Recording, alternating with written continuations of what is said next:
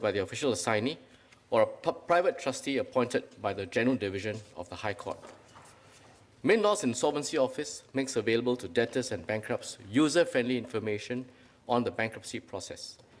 The Insolvency Office does not provide direct psychological and counseling support or legal advice to bankrupts. However, it maintains a list of social service agencies and legal clinics so that it can make the necessary referrals to bankrupts where appropriate.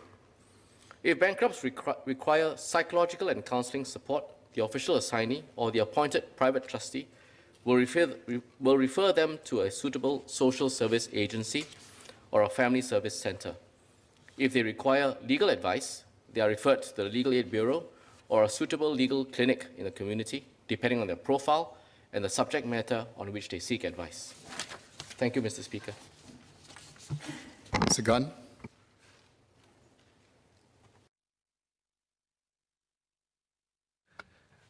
Thanks, Minister, for the comprehensive replies. As I noticed that a lot of bankrupt, especially the first-timers, when they was made bankrupt, they actually suffer, they are traumatized emotionally, also psychologically, and some of them even slip into depressions. So, actually quite a lot of cases that they don't quite understand what we mean by bankrupt. So, as such, will ministry, provide to all this psychological support or counseling to all those first times bankrupt? Thank you.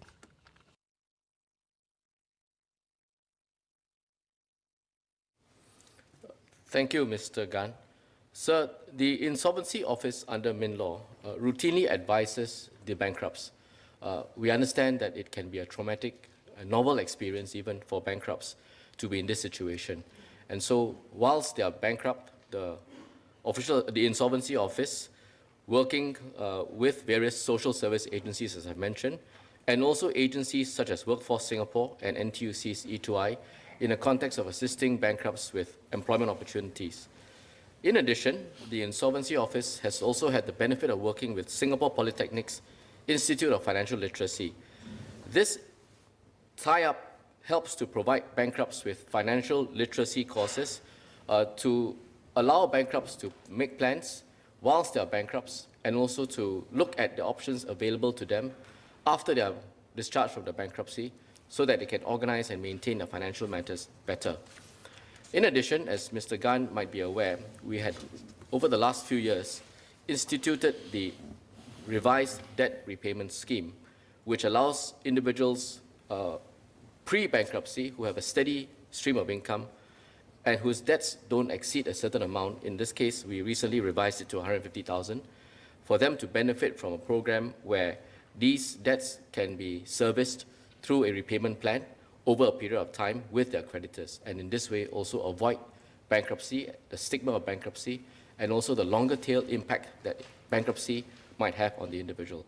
So there's a range of different options, beginning with pre-bankruptcy for an individual who's in financial difficulty, and also if they inevitably go into bankruptcy. During the period of bankruptcy, there's a series of options, support options open for them to seek advice from and to try and find a way out of bankruptcy. And also, as I mentioned, post-bankruptcy, how they can organize and maintain their financial matters better to avoid being in the same situation again. Thank you. Mr. Vikram Nair. Question 2, sir.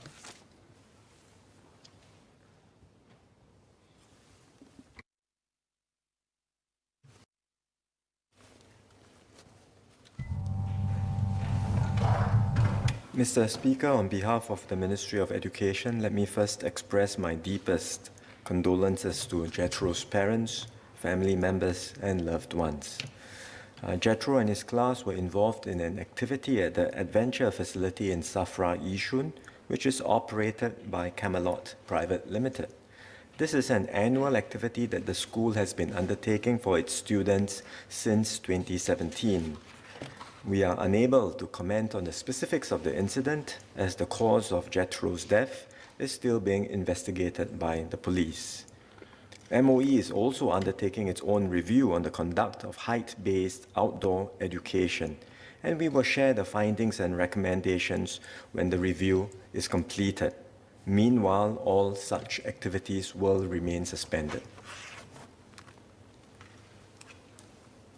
Ms. Ng Ling Ling.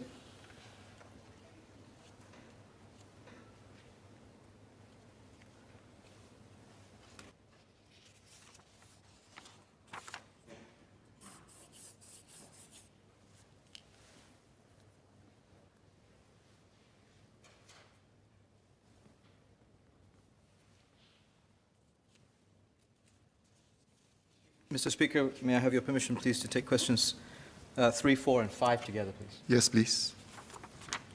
Sir, during the COVID-19 vaccination exercise for staff at the Singapore National Eye Centre, SNEC, on the 14th of January 2021, a member of staff was given 5 doses of the Pfizer-BioNTech COVID-19 vaccine in 1 injection.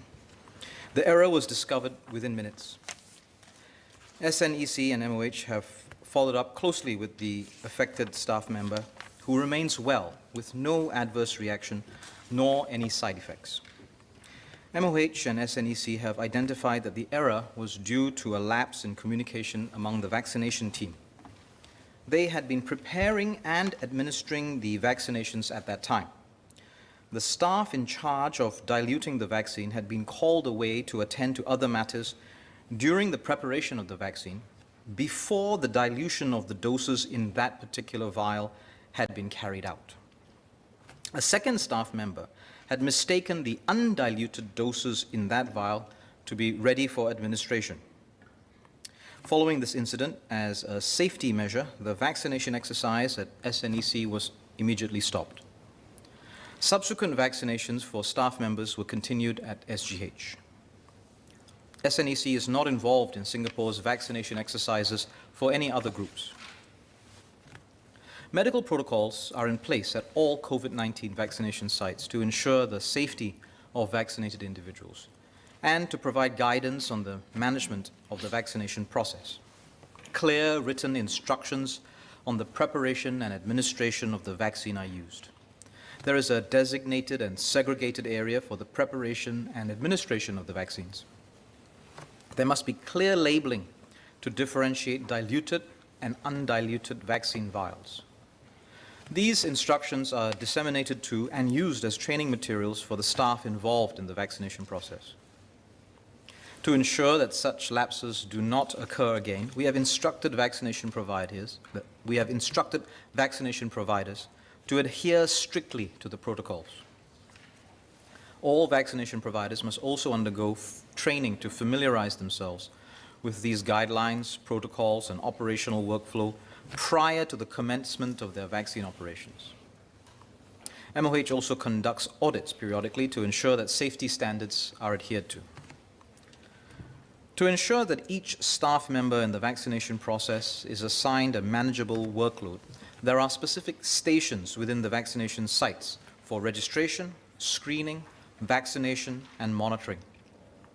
There are clearly defined roles undertaken by staff across the stations. Staff should leave their positions only once their immediate task has been completed.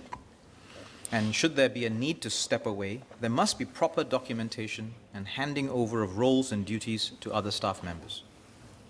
The public healthcare institutions, the PHIs, have planned rostered breaks and staff rotations so that staff have sufficient rest during and between their shifts.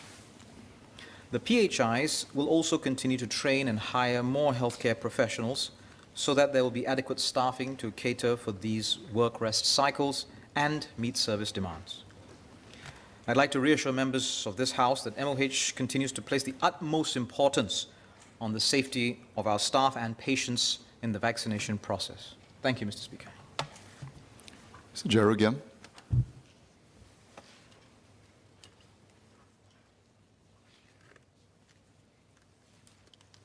Thank the SMS for the answer.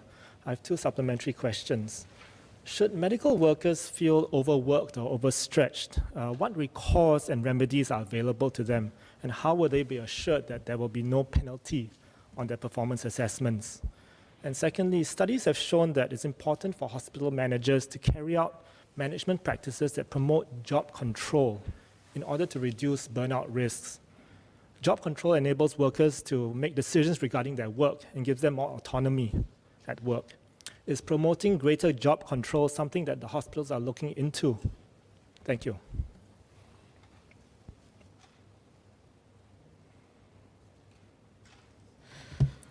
Mr. Speaker, thank Mr. Giam for the questions. If members of staff at the vaccination sites are overworked, overstretched, they are not alone. There are staff members who are not assigned to a given station, who are available to relieve them in place, and there are other staff members who are supernumerary to a given station with a specific role of roving around and watching for incidents or the need to step in and assist. There is also a professional domain supervising process that exists, whether you're a non-clinical staff or clinical staff, whether you're nursing or medical. And these are part of the practice of clinical medicine. And these SOPs, these practices are extended into all the vaccination sites to deliver these crisis vaccination operations. When it comes to the issue of autonomy and job control, in delivering these COVID-19 vaccinations as a national exercise to deal with the crisis of the pandemic, we have subdivided the various steps into very specific tasks so that we can ensure safety, supervise the process, as well as administer the vaccines to as much of our population as is willing to take it up. And so there isn't a lot of opportunity for autonomy and flexibility in terms of job roles and job recreation or job redesign. If Mr. Giam is interested in these processes outside of the vaccination, the COVID-19 vaccination operations, which is what he'd filed the question for, I'd be happy to have a larger discussion on this matter. Ms. Heng Ling.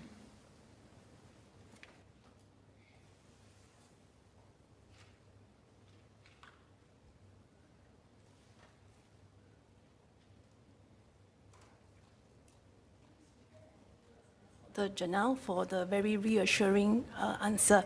I want to first declare that I'm a strong advocate for the vaccination program.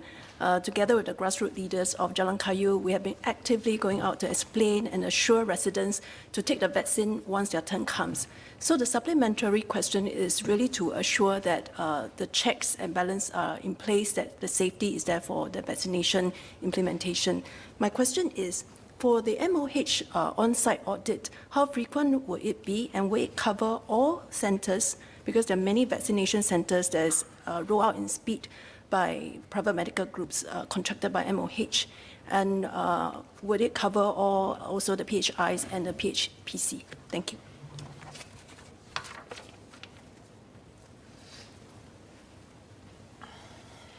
So I'd like to thank the member for the question.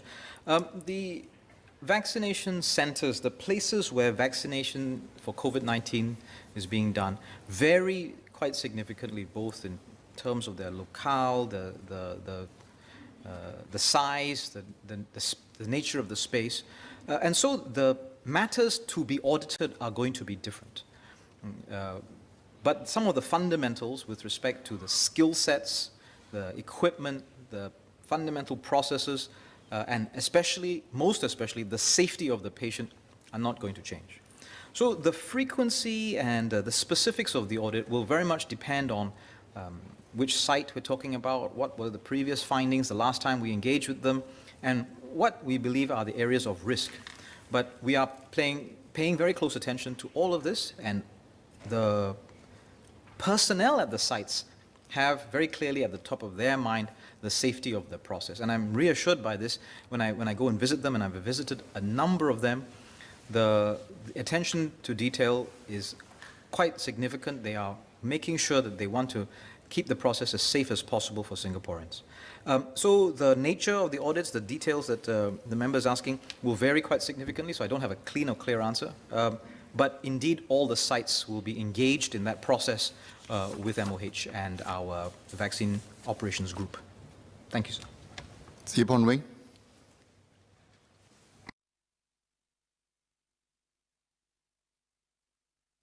Mr. Speaker, sir, I thank the SMS for his reply. My supplementary question is whether authorities would continue to follow up with the affected employee for long-term side effects, and whether the employee would continue to receive care for long-term health problems if the employee leaves the service. Thank you.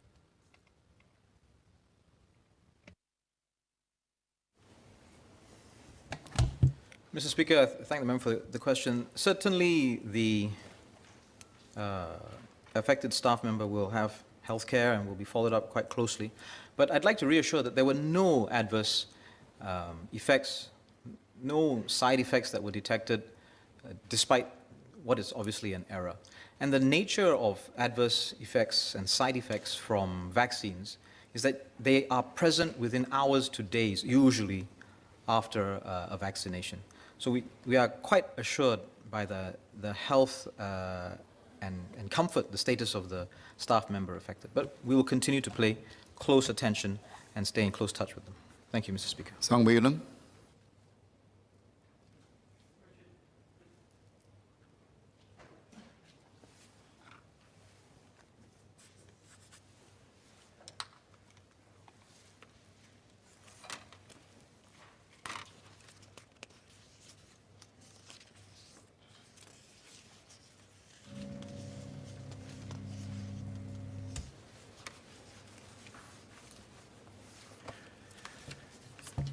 Mr. Speaker, sir, the government is expanding the rail network from 230 kilometers to 360 kilometers in the early 2030s, with the progressive opening of new stations and MRT lines.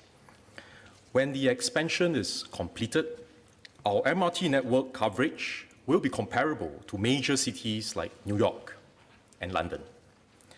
8 in 10 households will be within a 10-minute walk of a train station. Past experience shows that the opening of new rail lines would lead to significant falls in ridership of parallel bus services. If we keep the services as they are, it will mean more operating subsidies and greater use of public funds. In 2019, we have a total of 356 bus services. Only 11 services could generate fare revenue that covered operating costs. The other 345 could not generate enough fare revenues to cover operating costs. The difference was made up by government subsidies amounting to about $1 billion. In 2020, with public transport ridership falling due to COVID-19, only 2 feeder services were able to generate revenues to cover their operating costs. So to maintain financial prudence and meet new demand for bus services, LTA needs to continually review bus routes and implement changes to those with low ridership. These are often tough decisions, with difficult trade-offs on what we choose to spend on at the national level and also at the local level, and after careful consideration of the impact on different groups of commuters. So we seek the understanding and support of Singaporeans to make such adjustments from time to time in order to optimize our limited resources to benefit as many commuters as possible. Sang Wee Lung.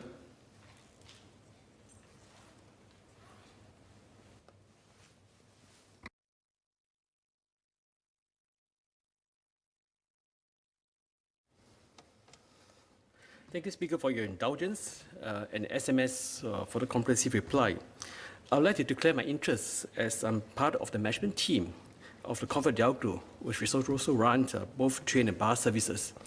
I have 2 supplementary questions. Firstly, we know that the current subsidies from SMS that for the buses is about 1 million a year. And PTC surveys have shown that Singaporeans' satisfaction with the bus services has improved over the years. 10 years ago, there were subsidies for train services, but there were virtually no subsidies for bus services. And yet, the 2 public bus companies at the time were still making slight profit. 10 years on, what have changed? I would like to ask SMS what have changed that caused the subsidy to balloon to $1 million. Is it just more bus services on the road and more buses on the road? Secondly, I would like to ask whether the bus subsidies will increase further when LTAs roll out more bus services to serve the new HDB estate, such as the Bidadari and Tengah. Thank you.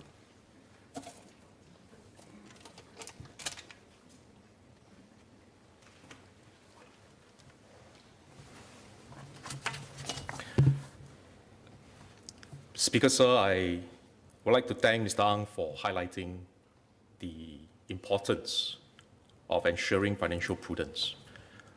As Mr. Ang mentioned, we now spend $1 billion a year in terms of government subsidies for bus services and another $1 billion a year on train services. Now, Mr. Ang asks, why is this $1 billion spent, or what is it spent on in terms of bus services? Now, it covers different aspects, but basically when you roll out new bus services and that bus service can't quite cover operating costs, that means the revenue and the fares that are being collected are not enough to cover operating costs, then there is a deficit.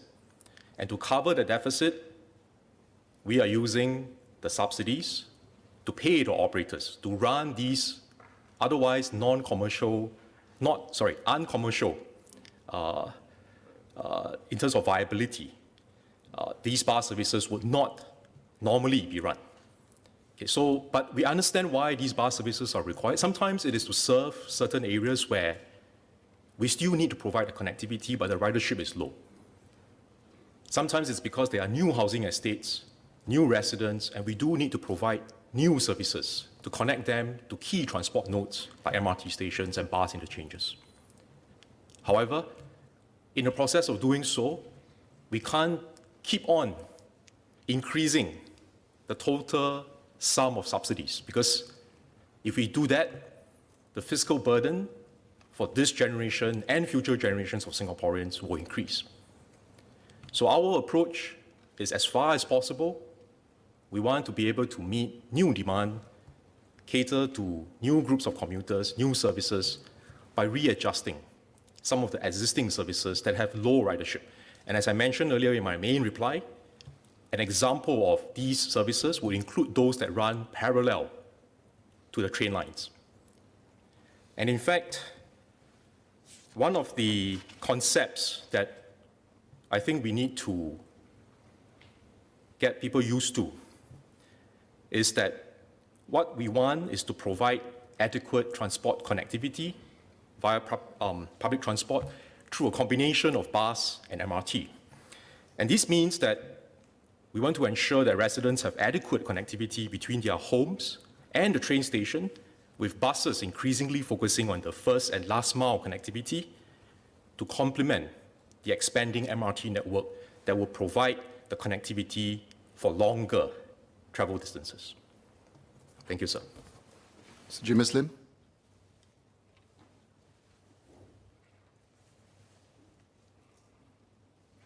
I thank the SMS for his detailed response to the thinking behind bus service provision for LTA.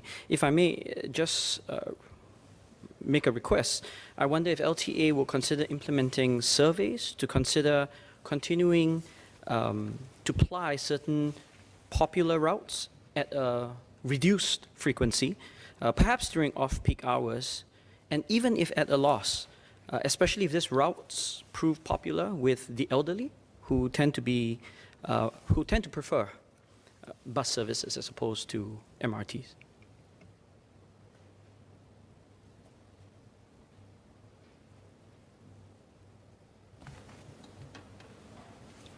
So our LTA has been conducting surveys to get a sense of the demand from commuters, and especially when there are new developments, new housing developments, we do look at how do we provide the connectivity for residents.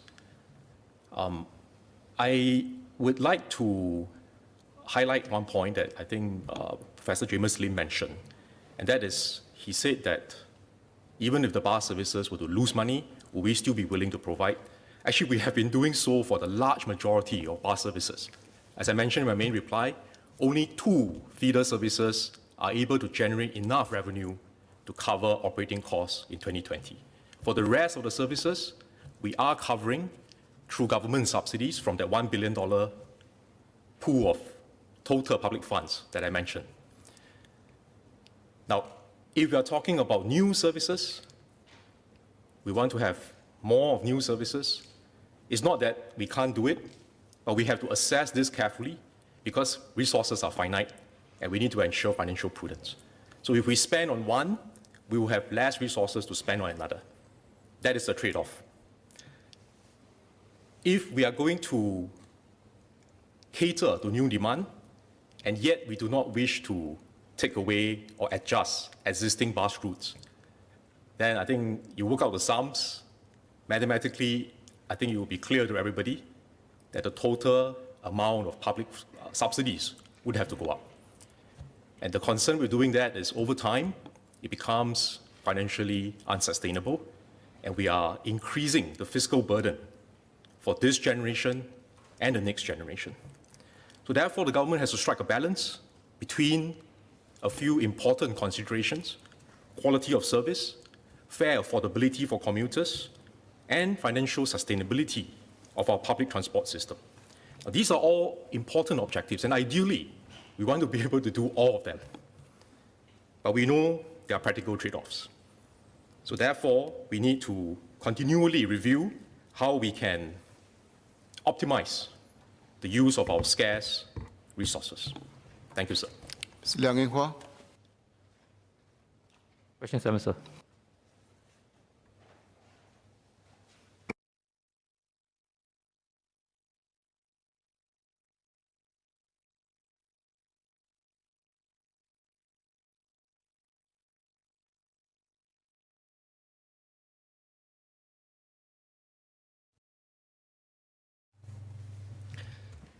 Mr. Speaker, sir, there has indeed been an increase in the number of visitors to our public parks, including nature parks, during the COVID-19 pandemic.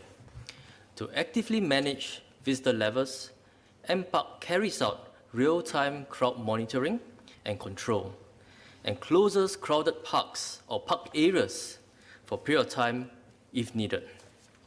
MPark also provides real-time updates on park visitor levels online via its Safe Distance at Park portal, so that visitors can check crowd levels before going to the parks. For popular parks that are located near residential areas, MParks has implemented measures to reduce potential disamenities to residents. These include increasing patrols during peak periods and displaying signs to remind park users of proper park etiquette and regulations. Organized group activities are also not allowed during peak periods at selected parks to manage the visitor levels. MParks also works closely with other government agencies and grassroots organizations where relevant to address the residents' feedback.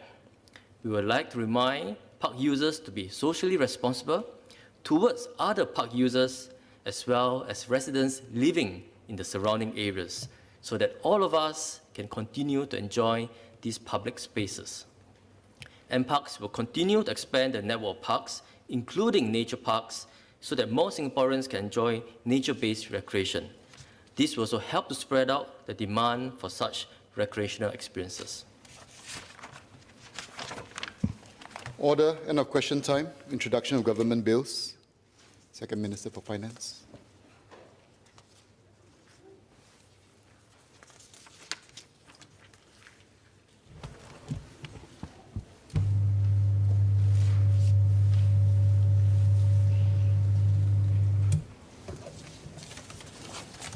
Mr. Speaker, I have the President's recommendation for the introduction of this bill. I beg to introduce a bill intituled An Act to Provide for the Issue from the Consolidated Fund and the Development Fund of the sums necessary to meet the estimated expenditure for the financial year 1st April 2021 to 31st March 2022.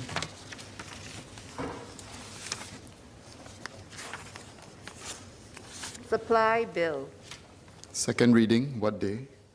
After the conclusion of proceedings on the estimates of expenditure for FY 2021-2022. So be it. Second Minister for Finance. Mr. Speaker, I have the President's recommendation for the introduction of this bill. I beg to introduce a bill intituled An Act to make supplementary provision to meet additional expenditure for for the financial year 1st April 2020 to 31st March 2021.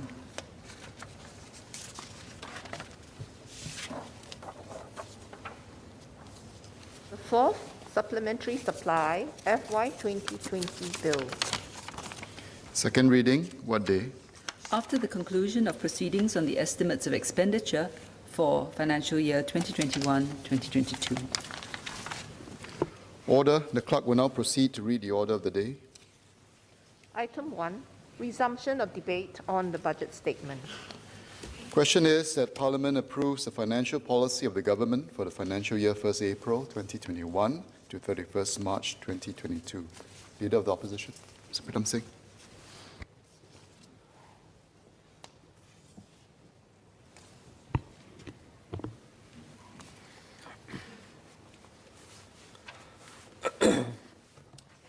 Mr. Speaker, as in recent years, Budget 2021 reflects not just the government's priorities for the upcoming financial year, but the government's medium-term direction as well.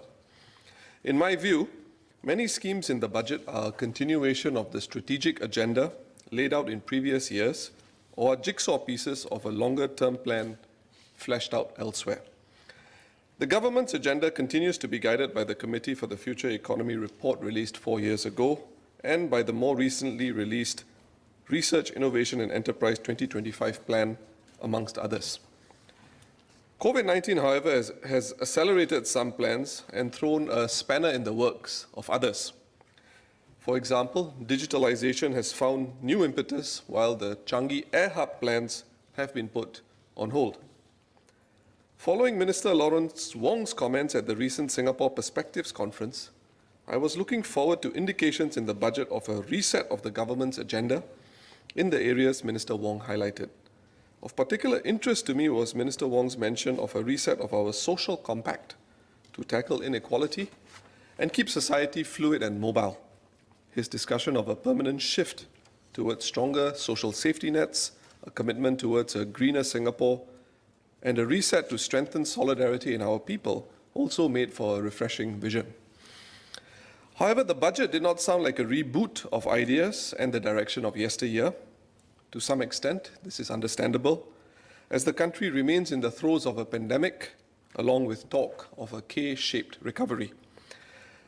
With many uncertainties on the horizon, an instinct to stay the course and to adopt a nimble posture is not unexpected.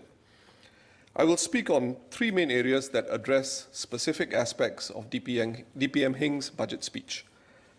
First, on emerging stronger with skilled workers and innovative businesses. Sir, in my opening speech this parliamentary term, I cautioned about the lived reality of the Singaporean worker in light of foreign competition in his or her own country.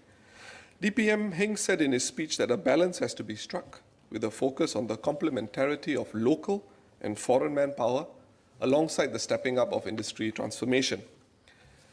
As such, I was surprised by the relatively small number of Singaporeans who have benefited from the Capability Transfer Program, or CTP. Fewer than 970 Singaporeans have benefited thus far. The CTP, or Capability Transfer Program, funds the salary and training for both foreign and local trainers and local trainees by between 30% and 90%. When the scheme was launched in 2017, about 5 years ago, the Ministry of Manpower positioned it as a scheme that would strengthen the Singaporean core of workers and enhance how local and foreign workers would complement rather than compete with each other. Considering that there are quite a few sectors in which there is a real need for talent transfer to Singaporeans, such as IT, where a common complaint from employers is the lack of Singaporean talent, I would have expected to see many more Singaporean workers improving their prospects through the CTP. Similarly, with the establishment of industry clusters through the industry transformation roadmaps, identifying improved jobs and skills prospects across 23 sectors as a key ITM deliverable, one would have imagined more CTP applications with more than a fair share qualifying for the highest tiers of the grant. The example Minister highlighted in his budget speech of a technical officer at SP Services learning new skills in network support for the rollout of advanced electricity meters suggests there is significant downstream reach of the capability transfer program, regardless of industry. In extending the capability transfer program until 2024, can the Minister share what has been achieved by the program for the Singaporean worker thus far and how much money has been spent on it? What skill sets have been transferred to Singaporean workers by sector, and which industry clusters is the government earmarking for greater talent transfer through the CTP? I also seek greater clarity on the Minister's commitment of $24 billion to enable firms and workers to emerge stronger. Can Minister detail what this multi-year allocation entails? More importantly, in view of the headline numbers, how does the government plan to release information and account for the tangible and intangible outcomes of the money spent on these multi-year initiatives? In similar vein, Mr. Speaker, Minister shared that an additional $5.4 billion would be allocated to a second SG United Jobs and Skills package on top of the $3 billion allocated last year. So from the 11th of August last year, the Ministry of Manpower has been releasing weekly job situation reports, providing updates on the SG United Jobs and Skills package. After the 7th weekly report, the reports stopped becoming weekly. Instead, periodic reports were released focusing on the available opportunities in each sector on a monthly basis. The public sector opportunities are significantly funded by the government. As such, the job situation reports need to be buttressed with significantly more detail. For example, while the reports state the number of successful placements and chart the salary range for major job roles in specific sectors, there's little detail on the salary levels and the age ranges of those who have been successfully placed, particularly those in long-term jobs. So outcomes for our mature workers are an important bellwether for the government's initiatives.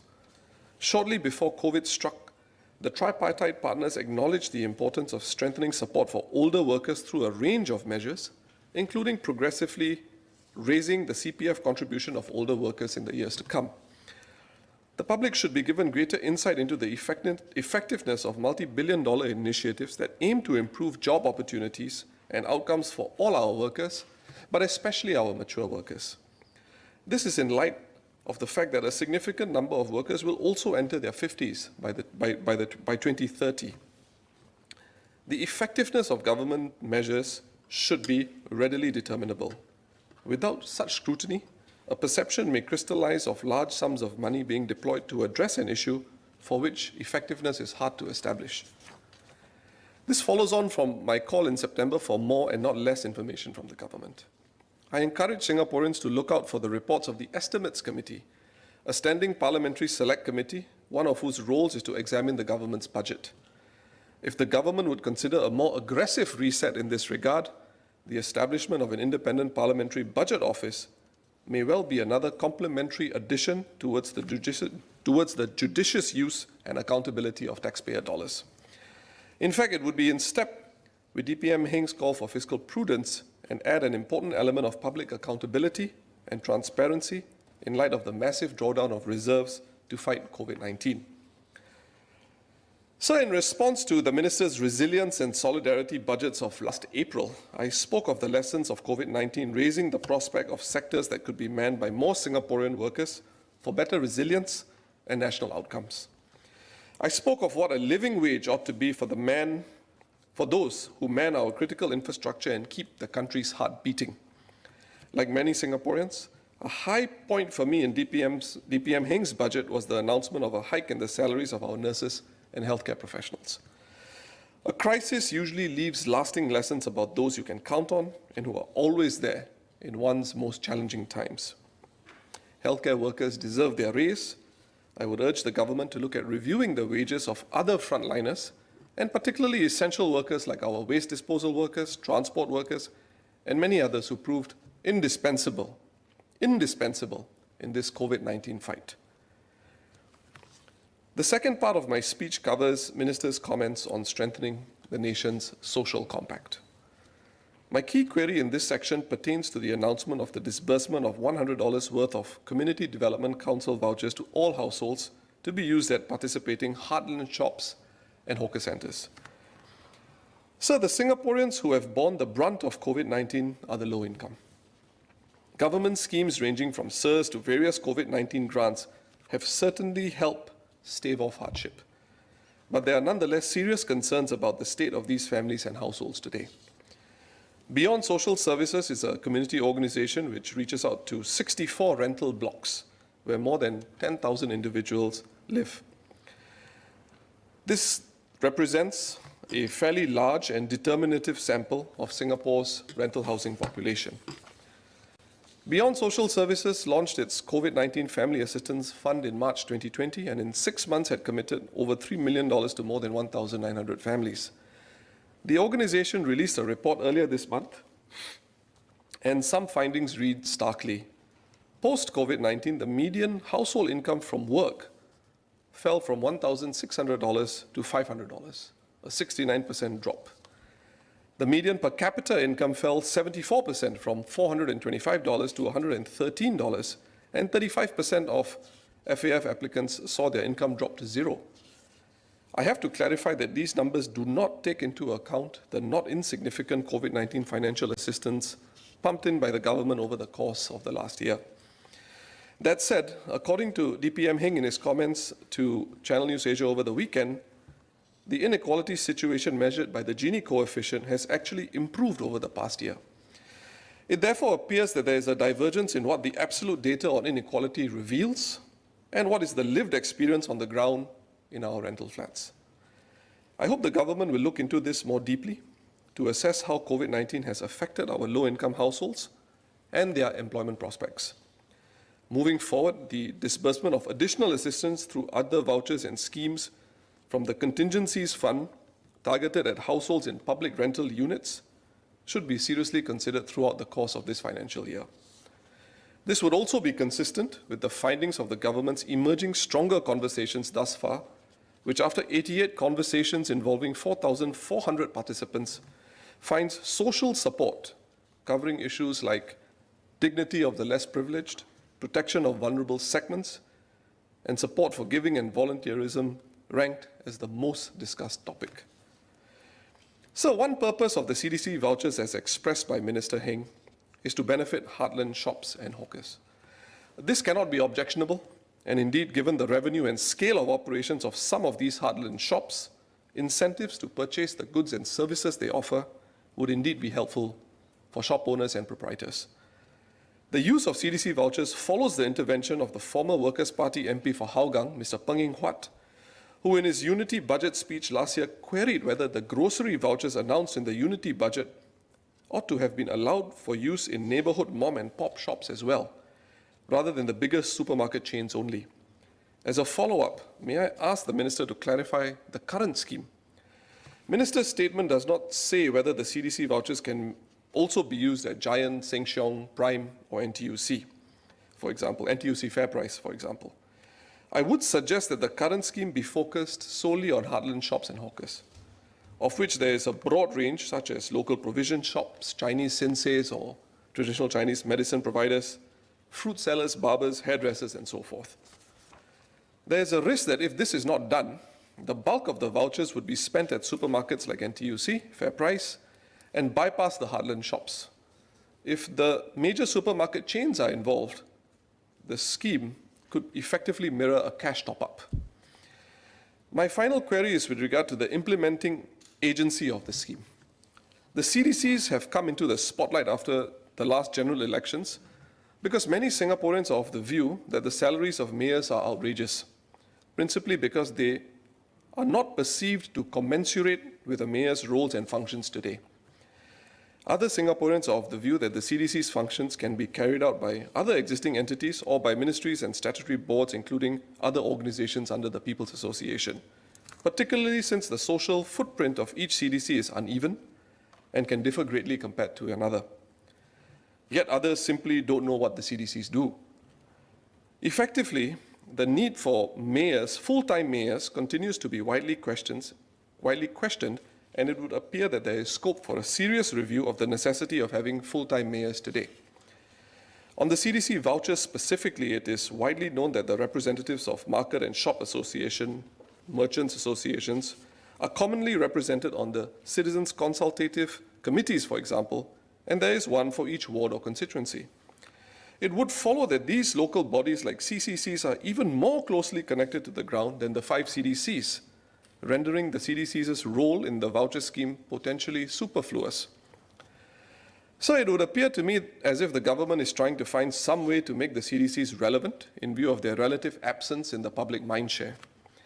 The government allocated $20 million to the CDCs in the Unity budget last year, and this increased to $75 million a month later in the Resilience budget. This injection is equal to all the reserves of the CDCs put together, according to the CDC's FY 2018 annual report. On the CDC vouchers, out of the $150 million being allocated to resource the latest initiative, how much is allocated for the scheme per se, and separately, how much constitutes the amount allocated for the administration of the program? As this is unclear in the DPM's speech. In the third and final area of my speech, sir, I refer to where ministers spoke of building a sustainable home for all.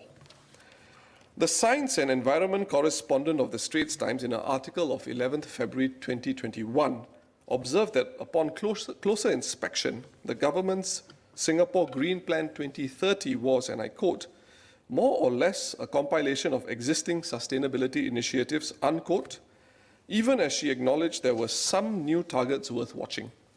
As such, the decision to raise petrol duties came like an ill-timed bolt from the blue. The government's move towards a future where electric vehicles replace internal combustion vehicles is arguably one central plank of the Green Plan, nudging Singaporeans to select more environmentally friendly vehicles. However, there is much frustration and unhappiness on the ground with respect to the timing of the hike in petrol prices to support this goal.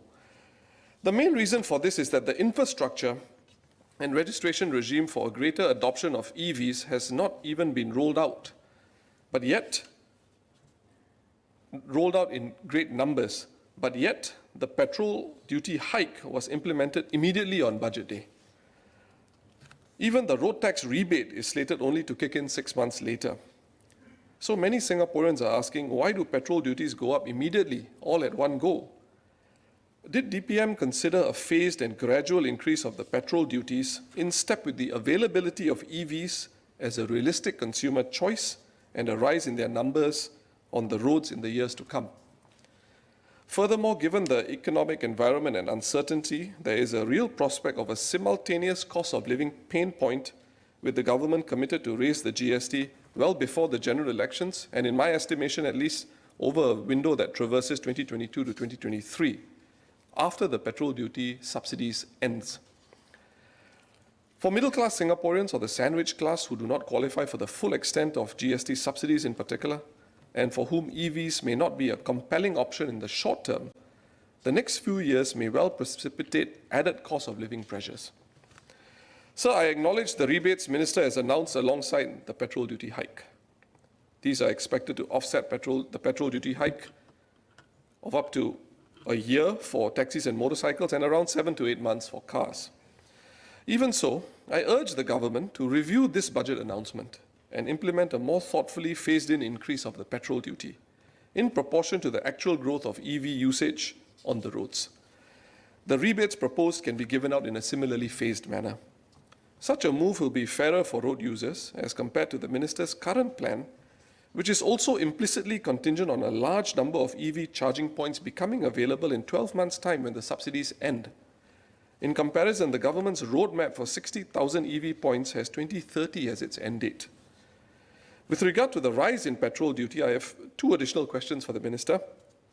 First, can Minister confirm if any assessment has been carried out as to the inflationary effect of a rise in petrol duties and its impact on cost of living for Singaporeans, particularly in this economic climate? Second, is the government prepared to proactively look into the prospects of profiteering by unscrupulous businesses that seek to ride on this increase in petrol duties? To conclude, Mr. Speaker, there remain many uncertainties about the pace and unevenness of an economic recovery across sectors. As a hub economy, until the aviation sector reopens in a significant way and the movement of people across our borders returns to some semblance of normalcy, a sense that the Singapore growth engine is not able to fire on all cylinders is likely to persist given our reliance on the global economy. But the opportunity for a reset in some aspects is clear.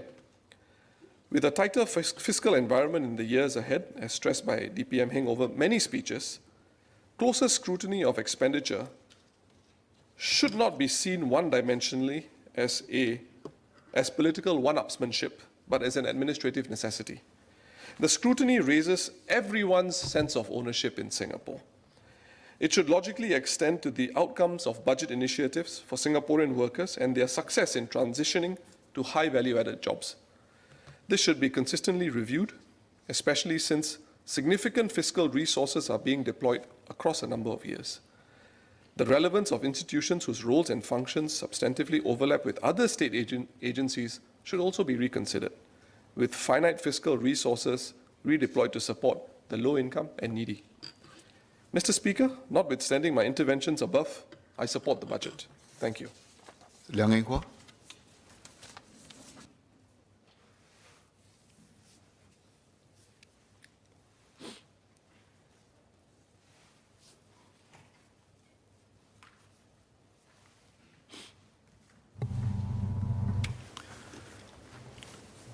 Mr. Speaker, sir, in these troubling times, budget statement speeches are really a source of reassurance.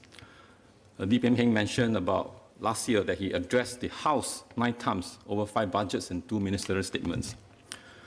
Well, we certainly needed that many doses of reassurance, support, and intervention last year. Otherwise, the fallout and impact from the pandemic would have been even more devastating for our businesses and for Singaporeans. We have put to good use the war chest and firepower that we have built up over the decades, and by any measures, we have achieved the intended outcomes. Interim assessment by MOF and MAS determined that relief measures from the 5 budgets have helped averted a deeper economic recessions. The economy contracted by 5.4% in 2020 instead of contracting an estimated 12.4% without the government support. The hefty $22.6 billion of JSS, coupled with the $17 billion worth of financing scheme, helped keep many businesses afloat and prevented massive job losses. Under the JGI, 110,000 job seekers were hired, and another 76,000 Singaporeans were placed under the SG United Jobs and Skill Package. Households were also supported with various packages such as the CSP, the SIRS, the CSG, and the TRF. And these measures help mitigate the inequality during this difficult year. And on average, each household received $2,000, while the lower income household received up to $2,008. On the public health care fund, a total of $13.8 billion was committed to protect and save lives. Singaporeans felt safe, and our fatality rate from COVID-19 is still among the lowest in the world at 29. Many schemes are still ongoing, and their effects are still working through the system, through the economy. But I can say that the strong and decisive intervention by the government have made a significant difference in saving lives and livelihood during this crisis of the generation. Into 2021, the battle against the onslaught of COVID-19 continues on both the healthcare and the non-healthcare front, and continue to require considerable amount of financial resources to safeguard Singaporeans, families, and businesses. Among the key highlights for Budget 2021 are the $11 billion COVID-19 resilience package and the $900 million household support package, among others. These are necessary measures to tackle the ongoing crisis and to strengthen social safety nets.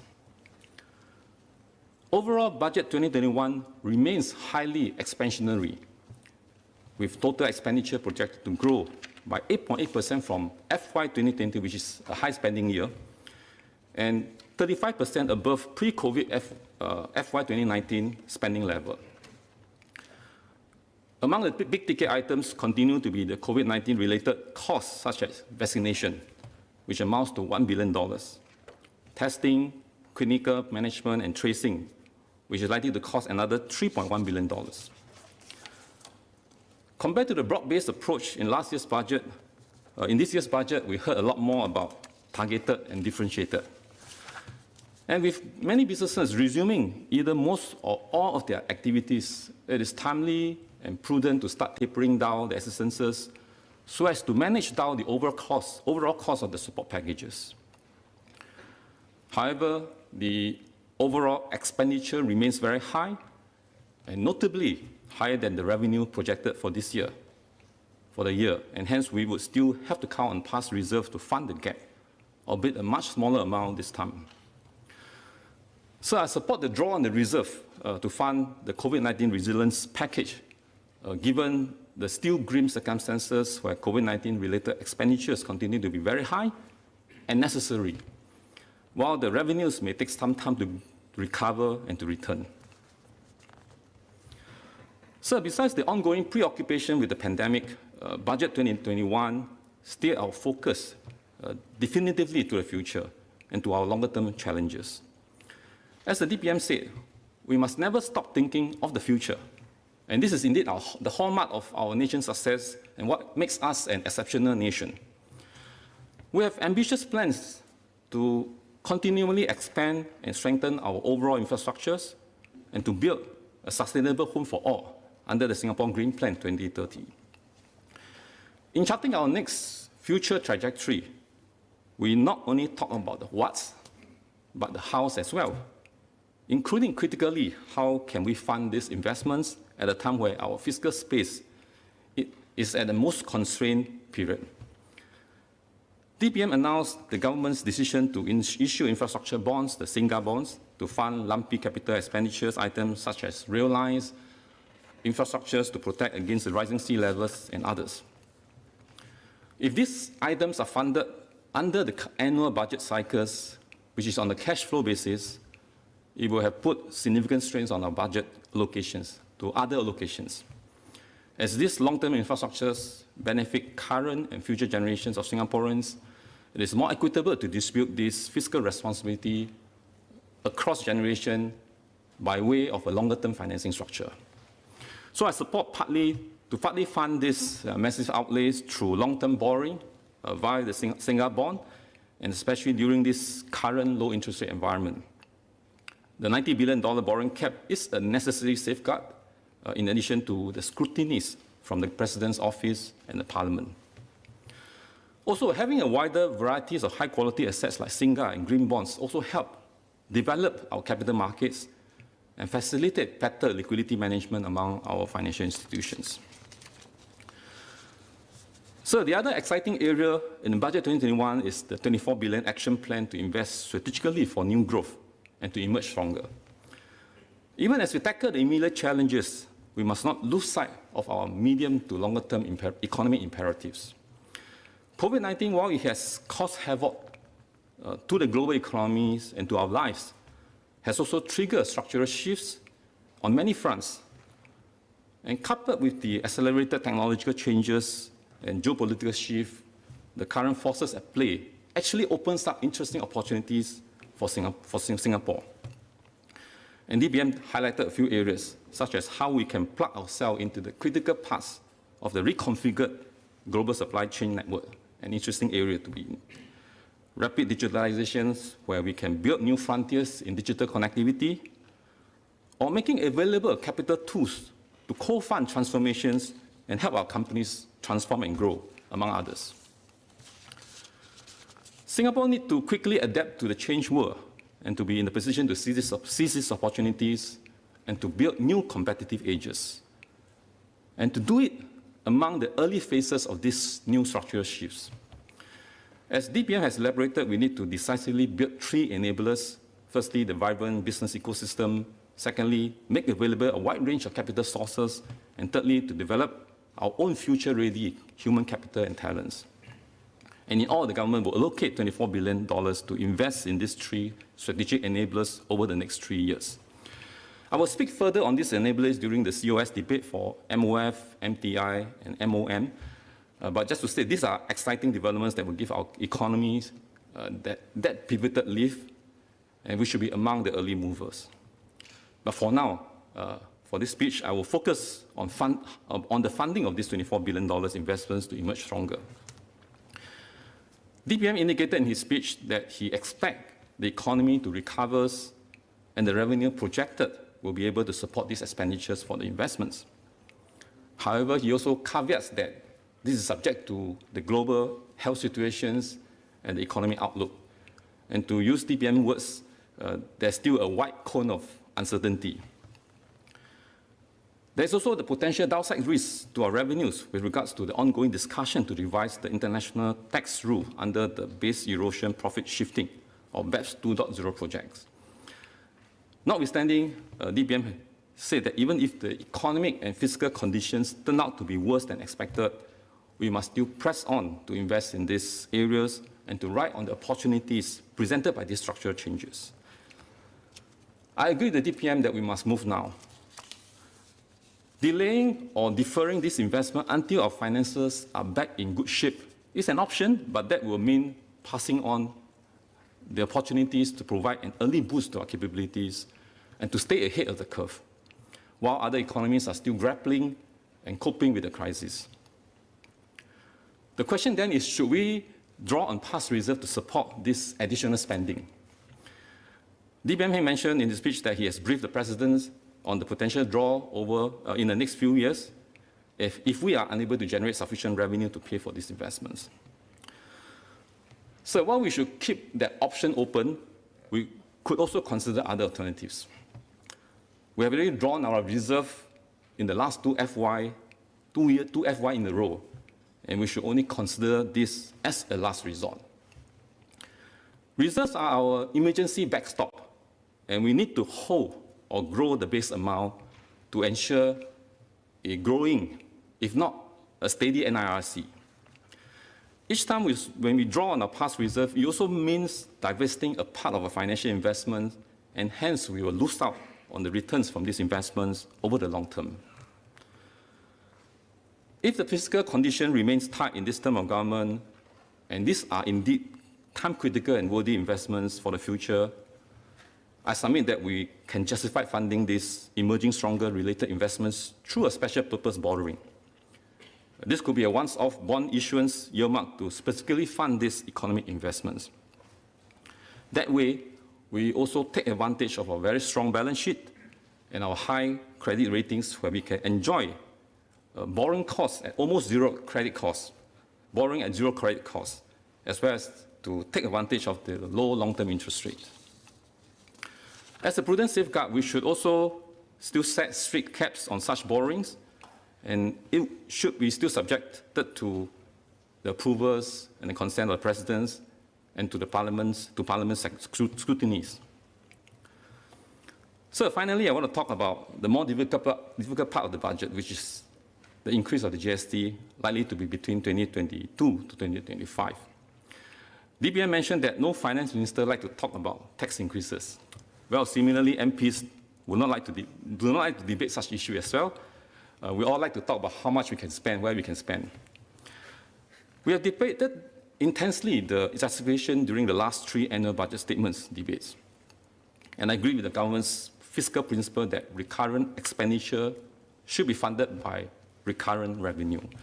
This is sound, this is prudent, this is sustainable. And in particular, in the healthcare spending, we must ensure that it is adequately and sustainably funded to give Singaporeans the peace of mind that their long-term healthcare needs will be well taken care of and with certainty. Last year, I asked the DPM as to who pays the biggest shares of the GST based on past collections. He shared that foreigners residing in Singapore, tourists, and the top 20% residents' household account for 60% of the net GST borne by all households and individuals. This is significant, and we do want to collect more taxes from the top 20% household and the foreigners. The unique critical features of our GST system is that it comes stapled with a series of permanent GST offset to mitigate the impact to our low and middle income household.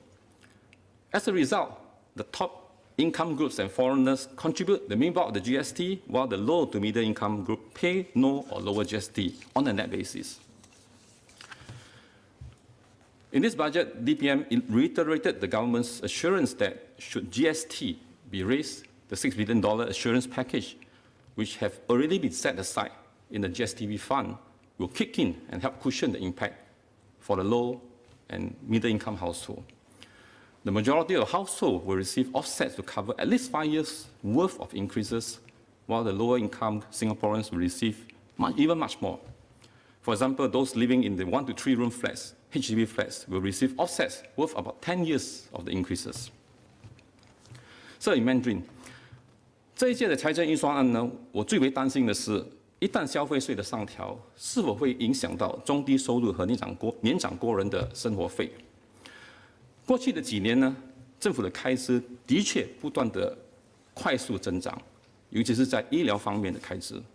从10年前的这个22亿，目前我们的医疗开支已经翻了超出5倍，高达120亿，从22亿到120亿，而且这个上升的趋势还会继续。一方面我们要不断的规划以及提供更多需要的医疗以及保健设施，另一方面呢，我们也要确保拥有足够可持续和更多元化的税收来源，来应对这些还会继续增长的开支。我们必须平衡这个开支和收入，这才能让国人，尤其是年长国人，在医疗保障方面有更大的安心、更高的安全感。这是负责任政府的做法。我们不希望政府因为财政不平衡的缘故，减少医疗以及在社会福利上的这些开支。对我个人来说，我还是希望政府能继续的兴建更多的诊疗所、医院、养老院等等，也希望政府能给予国人更多在医疗上、在住房上、在教育、交通方面的津贴。我们都需要更多的津贴，但是我们都知道这些津贴、这些开支都是一个需要财政的资源来支付。副总也再次的重申，一旦消费税上调呢，政府将动用以各自的这个6亿元的这个定薪援助配套 （assurance package） 来协助中低收入家庭抵消或者减轻这个上调的影响。在这个配套上，平均每名成年国人在5年内可以获得700到1600元之间的这个现金回扣补助。比如说，每一家4口，总收入大概是6000元的家庭呢，会获得将近7000元的这个协助回扣。因此呢，大部分的家庭所收到的回扣将能抵消未来5年消费税上调的这个冲击。低收入者的家庭获得的回扣会更大，可以抵消未来10年的这个额外消费税的这个开支。So in conclusion, the last 1 year has been the most challenging time in our fiscal management. We have set new precedents in many areas. The largest budget deficits in our history, the largest draw on our reserve for 2 consecutive years, and of course 5 budgets and 2 ministerial statements all in 1 year to fight COVID.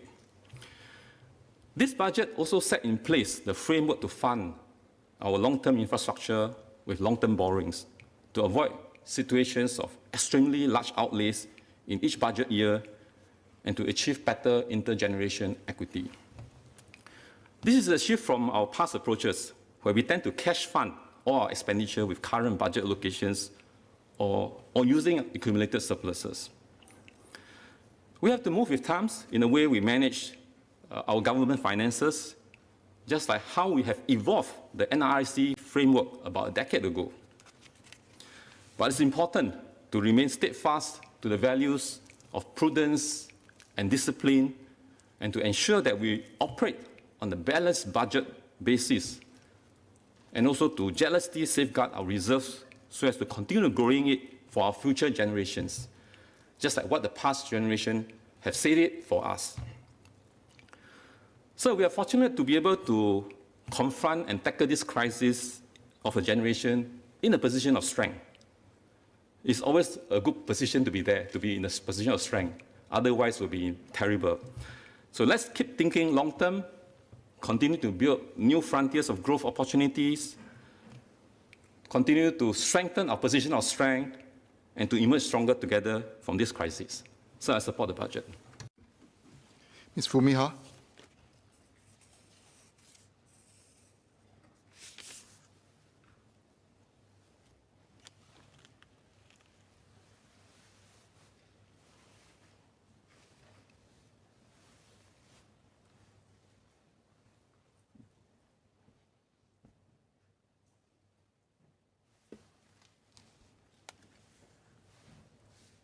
Mr. Speaker, Budget 2021 must be taken in the context of a nation emerging from the tumult of financial year 2020, during which no fewer than 5 budgets were passed. The impact of COVID-19 on our economy might have well resulted in a deep and enduring recession had it not been a series of fiscal and monetary policies moves. Besides intervention in public health management, the wide-ranging support from the Job Support Scheme, JSS, the loan moratorium to rental waivers helped sustain jobs and businesses. Sir, we averted a GDP contraction that could have been over 12.4%, and there are already early signs of a steady recovery in our economy. Going forward, support will be targeted and loan repayments will need to resume. As we taper down the support schemes that have kept many businesses afloat, we should be prepared for the increased risk of business closures and layoffs. For this budget, I agree with DPM Heng Keat that switching our focus to transformation and growth will give us the best chance to secure the best opportunities for Singapore. We have to prepare ourselves for a post-COVID world that is completely and forever changed and secure a prominent role for ourselves in it. Mr. Speaker, in this debate, I wish to speak on the need to sustain fiscal strength and discipline, as well as supporting our businesses and people in a journey of transformation. Sir, the determination of this government to emerge strongly from the pandemic is underscored by the extraordinary set of financials announced in this budget. To sustain relief in the immediate term, Singapore will draw on the reserves for the second year running. For financial year 2021 budget, it will be expansionary, running up a deficit of 11 billion.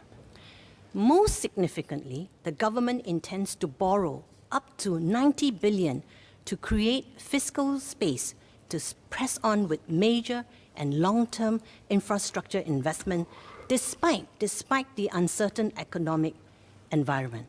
The government has not borrowed since the 80s for infrastructure development. Using debt to fund large long-term infrastructure will go some way to reduce the pressure of raising revenue and not crowd out important long-term infrastructure investment. The Significant Infrastructure Government Loan Act, or SINGA bonds, which include green infrastructure bonds, will also support the development of Singapore bond market. Given the prevailing low interest rate coupled with Singapore's AAA credit rating, the cost of borrowing should not place undue burden on future generations. Sir, even as I support the use of debt, we must exercise great discipline in how much we borrow and what we borrow for. There is good debt and there is bad debt. We must guard against going down the slippery slope of other countries where the burden of debt repayment becomes a major component of the country's finances. It would not be sustainable to depend on borrowings to fund our current recurring spending needs, such as healthcare and education. It is in this spirit that we would not borrow money to pay for daily consumption. We would, however, borrow to invest in our flat, to provide a long-term home for our family, and an asset in our retirement. So I would like to ask DPM how the 90 billion limit on debt issuance was set. Would this limit be adjusted as GDP grows? How vulnerable would we be if interest rates move up? What is the expected repayment burden on future generations? And how would Singapore's AAA credit rating be impacted with the borrowing? Sir, I had previously called for measures to address tax leakage and a levelling of playing field for local retailers. I'm therefore happy to hear DPM's announcement that GST will be extended to cross-border e-commerce transactions, of lower value goods, which is expected to grow exponentially in the coming years. I would like to ask how much revenue this tax is expected to raise. Mr. Speaker, I had also spoken about wealth tax on numerous occasions in Parliament. The trend of getting the wealthy to contribute more is gaining traction globally. In fact, the wealthy themselves are stepping forward to give back in significant ways, with philanthropy featuring as a key agenda in their wealth planning. Argentina imposed a one-time levy on millionaires in December. Several other countries, including UK, has brought wealth tax into the spotlight, with an independent wealth tax commission issuing their final report. Proposals to make wealth levies easier to administer, for example, include targeting a smaller group of extremely wealthy people, relying on advances in financial transparency and technology. From the various reports, a one-off wealth tax may seem economically efficient, structured as a one-off exceptional response to the pandemic. UK had introduced one-off windfall taxes, including 1997 windfall tax on privatized utilities. The construct of pandemic excess profit tax to extract higher revenues from businesses that are able to exploit the effects of the pandemic had also surfaced. Sir, when you consider that selected entities and individuals may have enjoyed outsized windfalls because of COVID-19, it may not be unreasonable to expect them to do more for the common good. I would like to ask the government if wealth tax is being contemplated and what the considerations for such a tax would be. The COVID-19 pandemic has triggered major shifts in the global economic landscape. Singapore needs to urgently bolster its attractiveness as a regional and global hub. I welcome the slew of capital tools to co-fund transformation. The growing awareness of climate change is spurring businesses and countries the world over to embrace sustainability as an urgent agenda. The Singapore Green Plan 2030 is therefore well-timed to galvanize a national movement, not only to achieve sustainable development, but also to build exportable capabilities such as sustainable urban solutions.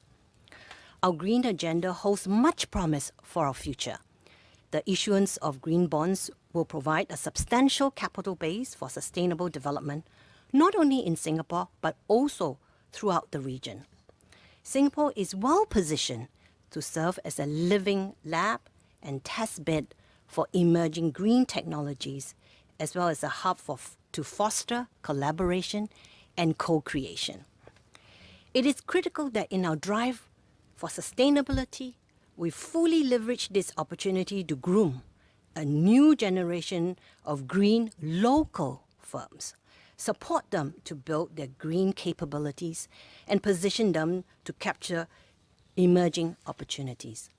I would like to ask the government to ensure the development of green local firms be an integral part of the 25 billion investment under RIE 2025, focusing on urban solutions and sustainability. Mr. Speaker, I welcome the generous 5.4 billion being committed to support the hiring of locals through Job Growth Initiative and also traineeship and training opportunities. I expect this will continue to sustain green shoots of recovery in the labour market and create opportunities for this year's cohort of graduates entering the workforce. However, whilst unemployment is kept at bay, we must be vigilant against underemployment. The mismatch of skill sets which occur when workers take any available jobs just to stay employed will cause their deep and hard-earned skills to atrophy over time, along with their motivation and commitment to their work. This issue is particularly pertinent amongst older PMETs whose careers are being disrupted. resulting in a reservoir of unused skills and experience. We must develop new models to support mid-career professionals transition to new careers. These should include some form of financial support that enables them to take time off to study and build new expertise so that they can meet the financial commitments they incur at their particular stage of life. The COVID-19 pandemic has also provided employers an opportunity to relook at their reliance on foreign labor. The foreign workforce was reduced by 16% during the pandemic. In 1 year, 16%. JSS support was restricted to locals, and rightfully so, and the closure of borders disrupted the supply of foreign labor. Many employers have told me about their frustrations with foreign workers' demands for pay increases and their changing work attitudes resulting from a scarcity of workers, together with costs resulting from workers' stay-home notice and safe management measures. Employers' foreign labor costs have escalated. By contrast, I've seen many businesses thrive by cultivating a strong local team who are committed to the long-term success of their employer's business, often by focusing on the right compensation and nurturing a healthy work culture. I think Sheng Siong must have received many job applications since announcing their bonus. So there is no better time to build a strong Singaporean core for long-term sustainability. Mr. Speaker, the pandemic has impacted low-income workers disproportionately, and we need to hasten the expansion of progressive wage model to more sectors.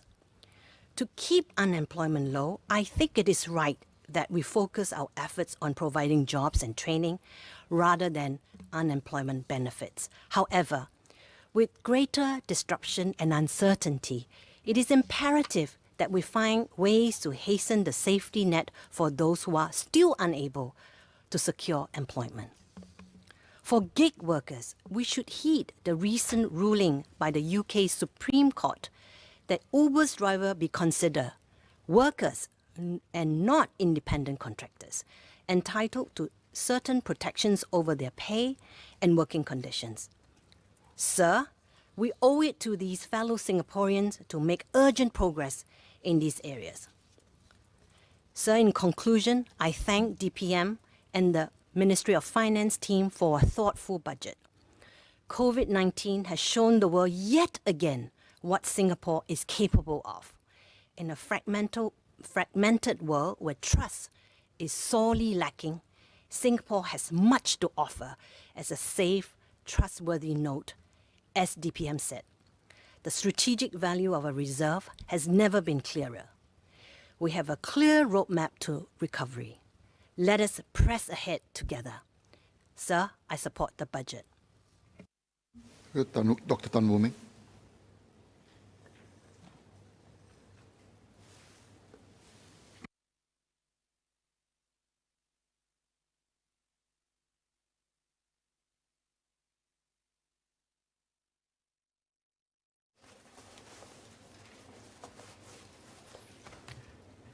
Mr. Speaker, Singapore faces a burning platform.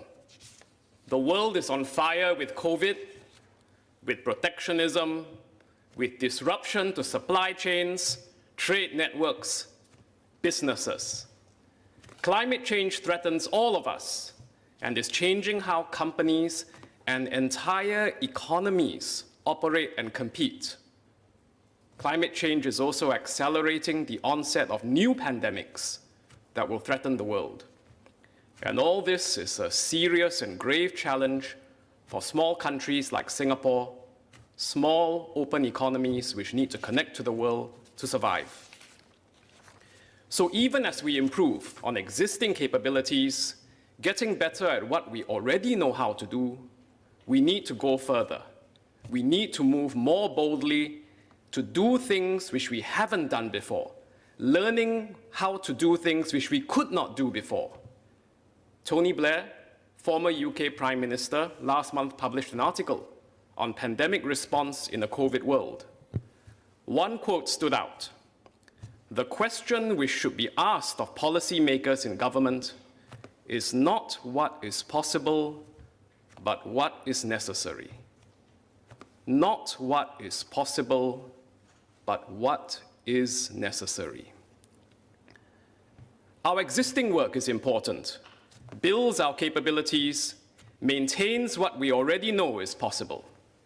But beyond our report card, we must ask ourselves, in a world on fire, on a burning platform, what is necessary for Singapore to continue to survive and thrive tomorrow? Sir, let me outline 3 areas. There are more, but I'll speak on 3 topics today. Vaccine development, R&D and commercialization, and public sector recruitment. Sir, my first point on vaccines. COVID-19 is a grave threat, but we must assume the next pandemic will be much worse. Imagine what researchers call disease X, an unknown pathogen more contagious than COVID, more deadly than SARS. We've seen what happens amidst this pandemic when countries are burning with fear, when the world and countries grow desperate. COVID has shown us. We've seen what happens with PPE nationalism, where protective equipment is hoarded. In the early days of COVID, there were some countries that blocked the exports of PPE, even if the purchase agreement had already been signed, even if the bill had already been paid. Today, we see vaccine nationalism, certain countries placing export controls on vaccines for COVID. So imagine when disease X hits the world. It will be worse than COVID. To survive such a future, Singapore has to go beyond asking what is possible today. We need to ask ourselves and search ourselves to ask what is necessary for a more dangerous tomorrow. The government has spoken about fill and finish production and regional distribution for COVID-19 vaccines. Fill and finish means filling the containers, the vials with vaccine, and then finishing the packaging of vaccine for distribution.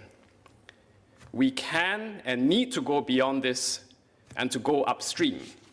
We need to be able to analyze new pandemics, develop vaccines, new medications, and manufacture them quickly, onshore, quickly, at speed.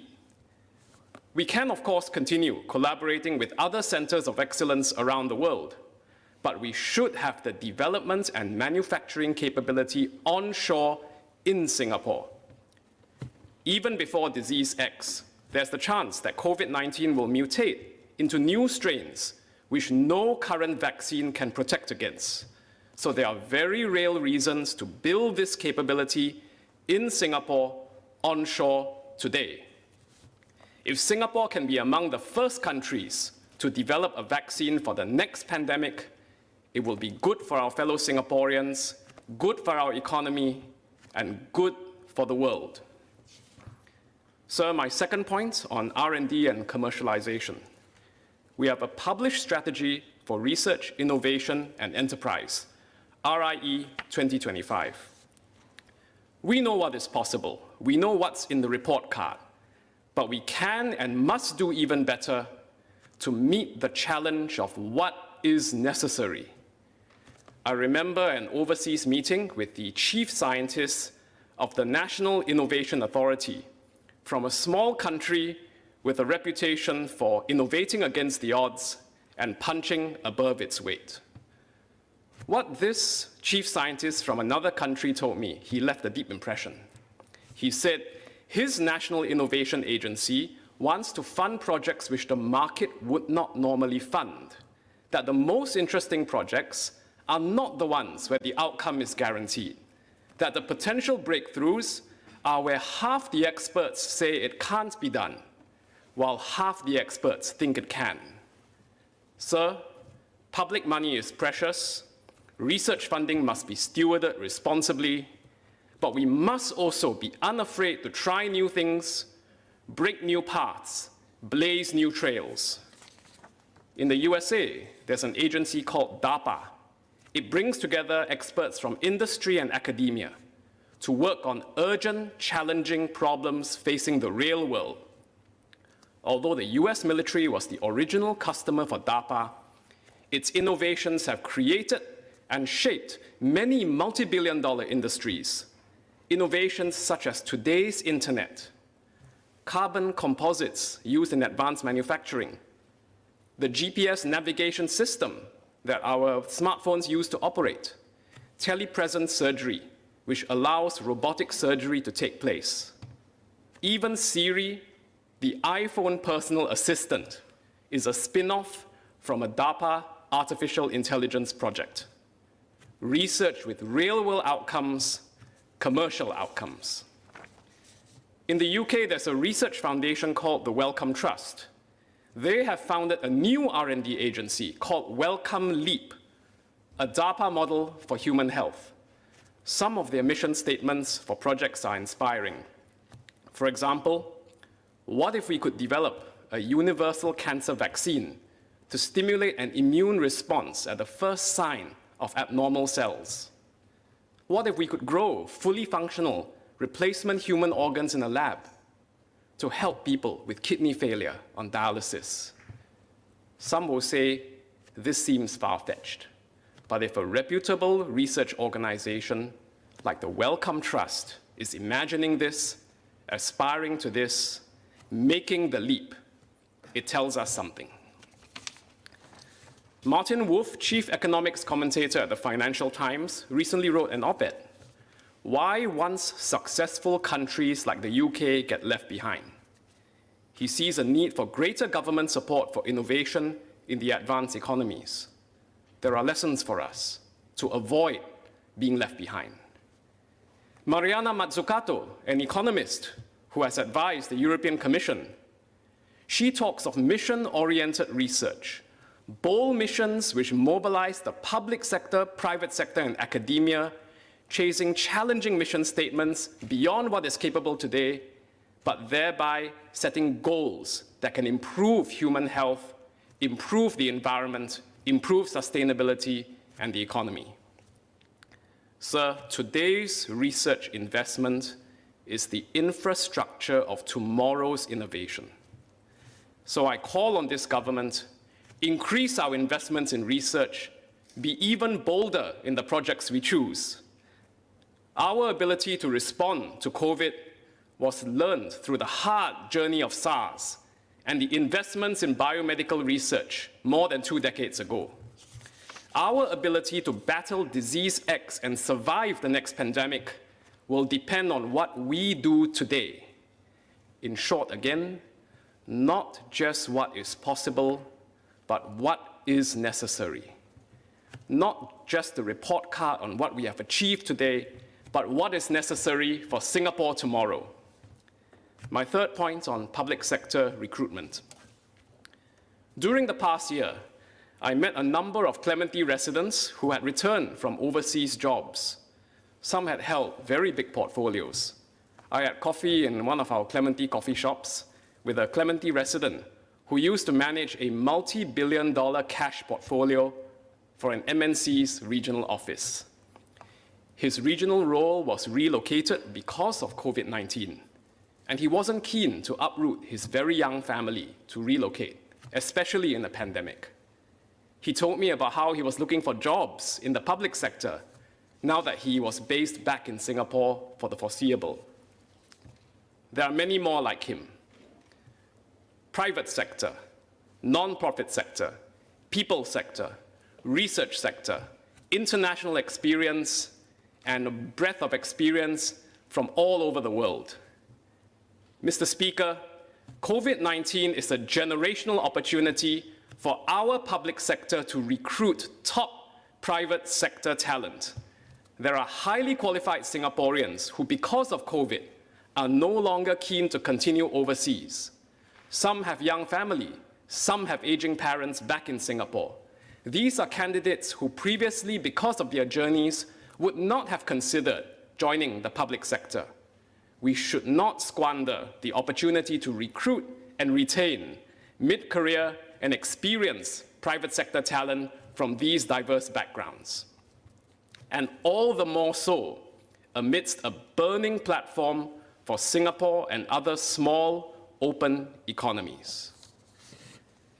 Mr. Speaker, in conclusion, we value what Singapore has achieved today. It is the report card of our people, our agencies, our society. But we must also ask ourselves, beyond what is possible today, what is necessary for tomorrow? What do we need to do that we cannot yet do? We must be bold enough to make necessary dreams into necessary reality. And so I stand in support of our budget, what it is today and what it can be tomorrow. I beg to move. Thank you very much. Darrow David.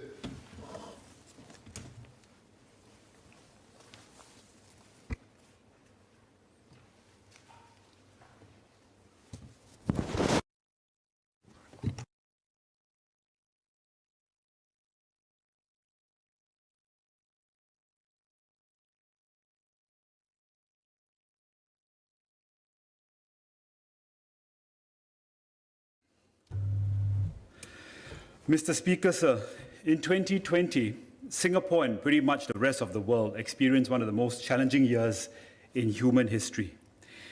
Economically, the COVID-19 pandemic battered our economy. Socially, we had to learn how to live with the pandemic by changing the ways we interact and socialize. At workplaces, companies had to pivot their operations and rejig their business models overnight. With the COVID-19 pandemic still raging on in many parts of the world, it's fair to say that we are far from being out of the woods. While the Singapore economy is projected to make a recovery of between 4 to 6% this year, this recovery is set against the backdrop of a 5.8% contraction in 2020 and is from a relatively low starting position compared to pre-COVID years. Recovery is likely to be uneven, with some sectors of the economy perhaps taking longer to recover than others. I am thus glad that the government has made further commitments to ensure that the hardest hit sectors in our economy will continue to receive the support that they need. Today, with a relatively weakened financial position, government support will have to be more calibrated and targeted, and budget expenditures be geared towards helping Singapore thrive in a post-COVID-19 world. Now, while we continue to preserve the immediate livelihood of our workers, we need to keep an eye on the gaps that have also appeared and undertake systematic steps to close them. I would like to speak on enhancing the salaries of healthcare workers and nurses, Mr. Speaker, in this first part of my speech. Many years after SARS, we were reminded once again during the COVID-19 pandemic about the tremendous sacrifices that our healthcare workers make on the jobs. Indeed, as a nation, we owe our healthcare workers, especially our nurses and allied healthcare workers, a deep, deep debt of gratitude. The recent announcement that the government will enhance the salary of nurses and healthcare workers is long overdue. Nurses and allied healthcare workers have traditionally formed the bulk of all medical workers in Singapore. And I'm thus glad that the government is planning to enhance the salary of nurses and healthcare workers so that their wages are perhaps more commensurate with the work that they do. Apart from enhancing the pay scale, I hope that the government will also continue to enhance the career prospects for nurses and healthcare professionals, especially those who desire progression. Under the Ministry of Health's classification, nurses are classified as enrolled nurses and registered nurses. Registered nurses are required to attain a tertiary qualification and can specialize in different practice areas. They have a clear career pathway that enables them to eventually become perhaps even nurse managers. This pathway of progression is generally different for enrolled nurses, who typically are those who possess a NITEC in nursing and from the ITE. So while we enhance the salary level for nurses as a whole, I hope the government will consider putting in place a progression ladder similar to those of registered nurses by taking into consideration their experience on the job, providing them with skills upgrading opportunities through both formal and on-the-job training, and even more scholarships for those who desire to enter the nursing profession and to those who aspire to higher qualifications in the nursing profession. Apart from salary and career progressions, I urge the government to also consider enhancing the work environment and conditions for nurses as well. Singapore has traditionally depended heavily on foreign nurses, as we all know, to supplement our pool of local nurses. And it's not for want of trying. I believe we have been trying consistently to attract more Singaporeans and PR into the nursing profession. And I believe the reasons as to why Singaporeans are generally unwilling to enter the profession perhaps go beyond just wages alone. Perhaps they are deterred by the long working hours, the stress from having to deal and manage different patients, their family members and expectations, as well as potential disruptions to family life arising from irregular work shifts. I hope the government can consider doubling down on the recommendations made by the Future Nursing Career Review Committee and enhance the attractiveness of the profession for local Singaporeans. Perhaps we could consider implementing mandatory leave and even possibly paid holidays as additional benefits for local nurses so that they can take a break from being on the front line and recharge from time to time. As part of a longer-term plan, I would also like to urge the government to develop a mid-career conversion program for those who wish to enter the nursing profession. Many Singaporeans were employed as temporary swabbers or as allied healthcare professionals during the height of the COVID-19 pandemic. Many Singaporeans who perhaps have not worked in the healthcare sector or experienced what our healthcare professionals and nurses go through now find themselves on the front line, as it were, and have that experience that would be so critical to perhaps enabling them to succeed in this profession. So I hope the government can consider more options for these mid-career professionals to enter into the nursing and healthcare profession, perhaps under a train and place model or other similar schemes that would enable us to recruit these people into the healthcare sector on a full-time basis. I would like to shift my next point, Mr. Speaker, sir, to the topic of the raised petrol duties that was announced by DPM in the budget announcement. I'm sure this is a topic that will be spoken about in the House, and I've received much feedback from my interactions with many Singaporeans on the ground with regard to this. I agree that in a concerted effort to push Singapore towards a car-like society and to encourage the use of cleaner fuel and electric vehicles for sustainability, higher petrol, one will find it hard to argue against the rationale for supporting this green agenda. Now, the immediate rise in petrol duties, however, will no doubt have more of an impact on some groups than others, specifically those who need their vehicles for practical and professional users and don't have, perhaps they're unable to switch over to alternate modes of transportation, be it electric vehicles or other forms of public transport in the short to mid-term. I'm speaking, of course, about those who need their vehicles to ferry young children, elderly or disabled family members around, and those who need their vehicles for work. Now, as part of the budget, I do note the government has acknowledged that taxi and private hire car drivers who have been hit hard by the drop in ridership will continue to receive various forms of financial assistance support till the COVID-19 pandemic eases somewhat. This was part of the measures I spoke about earlier, about the government targeting specific groups in the industry who needed more support. Yet the rise in petrol duties will impact this group significantly and possibly negating some of the COVID-19 related assistance that they are already receiving elsewhere, as these drivers would have experienced an immediate increase in the daily operating costs. And I know that to cushion the impact of the hike in petrol duties, the government has announced road tax and petrol duty rebates for car owners, taxis and private hire cars. However, while the price hikes have been immediate, I believe that the rebates and the road tax rebates and the duty rebates may come somewhat later. The other point I would like to make, Mr. Speaker, sir, is that while those who own their cars will receive their rebates directly, how can the government ensure that taxi companies and car rental companies pass on the savings to their drivers or hirers in as timely a manner as possible? Also, will the government be open to extending the rebates for taxi drivers and private hire car drivers beyond the present period if required? At a broader level, the hike in petrol duties could also be accompanied by a series of price increases downstream. That is something that I'm also quite concerned about, Mr. Speaker. For example, logistics companies could pass on cost increases to retailers. Retailers could similarly pass the increase on to consumers. Consumers who make online purchases could end up paying more for their delivery if these costs were passed on.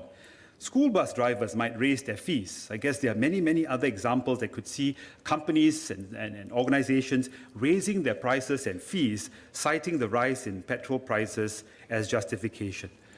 And I noted that the government has also mentioned measures to help households as a whole manage the increased cost of living and to deal with some of the financial challenges that they could face, not just in 2021, but in the future as well. So I hope that in this particular case, that those measures to help these families would not be possibly offset by a rise in prices that some companies might choose to implement due to, well, citing the petrol price rises as a possible reason. So I hope the government can actually consider putting in safeguards to curb unjustified increases in fares, fees, and prices to help protect a wider range of consumers and customers in this regard. Mr. Speaker, sir, 2020 was a tumultuous year, but thanks to the strong support provided by the government and to the resilience of our people, we were able to get through a very, very difficult time. We're not sure what 2021 will bring, but I'm confident that if we stay together as one people, one Singapore, that we will be able to deal with whatever challenges come our way. My previous clarifications notwithstanding, I conclude my speech in firm support of the budget. Thank you. Professor Hun Hien Teck.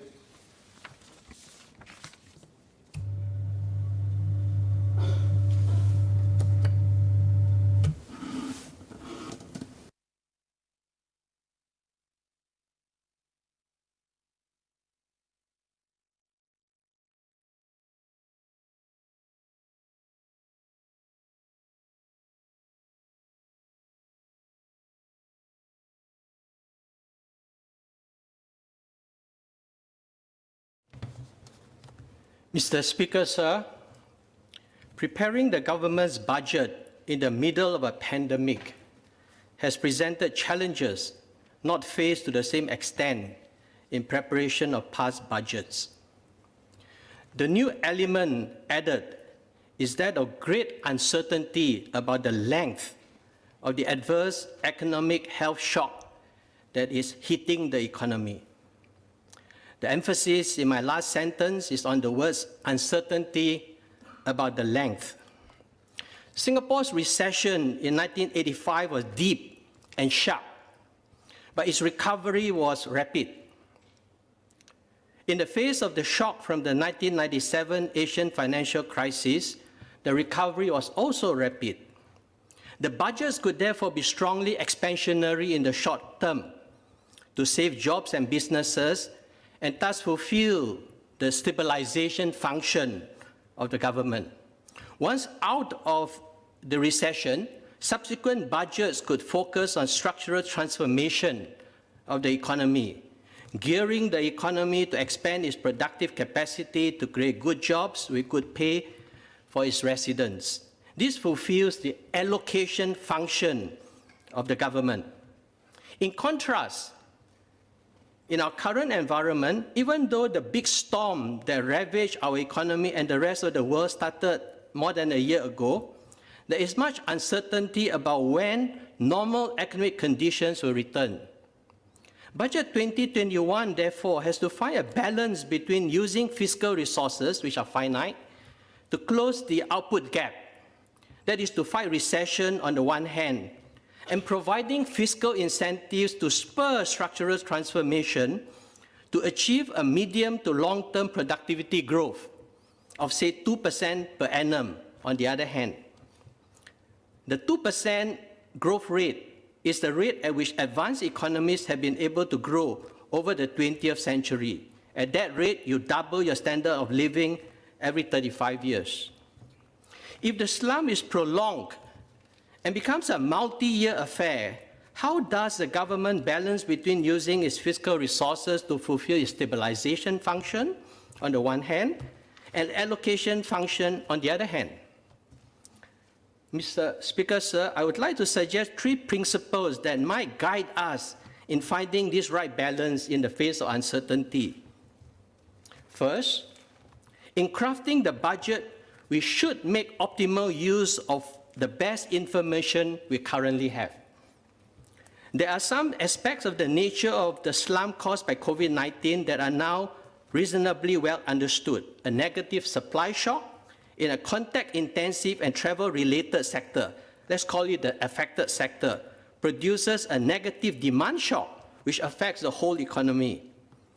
The affected sector contracted output most obviously during the circuit breaker period, but even post-circuit breaker, the non-arrival of international tourists means that businesses in the affected sector must cut back output and would have to lay off workers in the absence of wage subsidies given under the Job Support Scheme, the JSS. Massive loss of jobs in the affected sector will be socially costly for several reasons, as workers, especially low-wage workers, typically face credit constraints so that they are unable to borrow against future incomes. They and their family members would face severe economic hardships.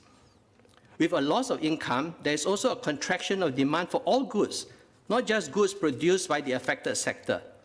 Job retrenchments in the affected sector will also imply that there's a loss of firm-specific capital that workers would have built up over time during their employment with their current employers. Should normal conditions return to the affected sector, firms, if the workers had been retrenched earlier, would have to incur costs once again to make new investment to orientate new employees.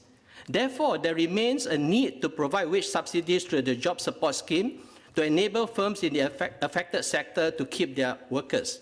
I think Budget 2021 recognizes the uneven nature of the COVID-19 shock, quite different from other shocks that tend to be aggregate in nature, affecting many sectors in the economy.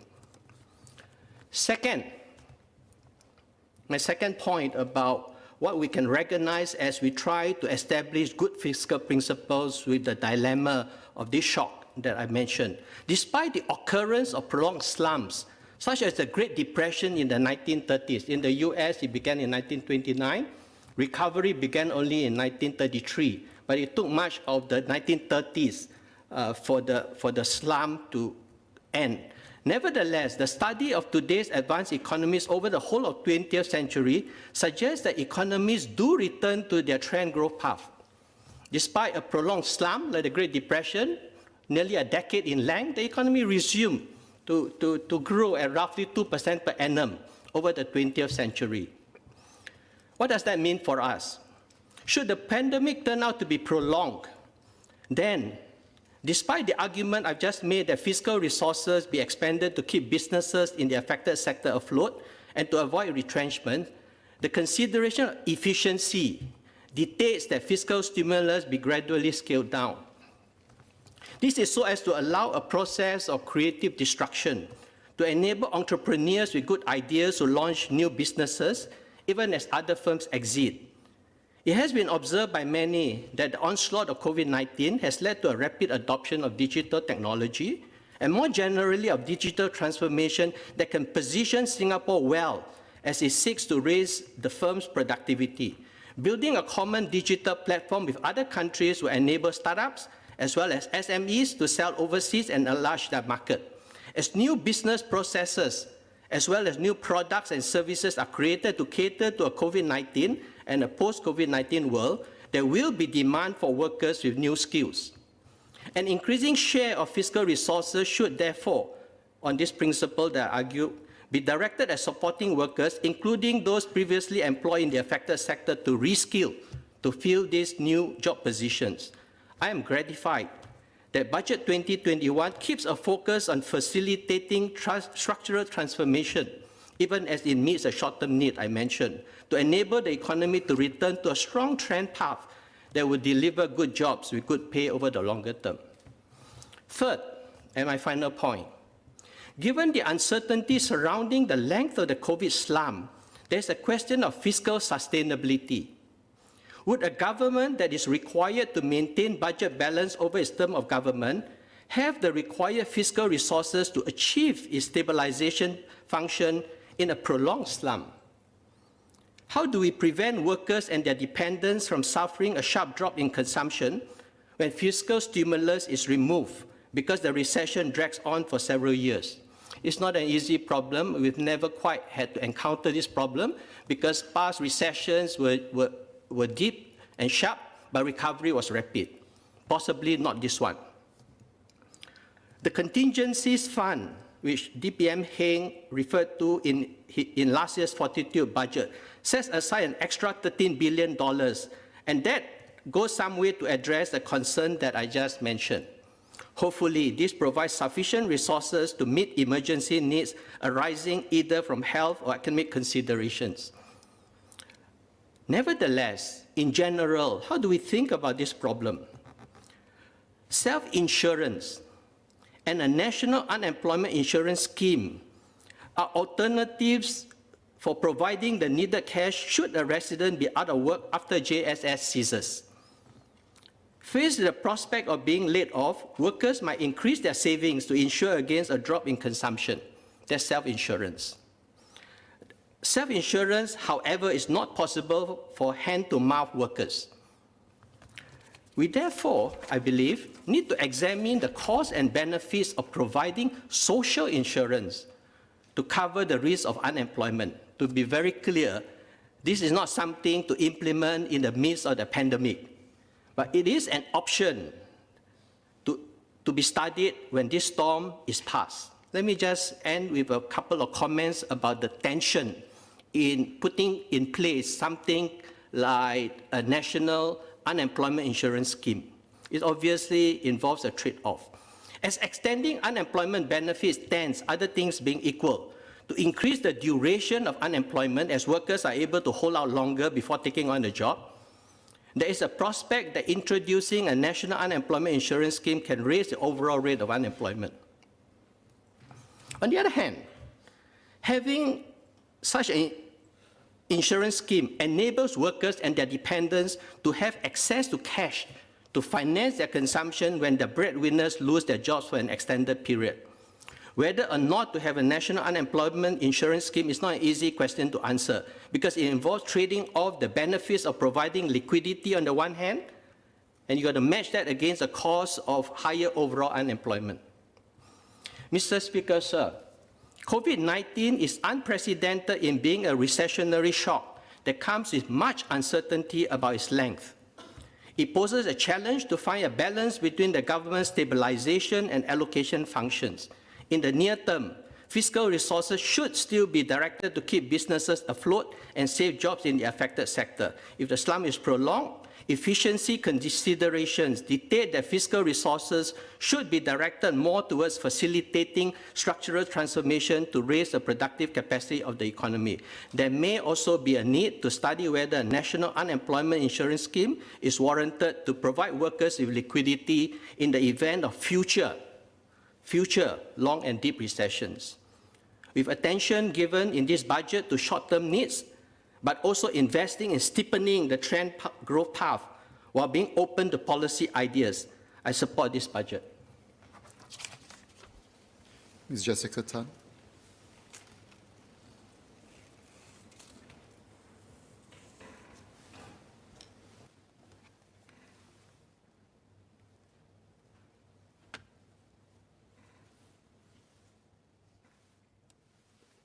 Mr. Speaker, thank you for allowing me to participate in this budget debate.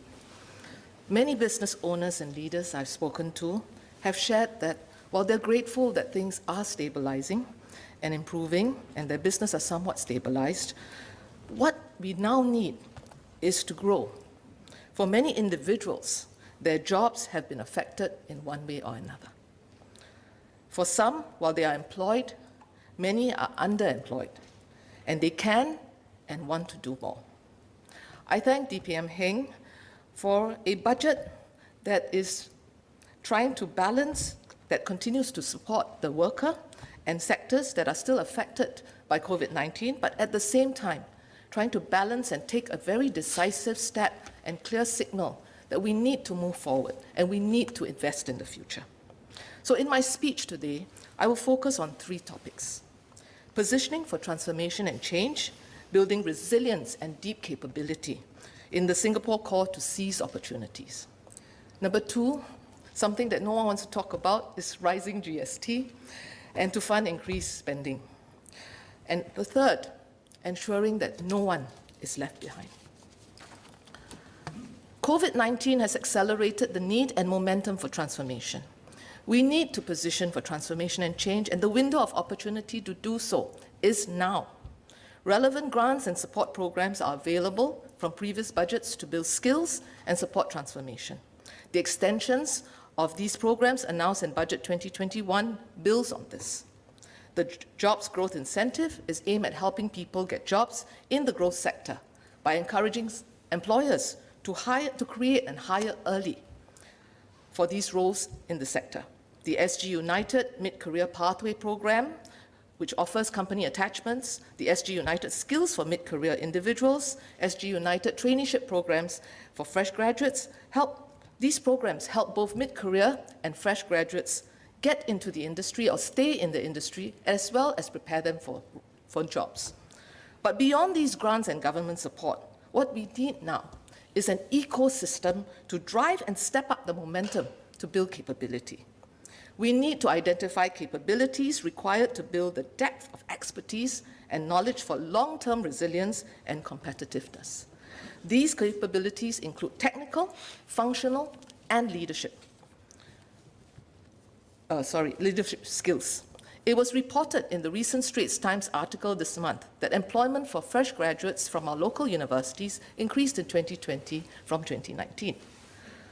However, the numbers that started in part-time or temporary work has increased to 22.3%, up from the 7% the previous year, with more than half indicating that they did so because they had no choice.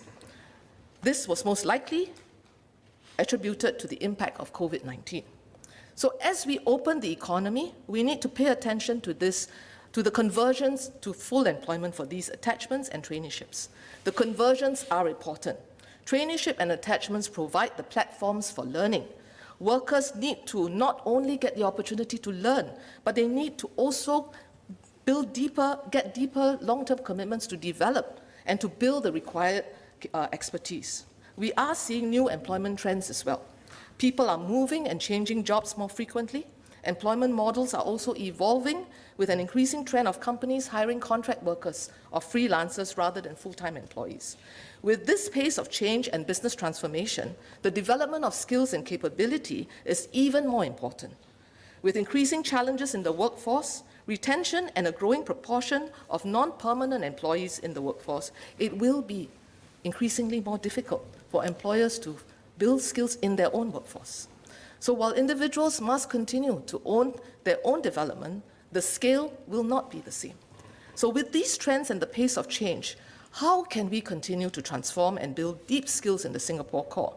We have witnessed supply chain disruptions with COVID-19 and the need to rethink supply chains to strengthen and build resilience. So this same analogy, if I could say, applies to that of capability building in our workforce and the Singapore core. It is not realistic for us to be fully self-sufficient, and I am not advocating for it. I do, however, feel strongly on the need for us to invest in the Singapore core by identifying and investing in building deep skills in the areas that matter. This will enable Singaporeans not only to take on jobs in the emerging growth sectors, but more importantly, innovate, lead, and thrive. This is beyond the current and important work that our education system and our efforts on continual training is doing.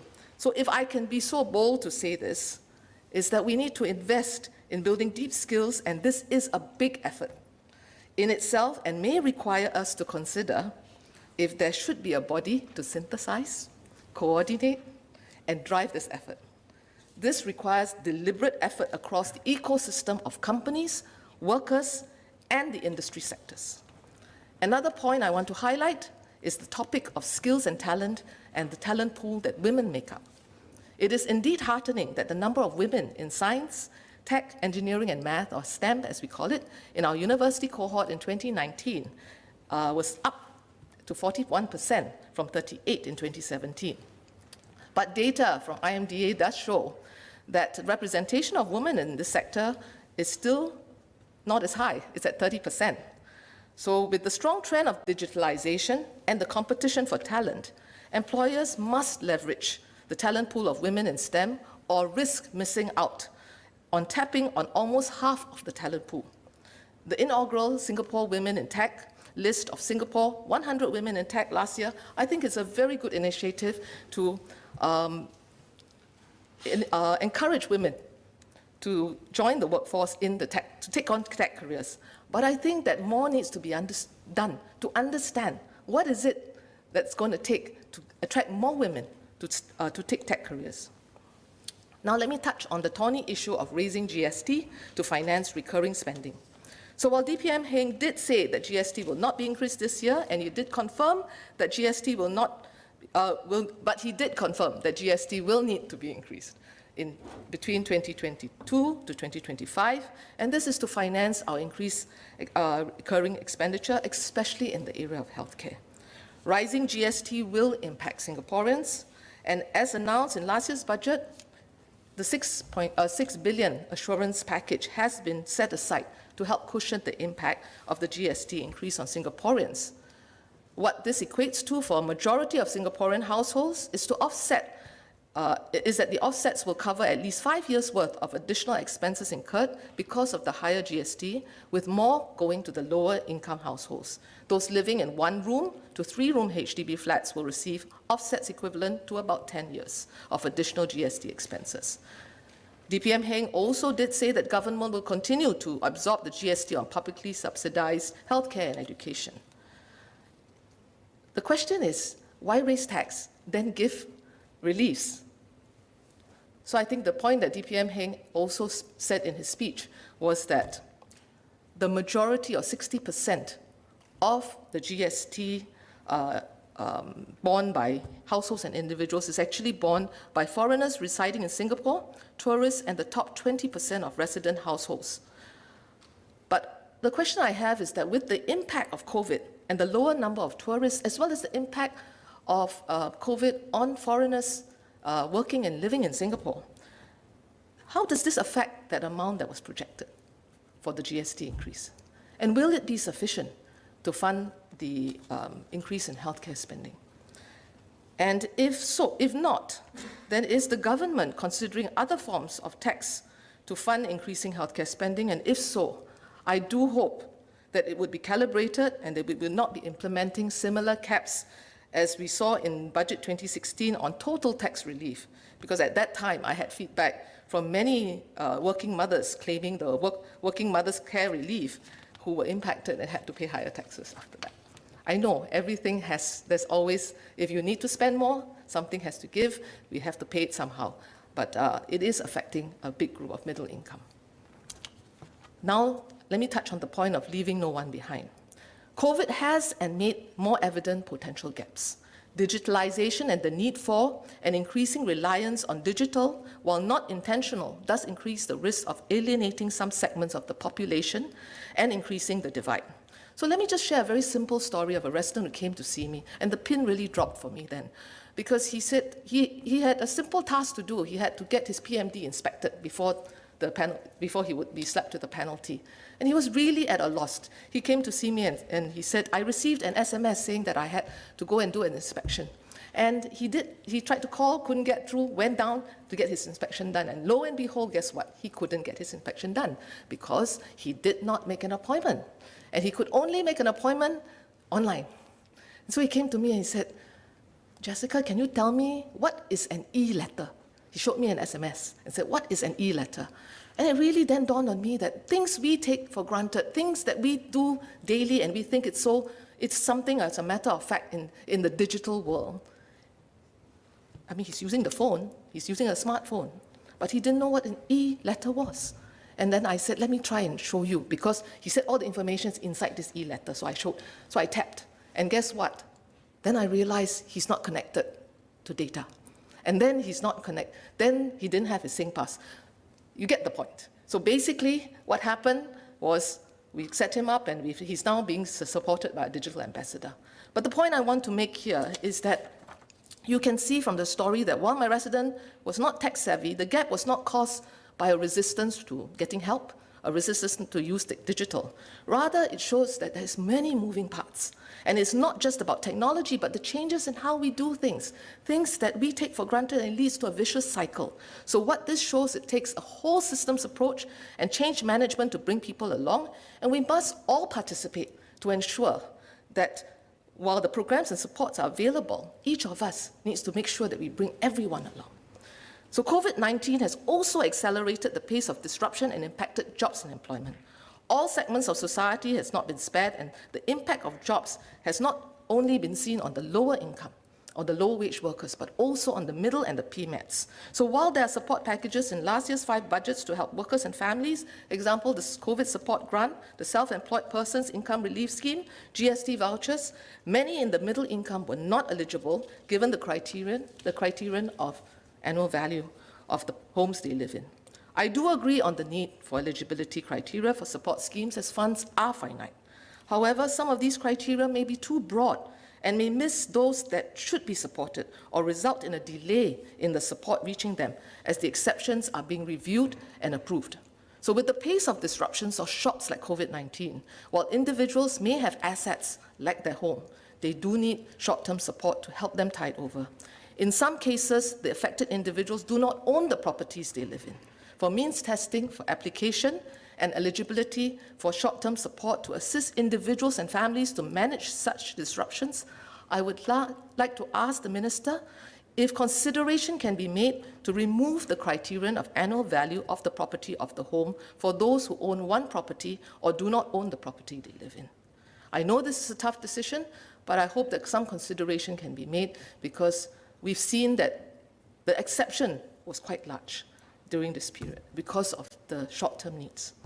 Mr. Speaker, as we continue to support workers and businesses still suffering from the impact of COVID-19, we must move from containment to decisively positioning for transformation and invest in the future in order to emerge stronger. I support the budget. Thank you. Ms. Janet Ang.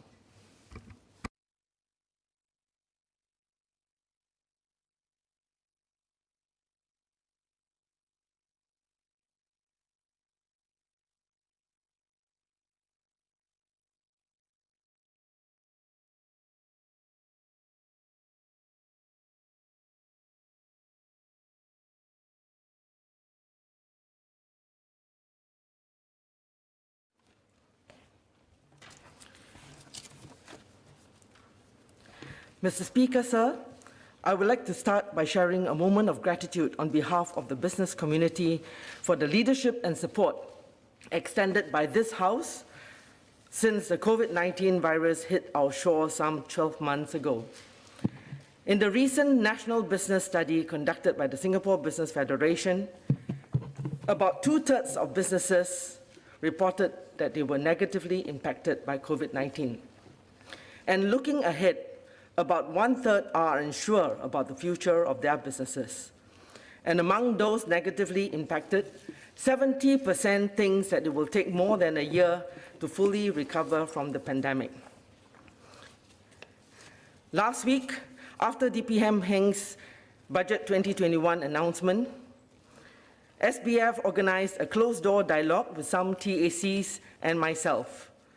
Participants all expressed gratitude for the strong leadership by the Singapore government and acknowledged that Budget 2021 is balanced, with realism and sensitivity to the ongoing crisis, while at the same time is forward-looking and projects a hopeful and exciting future. Ms. Ang, would you like to remove your mask? Oh, sorry. I hope I could still have been heard. Yeah, very, Yes. very audible. Parade Commander can.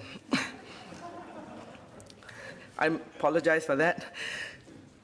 Participants all expressed gratitude for the strong leadership by the Singapore government and acknowledged that Budget 2021 is balanced with realism and sensitivity to the ongoing crisis, while at the same time is forward-looking and projects a hopeful and exciting future. With the vaccination program underway, there is optimism going forward, and businesses are encouraged by the COVID-19 resilience package that will help safeguard public health and provide targeted help for the hardest hit sectors. The additional jobs growth incentive with SG United Jobs and Skills to support employers to accelerate hiring of local workers will help businesses and employees move up the value chain together. Many understand the prudence in the gradual opening up of travel, but have expressed concerns that the continued restraint on the opening up of the global borders will have its impact on recovery. It is hoped that the government will continue to calibrate its risk management approach to gradually ease the COVID-19 restrictions, both on the domestic front as well as allowing for business travel and tourism bubbles without stay-home notice. That aside, the government shifting investments and support in Budget 2021 toward enabling companies to accelerate digitalization, seize new opportunities of growth in tech, in green, and in the region, while continuing to uplift the skills of our workers, is applauded. The enterprise financing scheme will add the capital boost needed to help our companies spur ahead, and we believe that expert help from CTO as a service and digital leaders will help their digitalization transformation. Businesses are also excited about the Singapore Green Plan 2030, which serves to give the whole of Singapore a visionary goalpost to shoot for. A key challenge for many of them, however, is availability of manpower. They cannot find enough Singapore workers to take up the roles, especially when it comes to expertise and in-demand skills they need to recover and grow. In the manufacturing sector, the reduction in SPAS dependency ratio ceiling, DRC, announced in the Budget 2021 is worrisome for many of them, especially when Singaporeans may have expectation mismatches and not aspire to those jobs. Net, my view is that the Budget 2021 has the critical elements of tech, plus skills, plus capital, plus vision. So what will determine success for Singapore to emerge stronger is going to be how we execute and the speed of execution. COVID-19 has given the impetus for many of our companies to pivot to new business models, for example, e-commerce, to accelerate technology adoption and digitalization, and to look for new revenue-generating activities.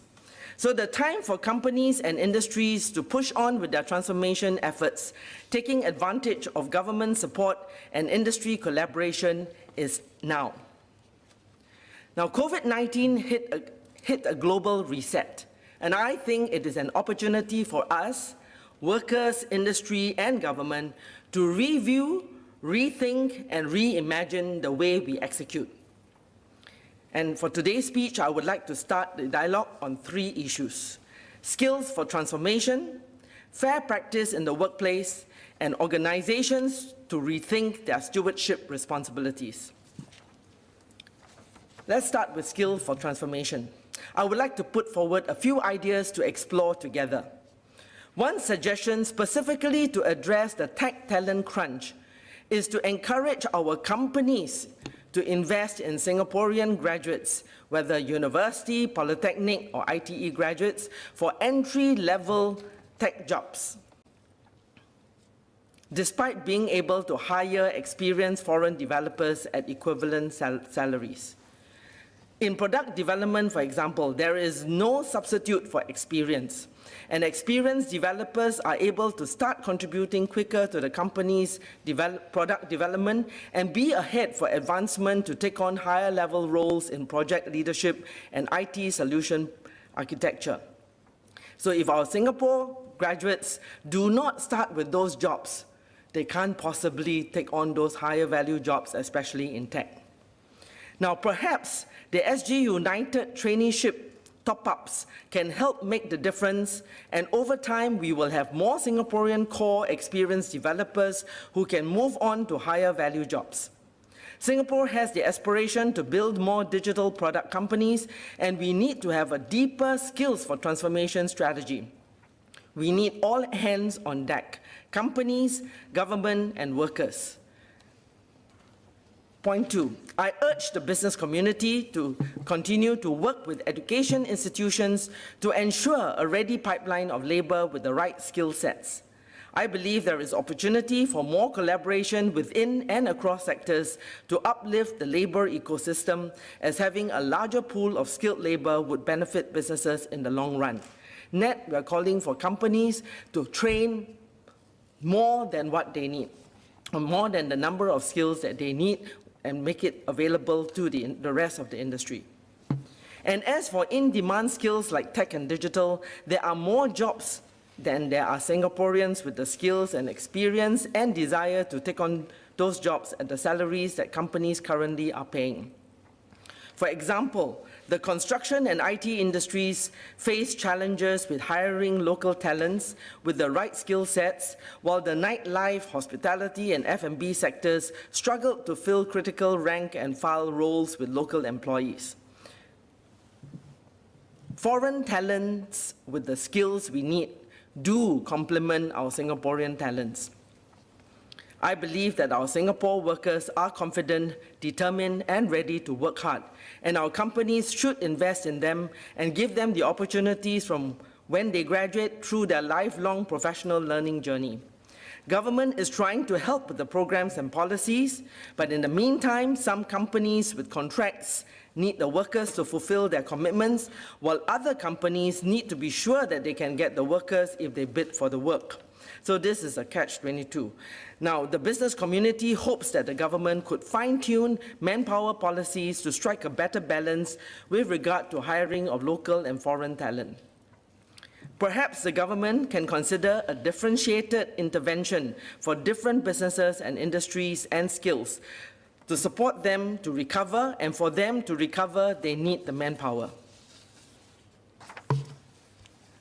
My personal opinion, having worked in the tech industry for more than 37 years and having been a resident foreign talent myself, I lived 3 years in Tokyo and 8 years in Beijing, we are in a global war for talent. We should attract the best foreign brains and talents to come to Singapore, and they add value by way of skills, experience, expertise, and knowledge. The foreign skills also complement us in numbers where we do not have enough. We must remember that we are not competing for jobs amongst ourselves.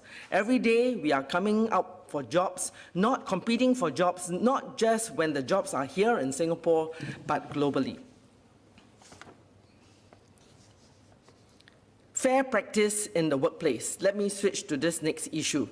Over the years, just as a continuation from my earlier point, many Singaporean workers believe that they have not been given the fair chance for jobs that are created here in Singapore. Fair practice in the workplace needs an urgent review. I'm happy to report that in January 2021, 29 trade associations and chambers, including Singapore Business Federation, have signed a joint statement in support of fair hiring and employment practices. I think that's a good first step. I believe it is time for a renewed dialogue among stakeholders, Singapore workers, businesses, and government to rethink the social compact and in so doing create positive momentum for win-win-win.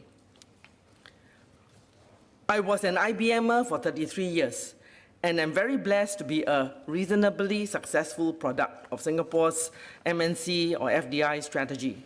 Along with the likes of Mr. Koh Boon Hui, who started with HP, Mr. Russell Tam in Applied Materials, Mr. Lee Kok Choi with Micron, Ms. Teo Lei Lim with Accenture, our Deputy Speaker, Jessica Tan with IBM and then Microsoft, DBS's Ms. Tan Su Shan with Citi and Morgan, and scores more. I hope my friends do not mind me calling them out. We were all trained and developed by foreign bosses.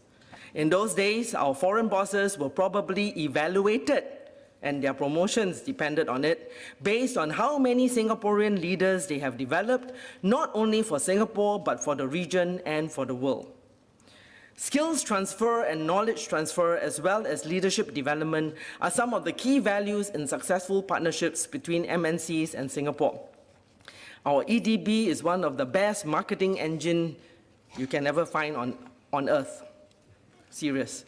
And I will urge that perhaps This conversation of skills transfer, knowledge transfer, how many Jessica Tans and how many Russell Tums, they are going to develop for us in Singapore needs to be restarted in the boardroom between the Singapore EDB and the MNC head honchos, both at HQ and here.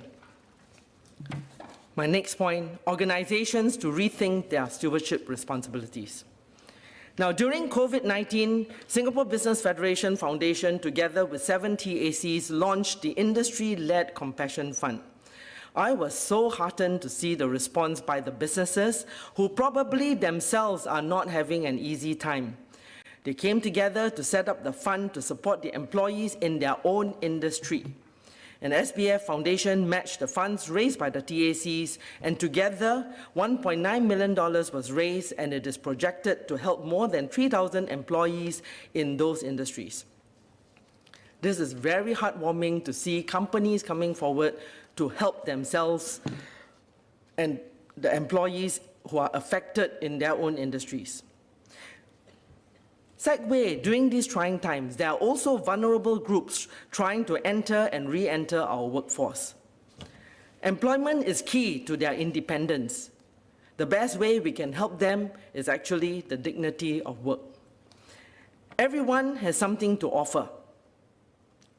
Singapore Business Federation Foundation, which is the social impact arm of the SBF, with support by Tote Board, has set up the Employability Fund and Empower Circles to work with and rally businesses to train and redesign work for these vulnerable groups, to provide job coach support, linkages, etc. Of course, we hope that civil service can also join in. Talking about the vulnerable group, those who are affected by the COVID, now we take it at a little bit more macro level. Many around the world are waking up to the massive issue of growing inequality, and business leaders and civil society and even governments are calling for a rethinking and reframing of capitalism.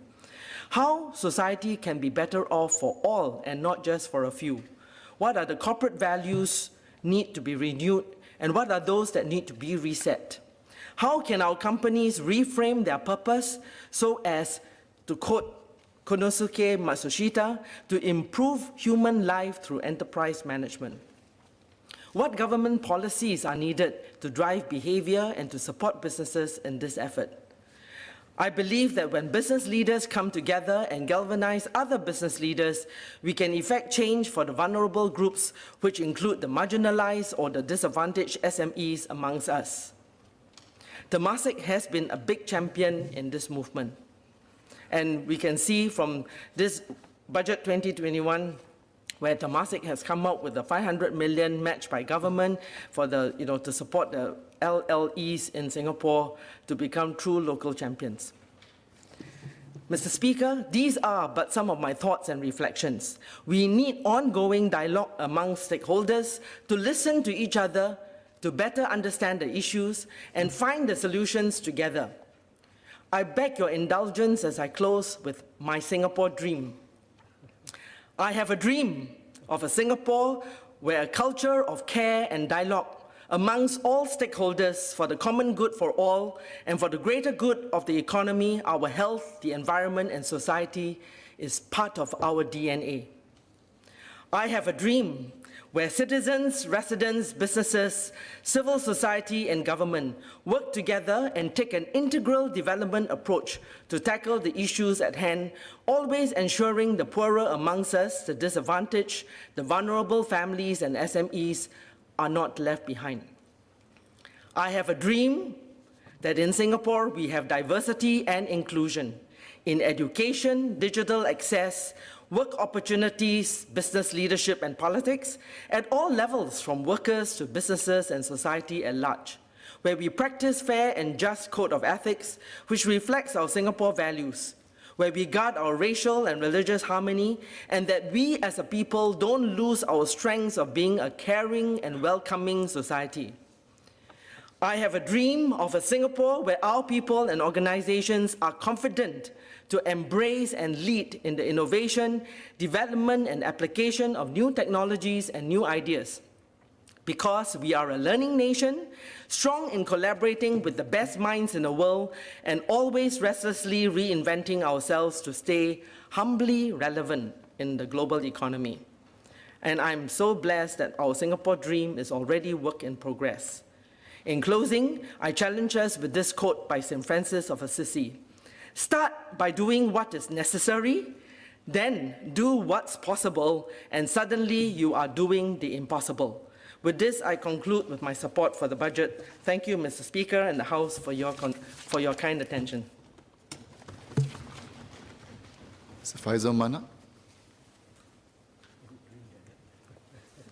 Thank you.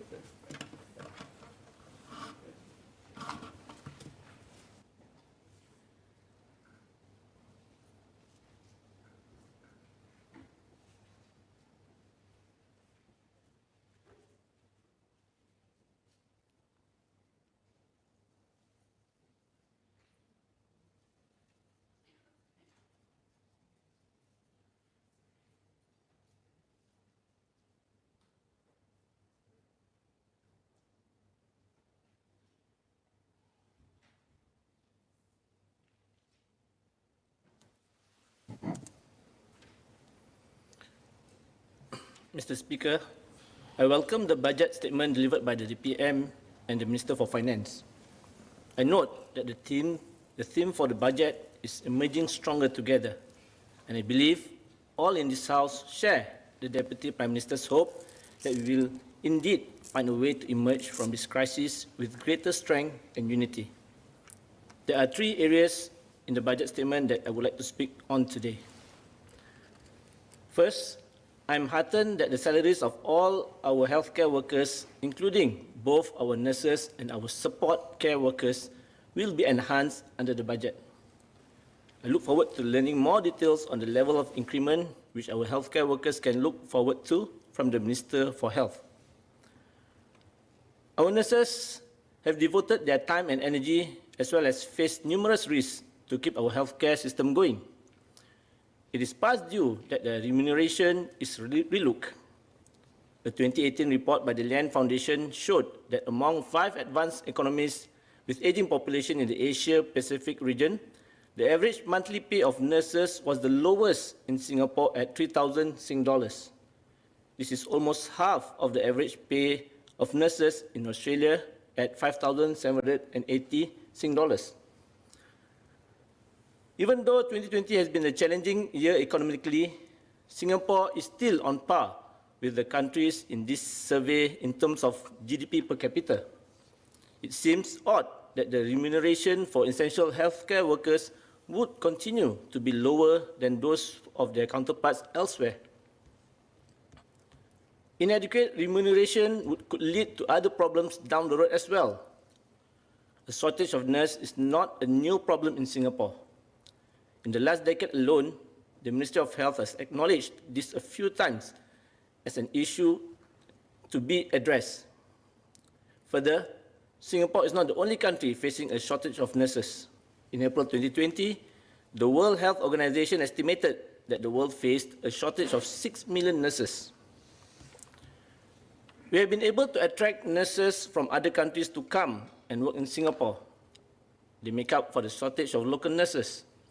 However, if remuneration levels are not considered adequate, we face the potential of our nurses being drawn to foreign shores. This will make it even harder for us to handle the aging population. As such, I would like to propose that we consider either pegging the salaries of our nurses to a weighted basket of salaries from the countries of a similar economic status as Singapore. Another possibility is for us to use the salary scales of our uniformed services as a benchmark. Our nurses also put their lives on the line at work each day. The second issue I would like to raise relates to the environmental policies which were announced during the budget statement, specifically the immediate increase in the duties on premium and intermediate petrol by 15 cents and 10 cents per litre respectively. There is no one who could disagree that we must take urgent action in order to address climate change. And I appreciate that the government intends to help all those affected by the increased duties by offering rebates which are expected to defray the increased cost for a year. However, I have to question why the increased rates had to take immediate effect. Such an approach creates a shock amongst vehicle users, especially for those whose livelihood depends on internal combustion engine vehicles. Following the announcement, Channel News Asia reported that some drivers estimate that their costs will go up by about $60 to $100 a month. So private hire drivers have been adversely affected for more than a year now as we battle the COVID-19 pandemic. They have seen reduced demand and have struggled to make up for the loss of income. While the situation has improved, private hire drivers are a long way from stability. With practically no tourism and less people heading to their offices on a daily basis likely to be the prevailing scenario for foreseeable future, the outlook for drivers is bleak. A Today news article from December 2020 captured the struggles of not only the private hires drivers but also taxi drivers. Many of them have seen severe drops in their income, even with relief measures such as the Self-Employed Income Relief Scheme, SERS, the COVID-19 Driver Relief Fund, DRF, and the vehicle rental rebates. The drivers interviewed for the news article related the efforts to stay afloat by taking an extra jobs, and some are considering leaving the industry entirely. However, not all drivers will be able to upskill and or reskill themselves for other industries in the near to medium term because they are locked in contracts which were signed before COVID-19 became a global pandemic.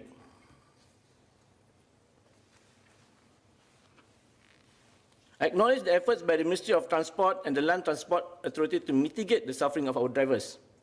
The new requirement for private hire drivers to be 30 years old and above and having Singapore citizenship similar to the standard of required for taxi drivers should be described as a market correction that was timely. The announcement of higher payouts for drivers in the point-to-point transport sector to cushion the end of SERS is also welcome news. However, the increased petrol duties could mean that the money that was meant to bring relief for our drivers would end up being redirected towards government coffers instead. While it's important to set behavioral norms away from a reliance on fossil fuels, this is not an excuse to inflict unnecessary trauma on an already besieged group.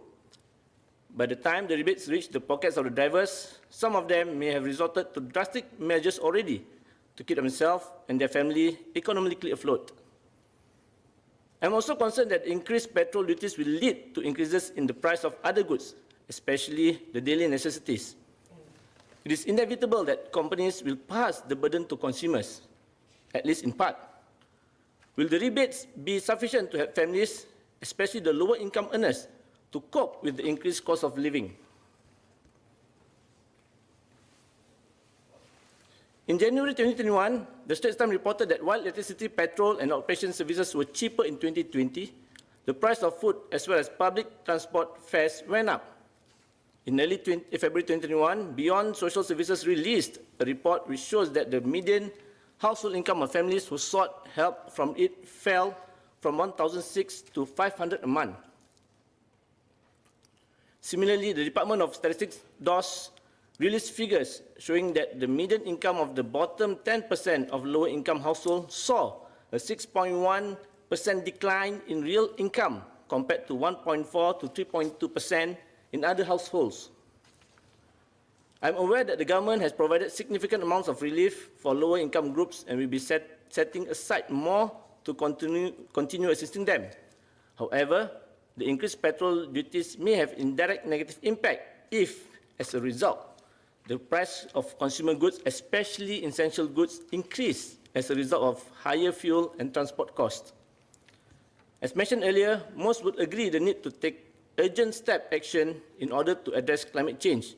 However, the decision to increase the duties on petrol at this time is a case of doing the right thing, but with the wrong timing. Notwithstanding all this, sir, I acknowledge that the decision has already been made and implemented. Hence, I echoed the call made by the leader of the opposition, Mr. Pritam Singh, for the government to consider reviewing the immediate hike in the petrol duty rates. The third and final point I would like to raise in extension of the second, and is related to the issues of sustainability, and the environment. The government has signaled that it will be making bold steps towards more sustainable and environmentally friendly practices.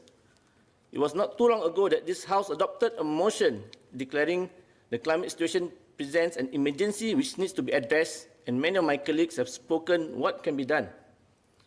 The tone of the budget statement is also a welcome one.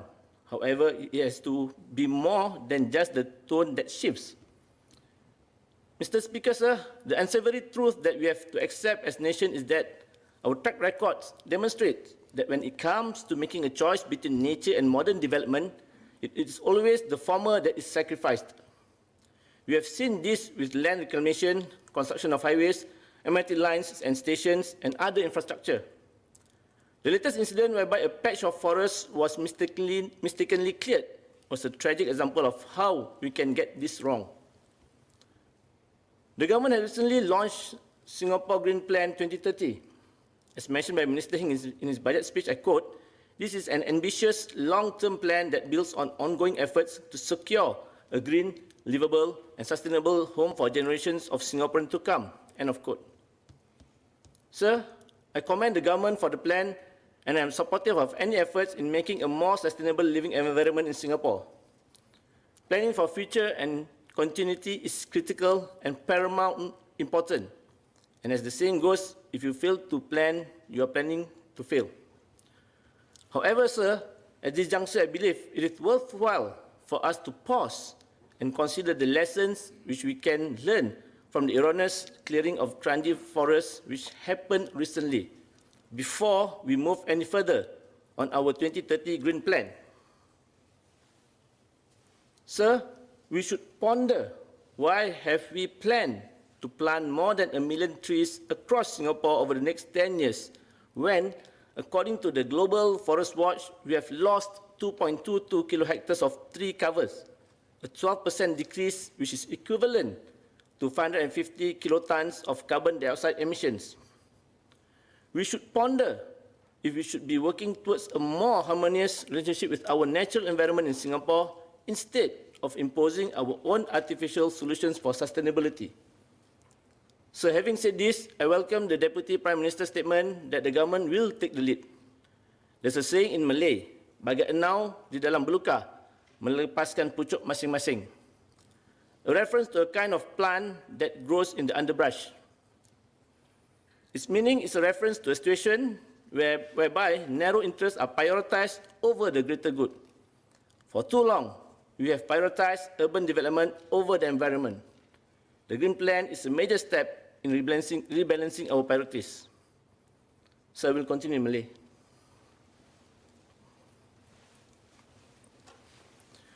Pengumuman Timbalan Perdana Menteri dan juga Menteri Kewangan mengenai kenaikan pendapatan para jururawat dan pekerja-pekerja sektor kesihatan amat dialu-alukan. Sejak bermulanya pandemik COVID-19, kita dapat melihat banyak usaha telah dilakukan dari segenap lapisan masyarakat dalam menunjukkan sokongan padu dan menandai perasaan terhutang budi kepada para pekerja sektor kesihatan. Di antara usaha-usaha yang telah dilakukan termasuk para peniaga F&B menyediakan makanan dan minuman secara percuma, ucapan terima kasih murid sekolah melalui kad-kad buatan sendiri, dan juga tepukan dan sorakan ramai secara serentak oleh rakyat Singapura. Tuan, sokongan masyarakat dalam pelbagai bentuk sememangnya amat penting dalam memberi rangsangan psikologi dan motivasi kepada mereka yang berkhidmat dalam sektor kesihatan. Namun, sokongan dan ganjaran dari segi aspek kewangan adalah sama penting, terutama dalam keadaan semasa di mana kos sara hidup semakin meningkat. Seperti yang disebutkan awal tadi, pengumuman kenaikan gaji bagi para jururawat dan pekerja-pekerja sektor kesihatan amat dialu-alukan. Persoalan kini adalah berapakah jumlah kenaikan yang telah diputuskan. Seperti yang dikatakan oleh Menteri Heng, pengumuman ini akan dilakukan Menteri Kesihatan pada sesi jawatan kuasa bekalan. Tuan, saya harap pendapatan atau gaji bagi jururawat dan para pekerja sektor kesihatan boleh dinaikkan ke tahap yang seiras dengan tahap gaji jururawat dan para pekerja sektor kesihatan di negara-negara maju di rantau Asia Pasifik seperti Korea Selatan, Jepun, Hong Kong dan Australia. Ini adalah kerana mutu dan taraf sistem dan kepakaran bidang kesihatan kita juga setaraf dengan negara-negara ini. Tahap pembangunan ekonomi Singapura juga serupa dengan negara-negara tersebut. Maka demikian, ganjaran yang diberikan kepada para pekerja sektor kesihatan kami sepatutnya setimpal dengan rakan sejawat mereka di negara-negara ini. Selanjutnya, saya ingin mengulas sedikit tentang aspek ucapan Menteri Heng mengenai perancangan pemerintah untuk menimbangi pekerja-pekerja tempatan dan asing. Saya ingin menyentuh perkara ini khusus untuk sektor kesihatan. Seperti yang diketahui, kita mempunyai ramai para jururawat asing yang berkhidmat di institusi-institusi kesihatan kita, terutama di hospital-hospital yang disusun semula, restructured hospital, dan di poliklinik. Tuan, di sini saya ingin mengulangi suruhan saya untuk membenarkan pemakaian tudung sebagai sebahagian daripada pakaian seragam jururawat.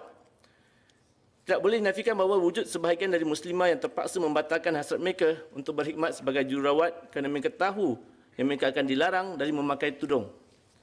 Melalui membenarkan pemakaian tudung sebagai sebahagian dari seragam jururawat, mungkin lebih ramai muslimah yang boleh memenuhi hasrat mereka untuk bertugas sebagai jururawat.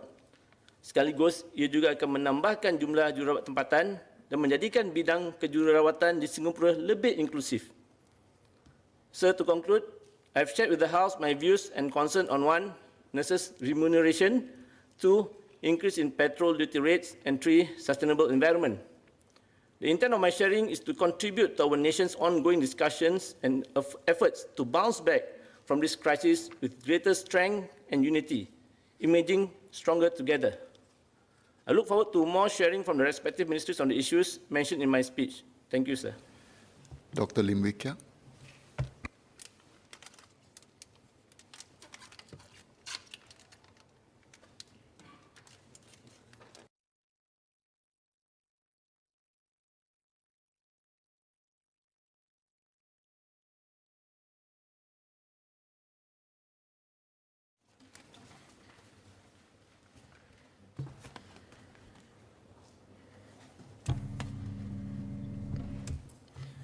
Mr. Speaker, sir, I'd like to thank the DPM as well as the men and women of the Ministry of Finance for delivering a budget that will help us meet our short-term challenges posed by this pandemic and the ravages it's doing to our various sectors of the economy while catering to the long-term needs and keeping an eye on the future. This is indeed a very uncertain time, and it's very difficult for a minister to forecast with any certainty what are the possible scenarios as vaccination gains momentum in Singapore and globally. Viruses constantly change through mutation, and new variants will occur from time to time. Today, you have the UK variants, you have the South African variants, you also have the Brazil variants. I'm not sure tomorrow what will be the next variants. We also have to assess whether the current vaccination, are they effective against protecting us against the new variant? While we can postulate some of the possible scenarios and outcomes, things are still very fluid and very unpredictable. I would like to take this opportunity to raise 4 issues which my residents has raised to me while doing my blog visit, as well as a youth dialogue over the last weekend. The 4 issues are: first, the distribution of the CDC vouchers; second, incentives for Singaporeans who opt in for COVID-19 vaccination; third, the issuance of the green bonds; and the 4th, electric vehicles. I shall start off with the CDC vouchers distribution. First, let me thank the government for the additional $150 million grant provided to the CDC. This will benefit 1.3 million Singaporean households who will receive $100 CDC vouchers that can be used in participating heartland shops and hawker centre. This will definitely boost our local consumption as well. The idea is good, except that this distribution is by per household. Then, as we know, per household means that numbers of people within a household differs. This project will benefit those with small household rather than with those with larger household, because more people under one roof for larger household have to share the $100. Is it being considered when the concept of per household was being mooted? Why not adopt previous distribution method of all Singaporeans above age 21 and above? You can distribute about $50 per person, and the total amount will be still about the same. Second, incentives for Singaporeans who opt in for COVID-19 vaccination. Next, I would like to lend my voice and support to urge all residents to get COVID-19 vaccination done as soon as possible if they're eligible. The faster we get vaccinated, the faster we get ourselves protected and lower the risk of local cluster outbreaks. I know many are fearful of unknown future side effects of this new vaccine. I have faith in the science behind this development, and all the data, facts have been carefully considered by MOH and our vaccine expert committee before approval for public use. In order to encourage more to opt in for the vaccination, I would like to suggest the government consider giving some incentive to all Singaporeans who opt in for the vaccination. This can be in terms of additional CDC vouchers or even CPF Medisave top-ups. Third, the issue on green bonds. Mr. Speaker, indeed, many countries are putting focus on sustainability issues to jumpstart their economy. This is one problem which we know is pressing, and it is more predictable than the second guessing of virus mutation. To finance this, the government will issue new bonds, green bonds, on selected public infrastructures up to 19 billion of public sector green projects already been identified. The issuance of green bond will deepen market liquidity for green bonds, attract green issuers, capital, as well as investor, and anchor Singapore as a green finance hub. But we're also worried. May I ask, how will this affect our Singapore bonds rating as Singapore government takes on more debts and the interest that we need to bear for this bond will increase? If Minister can share the thoughts on this. My last topic is on electric cars. It is well and good to push our plans on EV, electric vehicles, but we have to recognize it takes a lot to win over Singaporeans to move in this direction. We have all heard how one of the areas of contention that there's just not enough charging points for those who opt in for EV at this moment. I note the plans to have 28,000 charging points by 2030, and that commercial entities can be roped in to help this infrastructure. Currently, how many charging points do we have, in the public, as well as how many EV vehicles to each charging points now do we are? What's the ratio? Two things stand in the way of massive adoptions of EV now are vehicle economics and charging point infrastructure's availability. This is not unique to Singapore, but global as well. Let me start with charging infrastructure. Let's say 80% of our car owners switch over to EV. As of 2020, our car population is about 974,000, which is near to 1 million, according to LTA data. So how many charging points do we need to attract car owners to switch to EV? That means giving drivers ease of mind to know that they do not need to desperately hunt down for a charging point when the battery runs low. Plus, they do not need to go into long queues to wait for their turns. Singaporeans want to get things fast, done fast and efficiently. The question is, how many public charging points do we need to cater for 800,000 EV? Let's look at a scenario elsewhere. In UK, according to a recent report by Auto Express, a weekly motoring magazine, there's less than one charging point for each 6 electric vehicles sold in the country in 2017. Another motoring publication, Autocar, says that in total, the British version of low-speed electric vehicles, also known as quadricycle, and electric motorcycles and plug-in commercial delivery vans, every charging point caters to 8.9 plug-in vehicles for every public charging points. That is close to the European Union preferred maximum ratio of 10 vehicles per public charging points. Then look at China. The total number of motor vehicle population as of July 2019 is 340 million. About 5% of these vehicles are EVs. China is the country with the most EV charging point in the world, with 1.2 million in 2019. That is still 283 EVs to one charging point. And it is looking to add another 600,000 more charging points like a petrol station. Despite this aggressive building of charging stations, as of November 2019, 324,000 EVs in China do not have a charging facilities alongside the space where the vehicle is normally parked. So there's still a lot of room for EVs to grow and for charging stations to be built. Finding space for charging station is just one hurdle. The station have to provide fast and normal charging so that the turnaround can be faster. In landscape Singapore, we now have to struggle to give space for charging stations all over the island, including HDB car parks.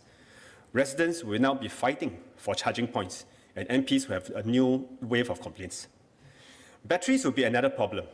Battery manufacturers are still working out on producing better batteries with longer driving range, with longer lifespan, and support faster charging. This is over and above producing them at competitive prices. And after the battery has outlived their lifespan, we also have to take a look at how do we dispose of these batteries. Will it be an environmental issue? There are also many other issues to be addressed. Around the world, EV is still sort of an advanced stage of work in progress, in my view. Next, our repair workshops. Are our engineers, technicians, mechanics sufficiently trained and equipped to handle EVs? There are many independent motor workshops would have to upgrade their skills to maintain and repair EVs. Overall, how much cost-effective will it be to use an EV versus an internal combustion engine vehicle? The amount of energy that we have to produce additional to power 800,000 vehicles on a daily basis. Do we have enough power supply to do that as well? And what is the cost to the whole country? Mr. Speaker, I would like to raise the same question as to why is it necessary to raise the tax on petrol with immediate effect, while we are targeting more charging points and EVs only for 2030, and the ARF road tax reductions for EVs are only implementing next year. Why are motorists penalized and coerced to move into EVs when we haven't even got enough infrastructures in place? And the cost of EV is still high. With ERP resuming and the raising of petrol price, would it not cause inflation to rise? The cost of higher petrol costs will impact all sectors of the economy, from retail to manufacturing, to transport of office workers, to students, as well as goods and services. While we want to support our lower and middle income household, no one will be spared from inflation. The government has announced that the motorists will be given road tax and additional petrol duty rebates to help offset the higher costs. But all these changes is only applicable from 1st August onwards this year, all the way till 31st July next year. May I suggest MOF bring forward the road tax rebates and the additional petrol duty rebates up front to take effect with immediate effect, since the petrol increase is with immediate effect. This will help ease the cash flow for our residents. The last point is on COE. Currently now, for internal combustion engine COEs, I can understand. As the car gets older, it becomes less efficient, it becomes more pollutive. With EVs, can we now review this 10 years COE lifespan? Is it possible for us to consider a longer lifespan for COE for EVs, since EVs are less of a pollution? And definitely, frequent changing of cars is not environmentally friendly. We definitely want to conserve as much resources as possible. One last ground feedback is regarding the government to take the lead to convert all public vehicles to EVs, including the police, LTA, NParks, SCDF. And also there should be incentive to get commercial vehicles to be converted to EVs. Can the Minister also share with us overall how many new jobs can be expected to be created for the green industry in Singapore under the Singapore Green Plan when all these EVs plans is being implemented? How is the government planning to provide the skill training and to our workforce so they can take advantage of this new growth area? Mr. Speaker, car ownership is an issue close to the heart of many Singaporeans. And I hope those who are planning for policies on car ownership would think deeper and assess the implications before rolling out. With that, I support the motion. Ms. Nadia Samdin.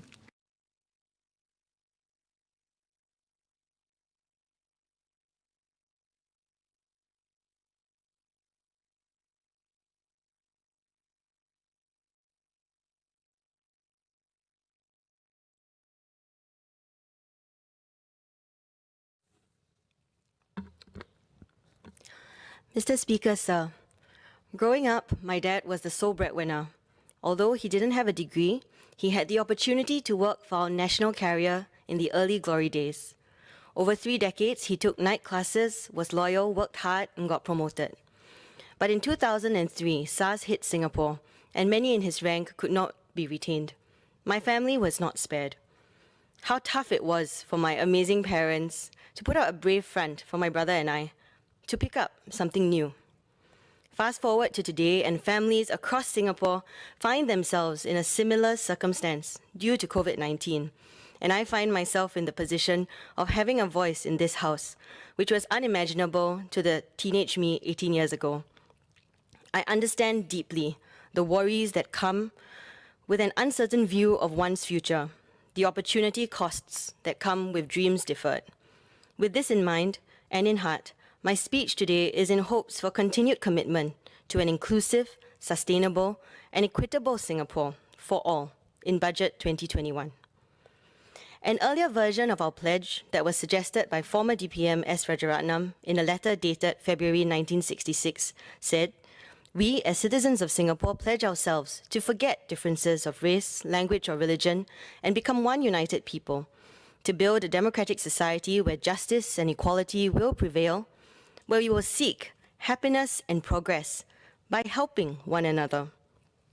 The nuance of that last sentence is beautiful. In this pandemic, we have indeed seen Singaporeans seeking happiness and progress by helping one another, from keeping food on the table to keeping each other safe from the virus. Amidst the pandemic, we have yet again shown that this young nation can stay united in pursuit of common goals despite our differences, emerging stronger. Sir, it is for this reason that I have faith that Singapore can navigate the social and environmental perils that often rear its head in a young and growing capitalist economy. Mr. Speaker, I am heartened by the budget's approach to economic recovery. There is stimulus to spur the growth of green industries and liquidity for local businesses to sprout and adapt to the future. So these plans are meant to be good for Singapore and our people. But over the years, both locally and abroad, we have seen the exploitation of government schemes by businesses, some. It is for this reason that I ask we ensure that the potential for abuse remains low as we administer these funds, so that the funds fulfill its intended purpose. Among local businesses, there is worry that when wage support runs out, they may not be able to keep people employed. In his speech, DPM spoke about the purpose of economic transformation being to grow opportunities for our people to realize their full potential and aspirations. With stiffer competition from global talents, as well as long-term wage support being untenable, I would like to touch on employment opportunities for two groups in particular. For a young person graduating today, the employment landscape is daunting. The annual Joint Autonomous Universities Graduate Employment Survey last year found that 69.8% of fresh graduates found permanent full-time jobs, down from 81.7% the year before. This means that the future for our youth is less certain, less stable. Many are also required to support elderly parents, but there have been efforts to give our youth options, and I recognize that. I hope these continue. For example, a push towards entrepreneurship through initiatives in institutes of higher learning, accelerator programs supported by corporates, or even grants like the Youth Action Challenge, a program I know from my days at the National Youth Council. And we also have the SG United traineeship program. While these policies provide opportunities, I'm also wary of the potential consequences that our fresh graduates may face in the medium or longer run. Grants do not translate to salaries, and some may turn to temporary gig jobs to make ends meet and get stuck where they don't want to be. While the training allowance does help our graduates gain employment in the short run, I hope we also consider how employment might look like for them after 6 months. For example, underemployment issues and access to subsequent employment opportunities or wage growth after trainee allowances for these young entrants to the workforce. Under the SG United Jobs and Skills Package, there is some incentive for firms who employ mature local hires above 40, persons with disabilities, and ex-offenders. How can the government lead by example? And how will our institutions, such as the Singapore Prison Service, be able to offer timely training opportunities in relevant industries? Do inmates have the opportunity to develop other job-ready skills so that reintegration and ability to provide for their family upon release is a smoother transition? Beyond incentives, it is also about society, reducing stigma against this group of workers. Residents in my Meet the People sessions have shared how tough it can be to get a job, except in perhaps certain industries such as logistics or F&B. how are we going to ensure that they will be able to access the jobs that are currently being created?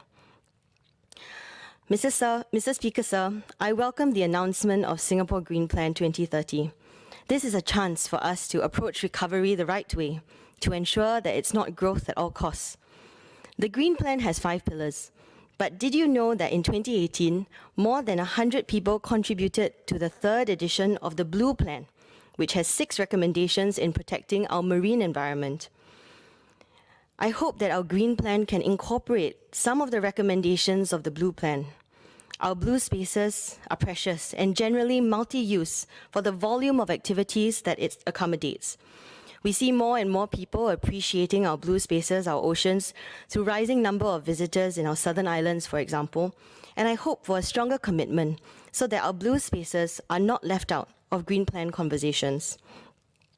For example, our Park Connector network connects green spaces around Singapore.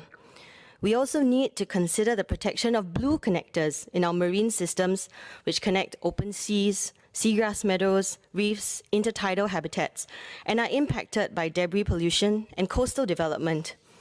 I hope there'll be resources for better management of marine spaces, for example, which will lead to healthier oceans. The community group, such as Friends of the Marine Park, is ready to contribute to these efforts. So I'm also heartened by the government's commitment to mainstream adoption of electric vehicles or EVs. Aside from continued improvement to our public transport system, policies that encourage EV adoption is a way forward in giving our citizens the ability to participate in the reduction of their carbon footprint. Based on reports, the number of EVs on the road makes up 0.2% of the cars in circulation. EVs are a discontinuous innovation, which requires significant behavioral change from customers. Jeffrey Moore, who studies patterns of adoption, suggests that there is a chasm of adoption between the early market and the mainstream market that sits between 15 to 18% of adoption rates, and crossing that chasm will see widespread adoption, while failing to cross that chasm will see these technologies fail to make it to mainstream. I do believe the financial incentives announced are welcome and will create visible change in the landscape of vehicles that we see on our roads in the coming years. And in fact, EV sales have picked up in January. But we are a far cry away from crossing the chasm. Many of the incentives have a stop date by 2023 attached to them, and it may take us longer than that to cross the chasm. One of the biggest consumer concerns when it comes to EVs is reliable, convenient, and consistent access to charging stations, or better yet, supercharging stations. The economics and infrastructure considerations of installing charging stations are complex, from how our AC power grids affect considerations for charging stations, to policies that help keep charging affordable for consumers and profitable for partners interested in installing these stations. I hope the government keeps the public informed on the mechanisms it intends to deploy on these and other factors so as to allay consumer concerns. And beyond land transportation, I hope more can be done to encourage cleaner energy and electric marine vehicles and boats in our waters. The ability for all Singaporeans to share in the progress of the nation is a cornerstone in ensuring our collective success.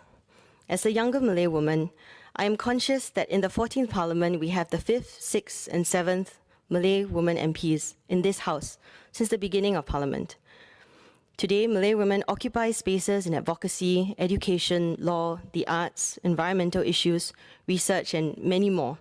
And we will continue to progress with continued access to the opportunities to do so. I never thought I would have the opportunity to study law or become a lawyer. And for some of the young women I have befriended and worked with during their time in prison and after release, I know that many of them do not dare to plan for a future or have the social capital to apply to someone somewhere in hopes of getting a job. One girl had shared that she was awarded a bursary assistance to do a course and joined the armed forces, her childhood ambition. But due to bad company, being locked out of home by her family, she relapsed and offended again before she could even try to pick up the pieces. When she came out, she worked in a warehouse as a pest fumigator. Her dreams were gone. I hope that efforts through the MCube framework such as FITRA, Cipta Sama, and youth mentoring will be resourced, evolved, and diversified to include particularly vulnerable groups, such as at-risk youth and spouses and children of repeat offenders, who may be stuck in cycles of not having hope, on a structural and consistent basis, working in partnership with Malay Muslim organizations, many of which are looking forward and are grateful for the announcement on support for our charity sector. I hope this work continues. In conclusion, I reference a portion of SM Tharman's interview with Stephen Sakura in 2015. He was asked if Singapore believes in the notion of a safety net for those who fall between the cracks of a successful economy. And in response, SM spoke about the notion of a trampoline, which we are familiar with.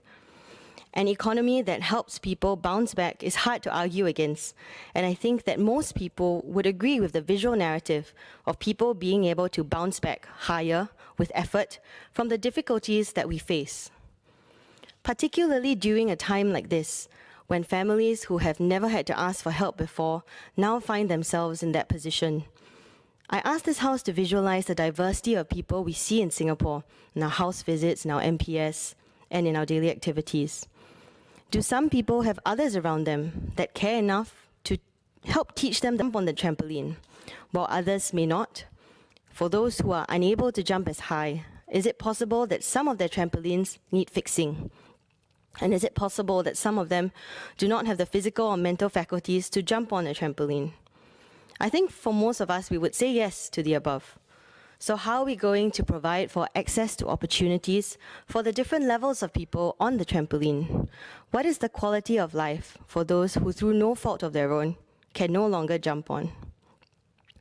Mr. Speaker, sir, we need to plan prudently to get through the pandemic, and today's budget policies affect tomorrow's generations, as our youth will inherit the world we are creating today. May this budget and the ones in years to come help us find ourselves in a caring, compassionate, and confident society long into the future. On that note, I support the budget. Mr. Edward Shah.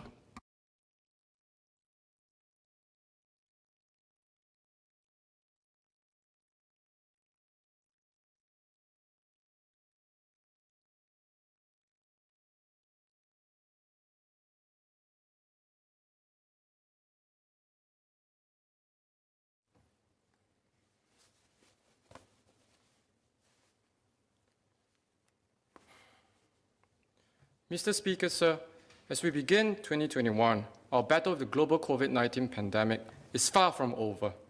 The unprecedented series of 5 budgets totaling around 100 billion last year was pivotal in supporting our businesses and Singaporeans through this difficult period. It is likely that our route back to growth will be slow and gradual, as we are dependent on how the world recovers. Therefore, our continued resilience and resolve are central outcomes in this year's budget. And this has to include being even more targeted so that Singapore and Singaporeans emerge stronger amidst COVID-19 and beyond. I'd like to propose, 1, ways we can consider to be more targeted and calibrated on our support for businesses, and 2, the structural shift that provides new growth and opportunities for our businesses and economy.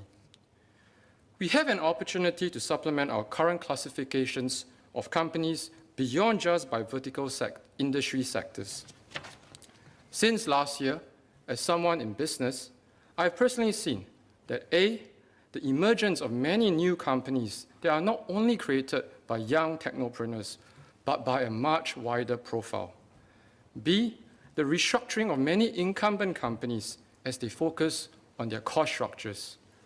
And of course, C, the repositioning of traditional businesses to go beyond their current industry sector in search of new revenue opportunities.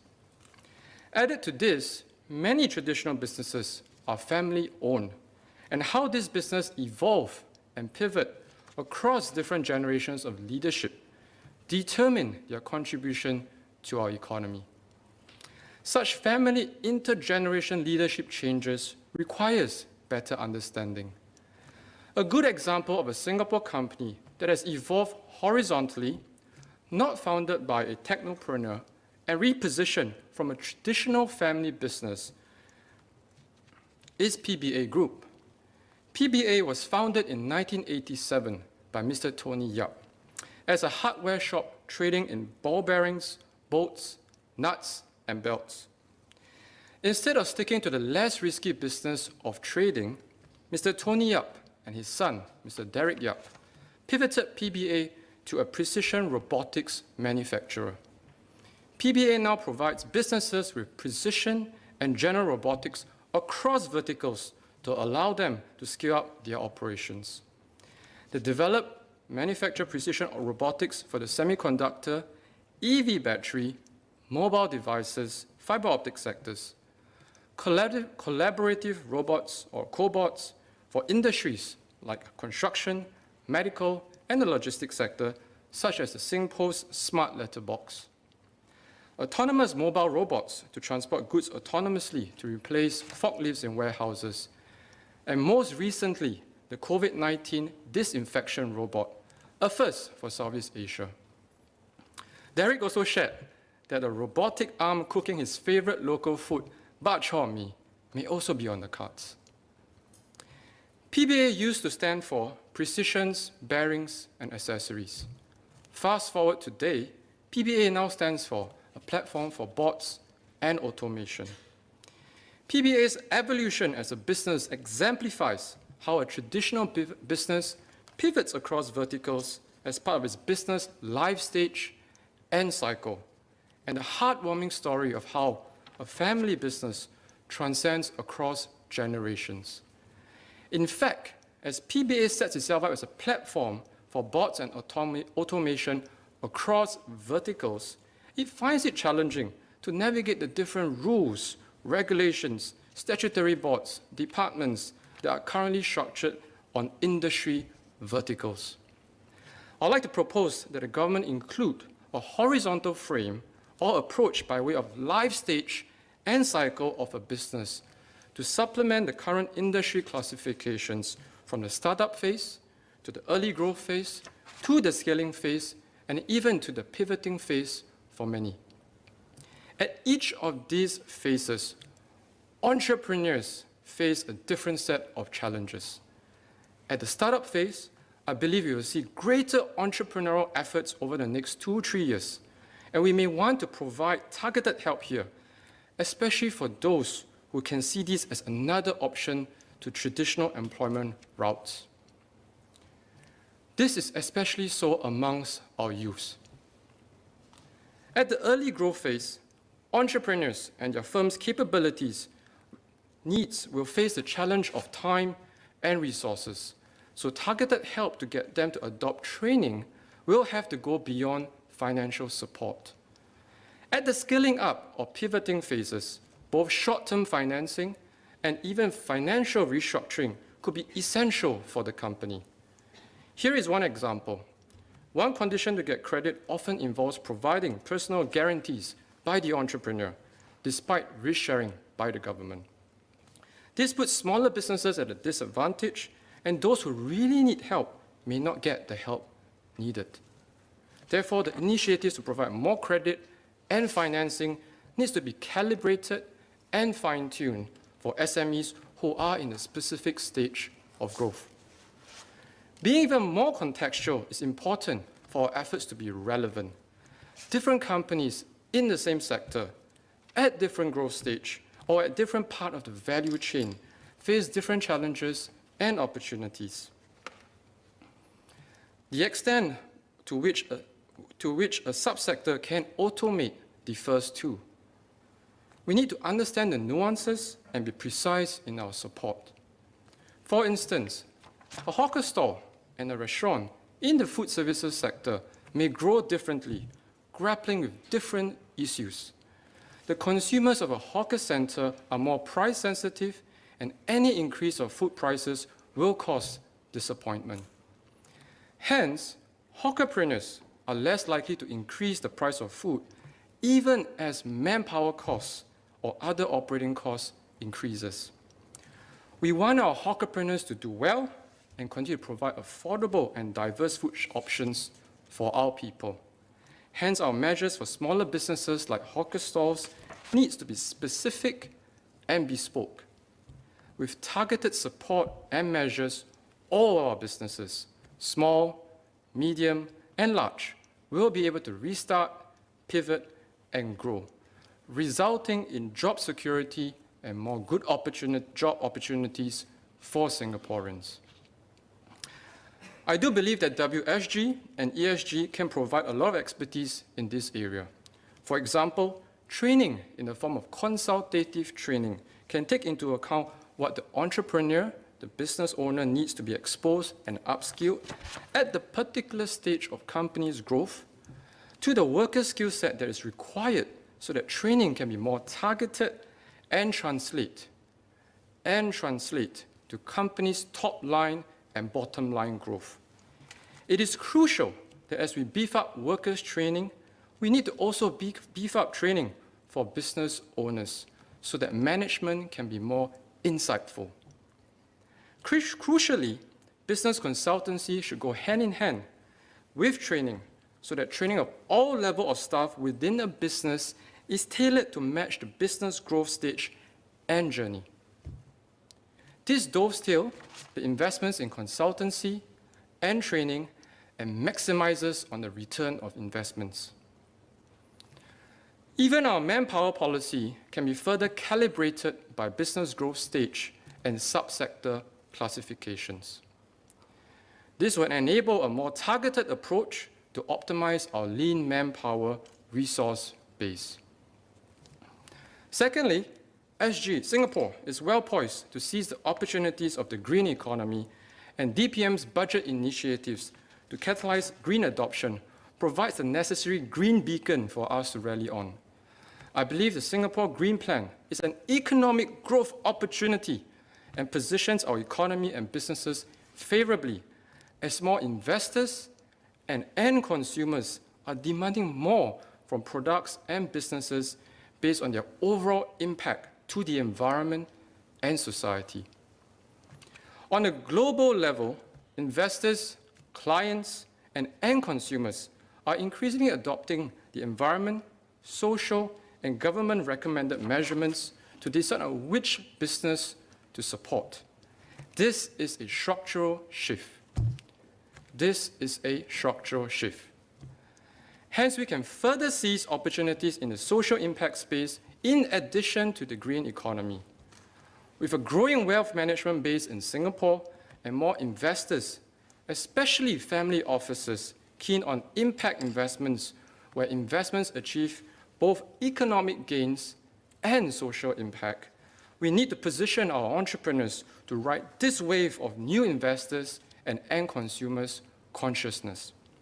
By assisting our local businesses to reposition their business model ensures, one, that our local businesses tap on the growing appetite of impact investments, thereby creating opportunities for wealth managed to flow into our local economy. Two, build greater resilience as more clients and end consumers are shifting their purchasing preference to value for money and value for good. And three, expands both economic value and deep societal value of an enterprise, transforming businesses into agents of societal changes that value adds to our society and improves our societal well-being. We really need to help as many businesses, especially SMEs, to embrace the ESG mandate. We need to create benchmarks and standards for our business to rally around this green beacon. I will share more about how the government can play a role in establishing standards and benchmarks for our businesses to create the best ecosystems for such leap forward in my MTI cards. In conclusion, one, I'd like to propose that the government include a horizontal frame or approach by way of life stage and cycle of a business to supplement the current industry classifications. Two, to be more contextual in recognizing that different companies in the same sector at different growth stage or at different part of the value chain face different challenges and opportunities and will require more bespoke support. And three, position our businesses and economy to ride the wave of growing demand for products and services based on environment and social impact, value for money and value for good. Mr. Speaker, sir, we will emerge stronger after this battle. Putting together precise, bespoke, and updated policies will strengthen Singapore business for a better Singapore. I stand in support of the budget. Thank you. Mr. Cheng Sing Yao.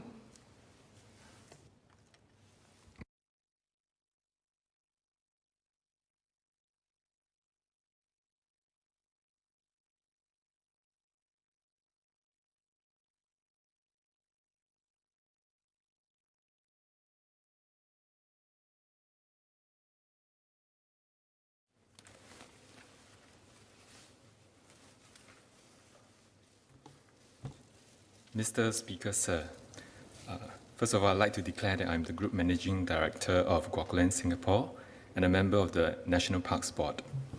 I would like to speak about the importance of a balanced and pragmatic approach for Singapore to emerge stronger. In my conversations recently with some astute overseas investors who are also keen observers of Singapore, I have received many positive feedback. They felt that Singapore has continued to demonstrate the ability to identify challenges ahead of time, and more importantly, has clear and concrete action plans to address them. For example, our plans for rising sea levels and raising our local food supply. They were also impressed with the way we handled the COVID-19 situation, not just in tackling the public health crisis, including mobilizing the support and unity of our people, but also with the proactive and pragmatic approach taken to mitigate supply chain and economic disruptions. Against the backdrop of the pandemic, polarizing geopolitical competition, and the social unrest in some cities in the region, Singapore stands out even more. Our long-standing social-political order, our commitment to a plural and multi-ethnic society, our strong legal system, and our highly livable city are a few of the things that make us stand out. The question is, going forward, how will Singapore balance economic growth against challenges of domestic issues? The current crisis is presenting us with opportunities for growth. However, boldly seizing these opportunities will augment the K-shaped economic recovery we are already seeing. New sectors of growth will require talents with skills which the people from sectors in decline may not possess. In fact, our local talent pool may not even be sufficient in numbers or expertise to meet the growth demand of some of the sectors, such as technology. Our economy and labor market will undergo massive reordering. The division between the haves and have-nots will increase. Having said that, standing still is not an option. I hope as a society, we will not opt to level down and forego growth for fear of the challenges that it brings. I hope we will be pragmatic as we have always been by seizing the growth opportunities while working hard on addressing empathetically the social and human challenges that will arise, such as how to reskill our workers and how to better share the benefits of growth equitably. After 2 consecutive years of dipping into our past reserves and being in a still highly uncertain economic situation, revitalizing and growing the economy now is paramount. I believe in a balanced and pragmatic approach for sustainable development. I am very glad we are now giving climate change and social equity more emphasis. But we have to remember, sustainable development has 3 key pillars: social, environmental, and economic. Balancing the 3 key pillars is key to success. Continued economic success gives us more means to fulfill the needs of the other pillars. For example, with our aging population, the associated healthcare costs will increase. To provide more support for the less disadvantaged families and individuals, we will need more resources. Thus, growing our economy sustainably will enable us to do more good. We should seek balanced and constructive ways to move ahead and not get stuck in binaries which polarizes. This also includes the things we say. Singaporeans and observers of Singapore take reference from what we say in public as indicators for the direction the country is heading. As we push for our personal subject of passion, we should strive to minimize any form of polarization. To be constructive, we need to recognize the trade-offs the other side has to make. Sometimes we have to make hard choices, but if we focus our energy on finding common grounds, we might end up with synergistic and creative solutions that make us collectively better off. Besides balancing the three key pillars of sustainability, in Singapore, whatever we do, we are always making a trade-off between the short term and the long term. No matter how sick we are of hearing this, it will always be true that we are an island with limited resources and a little more than 700 square kilometers of land to accommodate the needs of a city, country, and nation. If we believe in SG 100 or SG 150, then our land use policies, for instance, cannot safeguard the needs just for the next 10 to 20 years. We have to think the next 50 or 100 years. Precisely because we cannot predict the future, we should be careful not to circumscribe the flexibility or options for the many generations of Singaporeans down the road. Because the planners in the 60s and 70s had the foresight to do so and safeguard future development options, we now enjoy the luxury of the choices we can make. Dealing with our resource constraints will not only solve our problems today, it can help us develop useful new capabilities for the future. Take the built environment sector, for example. Our drive for higher productivity in the construction sector requires bold moves, but the capabilities developed can enable us to find new opportunities overseas. And although the Singapore city is already held in high regard in terms of its infrastructure and quality of life, we can still do much better. For example, we can raise our green buildings standards even further. We can be a front runner in creating new economic infrastructure. And how about a food self-sufficiency urban system or creating more biodiversity even as we are building? The list goes on. Private sector capabilities, capital, and mindsets have much to offer. The public sector has a key role in opening up the space for the private sector to participate and innovate. Our future challenges are complex. In addressing them, more heads are better than one. We should bear in mind that private companies that have a long-term growth plan in Singapore also want Singapore to be successful. I applaud the ministries and agencies that have the wisdom to take on the twin role of regulator and promoter for the sectors they are in charge of. Even as they regulate the sector for common good, they also promote the sector's growth and innovation. If more government departments adopt the same, we will encourage more collaboration and creativity around us and create even more engines of growth in the process. Private corporates, when called upon to act, need to step up and balance short-term pains with long-term gains. Private corporates have to broaden the mindset of just serving their shareholders to serving their relevant stakeholders better. To do so can in fact be good for business. Indeed, there is already a clear trend among global corporates and investors that ESG, environmental, social, and governance considerations are being factored more in their business decisions. To emerge stronger, it will take many hands to work together and with a shared sense of purpose and ideals. Mr. Speaker, sir, I support the budget. Thank you very much. Ms. Henry Quek.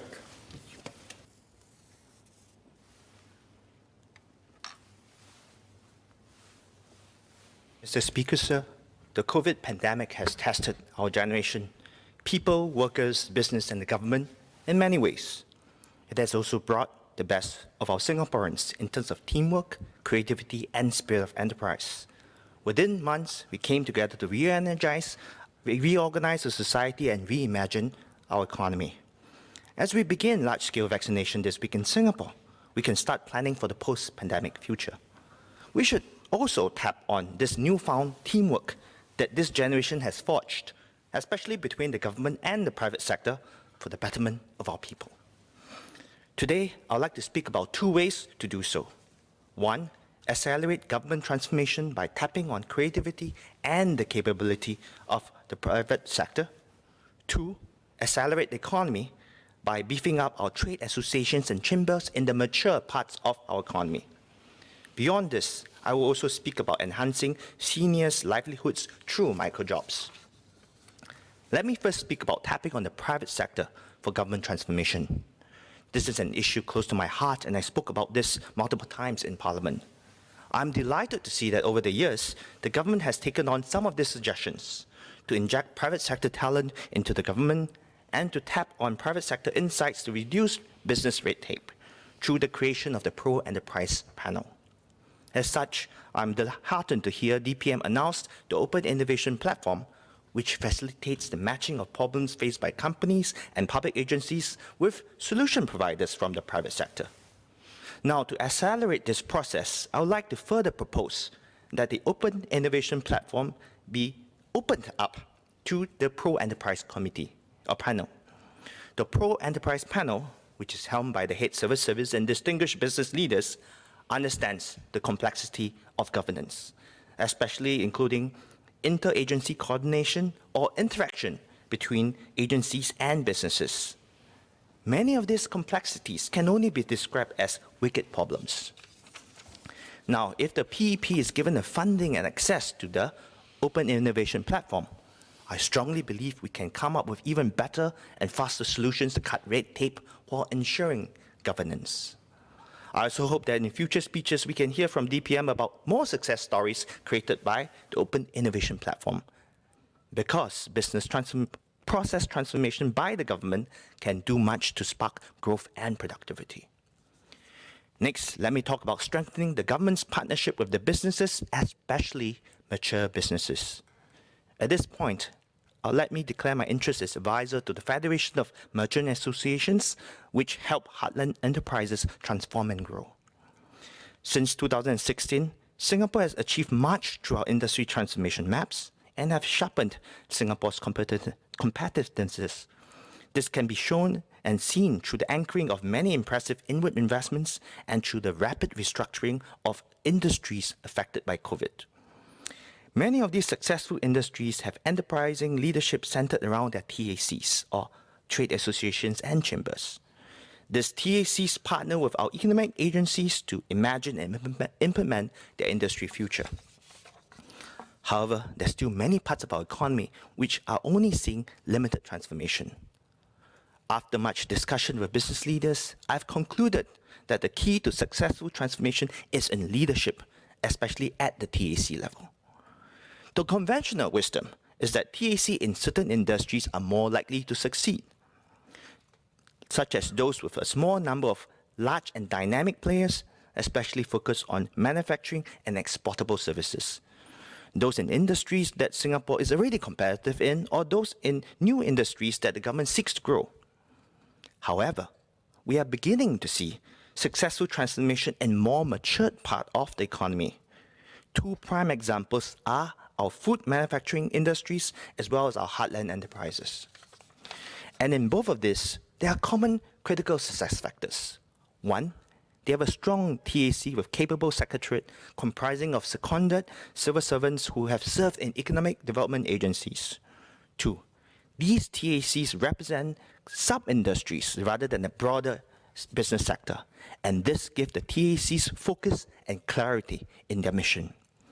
And three, there's strong government support, especially from Enterprise Singapore. Therefore, now that there's a clear formula, I think it's the right time for the government to replicate the success in the other parts of the economy. Unfortunately, the reality is that TACs are of uneven quality because many of them have their roots in business networking. A large number of them don't even have effective secretariat capabilities, let alone the ability to partner with our economic agencies to forge new grounds. As such, I believe the government should go big to upgrade the various sub-industry TACs, including seconding capable industry officers there, and help them strengthen their relationships with the business they serve. And if for some reasons these sub-industry TACs are not forthcoming to change, I sincerely hope the government can proactively work with the established players to create a parallel TAC, one that can move the sub-industry forward. We already pour in so much resources to help individual companies transform and to build broad-based efforts such as SkillsFuture. Therefore, the relatively minor investments to beef up the sub-industry TAC leadership is a logical and wise next step. Next, let me talk about improving seniors' employability through microjobs. Over the next quarter, I hope the majority of our seniors will be vaccinated, and this will allow us to shift more focus on improving their livelihoods. Now, when I speak to senior workers about their livelihoods, a number of them do not know how they fit into our future economy or how they can overcome ageism. This is not due to a lack of effort by the government. Today, we already have forward-looking policies for senior workers such as the Special Employment Credits or the Retirement and Re-employment Act. Yet despite regulations, it is hard for us to fully remove ageism, especially towards seniors above the age of 67. Many companies, especially in the midst of COVID, are unwilling to take on the risk of hiring or even retaining senior workers. These issues will get more serious as we continue to restructure and as our workforce continue to age. I strongly believe the gig economy can help us combat ageism. In fact, 2 years ago, while doing PAP senior groups engagement, I had the chance to be in the same dialogue as NMP Ms. Janet Ang. I believe she shared that as seniors age, no matter how wonderful their resumes are, at some point, many companies will have reservations. So rather than helping seniors polish their resumes for the next full-time job, we might want to consider identifying the portfolios of skills they have accumulated in their whole life, and these skills can be applied to part-time or micro-jobs within a variety of industries, and not just the industries they serve their bulk of their careers in. In particular, creating micro-jobs for our seniors make a lot of sense to me. On the one hand, a company may have reservations on the healthcare and the healthcare costs of the full-time worker.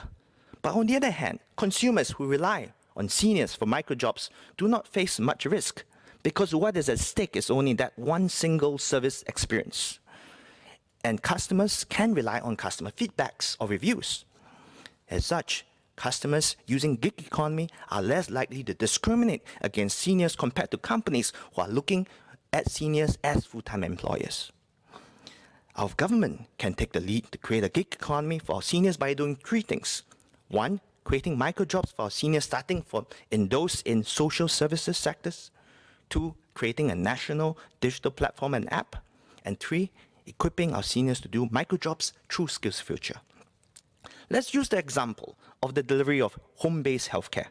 Today, we sometimes send 2 nurses to visit patients, many of whom are bedridden or have mobility challenge. Why don't we cut it down to 1 nurse instead and hire a trained senior living perhaps in a nearby block or street to provide the necessary support such as carrying the patient and assisting in wound dressing? There are many seniors living in our midst who can qualify to do such microjobs. And how can we page for these seniors? Through this gig economy app that the government creates, perhaps by working with existing gig economy companies. And how do we prepare our seniors for these microjobs? Through SkillsFutures, of course. Now let's imagine the vast possibility. Can we certify some of our able grandmothers to provide infant care services for a few infants in their homes, or retired teachers to provide after-school care for a few students at their own home? Can we equip our seniors to provide simple caregiving or respite care services to their neighbors? If we do all that, how many purpose-built infant care, after-school care centers, or respite care centers can we not build? When I talk to civil service officers or social service agency leaders about these ideas, they get it. But they also confide with me that they cannot do it alone, and that's why we need the government to spearhead this using social services as a start. Perhaps we can tap on the open innovation platform and customize existing platforms from the private sector. Mr. Speaker, sir, let me conclude. While preparing for this budget speech, I took the chance to read through all my past budget speeches in the last term of government. I'm pleasantly surprised that so many suggestions have been translated into actual plans. Now, of course, in making these policy improvements, the government hears from people from all walks of life, including members of parliament. But this realization convinced me that our present government listens, consults, and engages. And as we continue to recover from the pandemic, I am confident that this openness to ideas will serve Singapore well in our journey ahead. With that, I stand in full support of the budget. Thank you. Ms. Hazel Paul.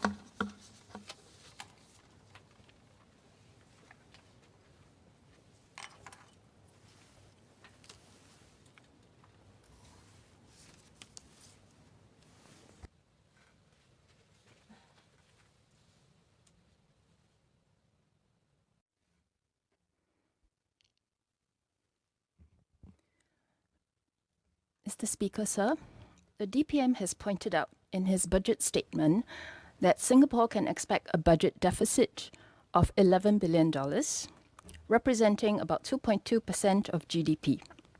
This can be attributed to the COVID-19 resilience package. As it stands, why $11 billion and not, say, $22 billion is the prudent budget deficit figure can only be answered by a select few. Because the national reserves remain a national secret, we must take the DPM's word for it. But in the interest of the nation, especially during these tough economic times, I must raise the question again, as many others before me have done so, and ask if it is time to make our national reserves part of our national conversation. Our elected president carries the responsibility of safeguarding our reserves. But we still remember President Ong Teng Cheong's unsuccessful attempt to know the size of the reserve he was supposed to protect. I would like to seek a clarification from the DPM. Is the current president aware of the exact size of our reserves when she made decisions on its drawdown? While I do not yet know the answer to that question, I do know that members of parliament are being asked to vote on a budget that would require a drawdown on our reserves without knowing its size. Without knowing our nation's financial position, it would be difficult to make sound and prudent decisions, and certainly not informed ones. So again, I ask that more transparency with regards to the national reserves be made, if not only that Singaporeans better understand the rationale for difficult decisions like the need to raise the GST to 9% in the future. Last year, the government committed nearly $100 billion through various packages to support Singaporeans and the economy through the COVID-19 crisis. In a report released by the Ministry of Finance on the impact of the COVID-19 budget measures, it was stated that MAS estimated that the 5 budgets in 2020 supported GDP growth by 5.5% in 2020, representing only about $28 billion. Did Singapore get a bang for its buck? MAS also estimated that the measures saved or created 155,000 jobs. To put the numbers in perspective, if we were to pay 155,000 people $4,000 a month, it would cost us $7.4 billion per year. $100 billion is sufficient for 13.4 years of payment. Can MOF give a fuller accounting of the benefits of the budget measures and an assessment of whether those resources have been used effectively and efficiently? Each transfer ended up somewhere. For example, the Job Support Scheme or JSS payments either saved jobs or were paid as additional wages or stayed in the employer's bank accounts. The wages paid out either ended up in consumption, which would contribute to GDP, or stayed in the pockets of employees. How much of the JSS went to benefit companies that were unaffected by the COVID problem with the same or more profits? In the same MOF report mentioned earlier, it was stated that the transfers did not result in such a high spend on consumption because of safe distancing. More benefits will come later when demand returns. What is the forecast deferred impact from the transfers not spent on consumption or investment in 2020? $100 billion is not a small amount. We ask for a cost-benefit analysis of each scheme put in place. We recognize that it's not easy coming up with measures within a short time frame to deal with the pandemic. So we ask not for a perfect solution, but an honest and transparent assessment and review. Measuring the effectiveness of each measure will help us make better allocations in future. Like, should more transfers go to companies or to families and individuals in need? I believe that the latest $900 million allocated to help Singapore households ride out the COVID-19 crisis is inadequate. With more business closures and unemployment expected to increase after March, when many of the support measures start to taper off, more households will likely suffer financial stress. I hope the government will consider increasing its support for the many who are likely to need it. Singapore has a small domestic market, so our SMEs need help to grow and develop into a size that will enable them to compete globally. While the budget has addressed the capital needs for Singapore businesses, the government can do more. Let me quote the example of Israel. In 1995, Israel approved the Preference for Israeli Products regulation that stipulated that a 15% price differential preference be awarded to Israeli manufacturers for certain items and for products with 35% Israeli content and with a value not exceeding $500,000. Israeli manufacturers in national priority zones even received an additional 5 to 15% advantage. A mandatory industrial cooperation regulation also required foreign suppliers that had won government or public tenders to engage in an offset procurement in Israel to the extent of 20% to 50% of the contract value by local subcontracting, procurement of Israeli goods and services, cooperation in R&D, and investment or assistance for an Israeli industrialist or exporter abroad. Have these regulations impacted Israel's competitiveness to a degree that it can no longer compete globally? Few would think so. PSP urged the government to consider similar preferential treatment for local businesses in government procurements. In his budget statement, DPM stressed that the focus on growing the economy is to benefit the people. To this end, PSP would like to suggest that the government set a target for the wage component of our GDP to ensure that the fruits of economic development are enjoyed by its people. According to SingStats, in 2020, wages formed about 43.6% of GDP, while operating surplus of corporates and other organizations formed about 56.2% of GDP. The operating surplus was 29% higher than wages. In comparison, according to OECD statistics, the German wage component of GDP was 54%, while operating surplus was 37%. Their wage component was 45% higher than the operating surplus component. Similarly, in the UK, the wage component was 53% of GDP and the operating surplus 39%. In the US and Switzerland, the numbers also compare favorably. If we want to ensure that our people enjoy the benefits of this economic growth, we should set an initial target of having the wage component form at least 50% of GDP. This should be an important KPI for the government moving forward. Only with the focus on an equitable solution to the current crisis will Singapore emerge stronger. So I support the budget.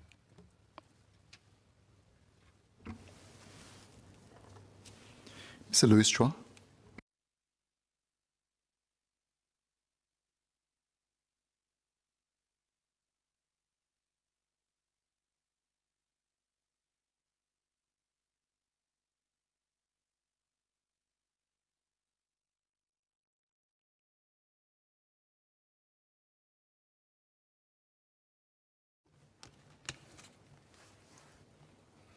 Mr. Speaker, the past year has been a tumultuous and rather peculiar one. Even as Parliament sits now, the recent Chinese New Year celebrations have been a rather quiet affair for many families and friends. While the ongoing vaccination program offers a silver of hope that we might emerge from this pandemic sooner than later, the task of rebuilding for a new normal begins now. More than that, we must be cognizant that there has never been a more opportune time to take firm action to reform our economy and social compact with a hope that we might be able to come out of the woods stronger than ever. Beyond the pandemic, we need to look at not just headline economic growth, but instead quality or inclusive growth, to sharpen our focus on how we can uplift our entire country and maximize the overall well-being of all Singaporeans in a sustainable manner in the long run. On this note, I would like to highlight three broad areas we should focus on in my speech. The first point I would like to make would be on the urgent need to restructure our economy. Even prior to 2020, our 5-year average GDP growth rate through 2019 is at 2.9%, lagging that of the global economy at 3.4%. If you use the public markets as a proxy to the state of corporate performance in Singapore, return on equity for the Singapore market ex financials has also seen a steady decline, falling to a 20-year low of 5.9% in 2019. And in the fourth quarter of 2019, 35% of firms listed in Singapore were already loss-making, the highest since the 2008-09 global financial crisis, and these were even before the effects of COVID-19 in 2020.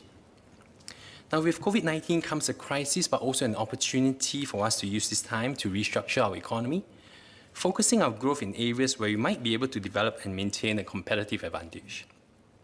To restructure our economy, efforts should be targeted at the building blocks of the economy, our local enterprises, and local workforce.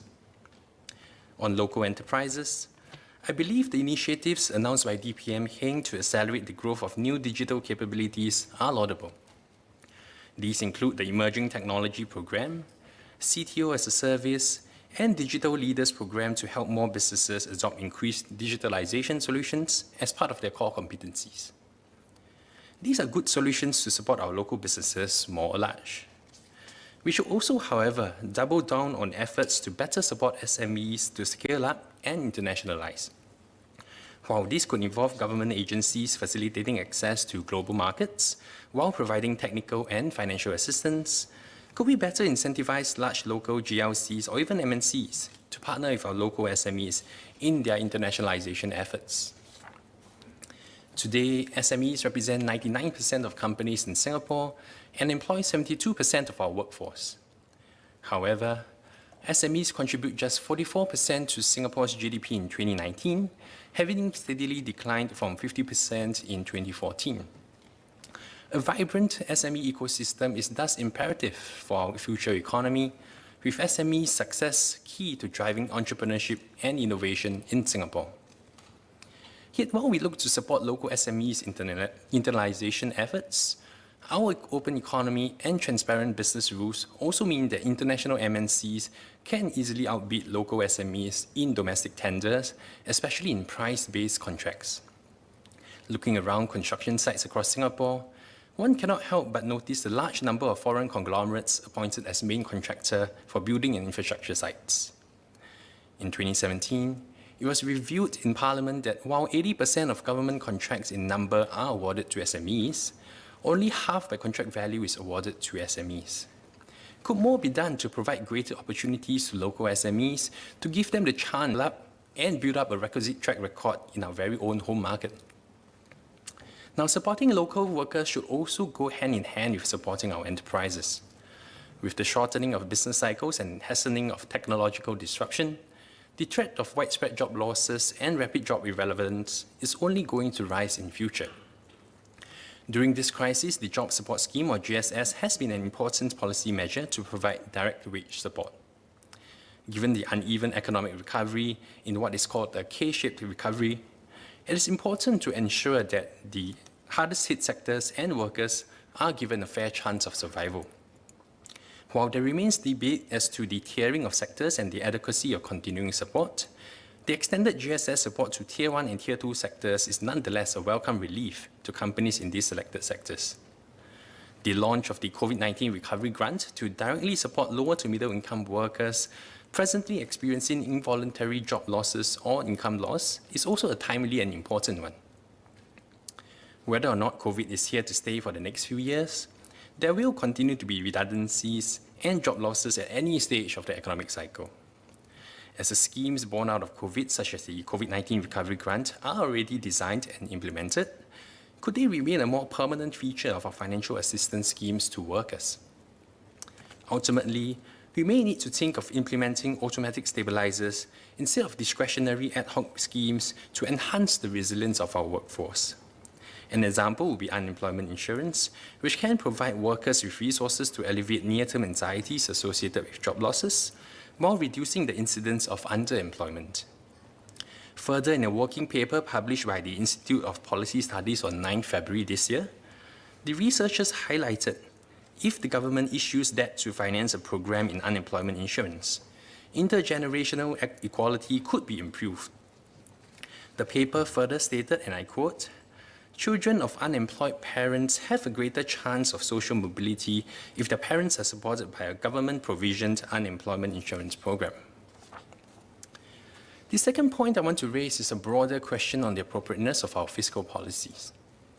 Having recognized the challenging terrain that Singapore is in today, our budget and financial policy should then be the key enabler rather than impediment towards allowing us to chart our roadmap to success and embark confidently on a journey towards truly emerging stronger from this crisis. In October last year, I spoke about the continued need for an accommodative fiscal policy. Now, despite the hopes we pin on successful vaccination program, we are not out of the woods yet, and the economic recovery we are hopeful of is a fragile one. We should thus continue focusing on policies that aim to stimulate and boost domestic demand and keep our economy going, keep businesses and consumer confidence high, while minimizing the long-term scarring caused by the pandemic. As we speak, the largest economy in the world, the US, is looking to put through a $1.9 trillion stimulus package, equivalent to about 9% of GDP, on the back of a $3 trillion package in 2020. US Treasury Secretary Janet Yellen has highlighted the case for increased fiscal spending to avoid a longer, more painful recession. She said, and I quote, "The smartest thing we can do is act big. In the long run, I believe the benefits will far outweigh the cost, especially if we care about helping people who have been struggling for a very long time." I believe Singapore is no different. In order to reverse the pains from this recession, we must be willing to devote more resources to supporting our businesses and fellow Singaporeans. I recognize that Budget 2021 is an expansionary one, similar to Budget 2020. The government expects an overall budget deficit of 11 billion, or 2.2% of GDP. But this has to be seen against the context of Singapore's unique budgetary policies. Had we taken the total estimated receipts of 103.7 billion, less the total expenditure of 107.2 billion, then the deficit would have been a more modest 3.5 billion, or 0.7% of GDP. Now, if we extend this analysis and took the total receipts less the total expenditure over the last 10 years from 2011 to 2020, then the total surplus would have amounted to about 205 billion. This would be vastly different compared to the reported cumulative deficit of about minus 32 billion over the same time period from 2011 to 2020. Such a calculation, while simplistic, would also be broadly in line with official data from the Department of Statistics, where the government cash surplus from 2011 to 2019, the latest available data point, is a cumulative 261 billion. In other words, we run on a recurring basis an average of 29 billion of cash surplus a year. Why is this important? I recognize that the official budget is based on revenues that the government of the day can spend under the Constitution. Not all government revenues and receipts collected can be spent by the government. But when we say that we need to raise GST sometime during 2022 to 2025 and sooner rather than later, that without the GST rate increase, we will not be able to meet our rising recurrent needs, and that it is not tenable for the government to run persistent budget deficits outside periods of crisis, then these statements ought to be framed in the context of the government's recurring cash surplus every year up to 2019.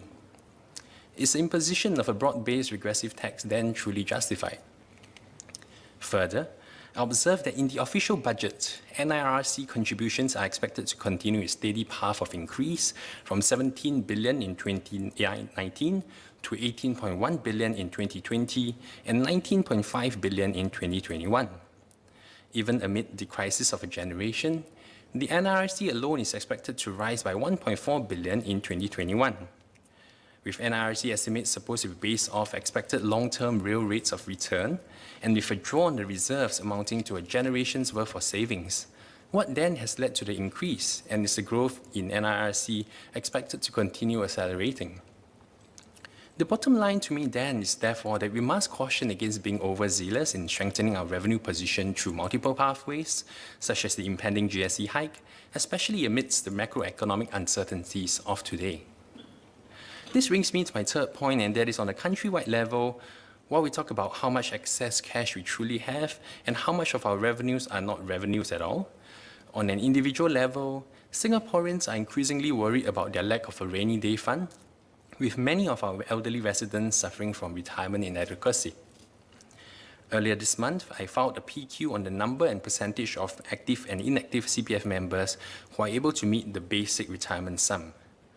While the proportion of active members turning 55 who have been able to set aside the BRS improved from 62% in 2018 to 66% in 2020, there remains a third of active members today who are not even able to have $93,000 in their retirement accounts last year.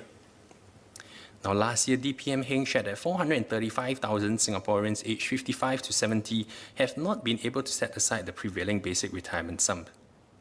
This represents approximately 58% of Singaporeans in that age band in 2019. Despite a lifetime of hard work and contribution to our nation, sadly, more than half of our seniors do not appear to have sufficient funds to have the option to retire comfortably. We can choose to think that outside of CPF balances, our elderly residents are likely to have other means of provision, which the CPF vault has no sight of. We could also fall back on self-reliance through working beyond retirement or family support. And I do recognize efforts by CPF to make it easier for members to top up their own or their loved one's CPF accounts. However, this only seems to pass the problem to the younger generation, where they not only have to worry about having adequate CPF balances for their retirement, they also worry for their parents' retirement as well.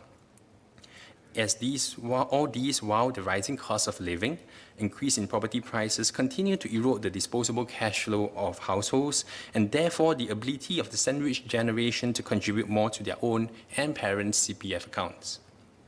What can we do to ensure that we progress closer to the 100% mark, that all Singaporeans are adequately prepared for retirement with minimal financial stress on the younger generation? With rising life expectancy and an aging population, how can we devote resources to ensure that Singaporeans who devoted their lives building the country can retire with a decent living standard and live their lives in dignity? Mr. Speaker, allow me to conclude in Mandarin.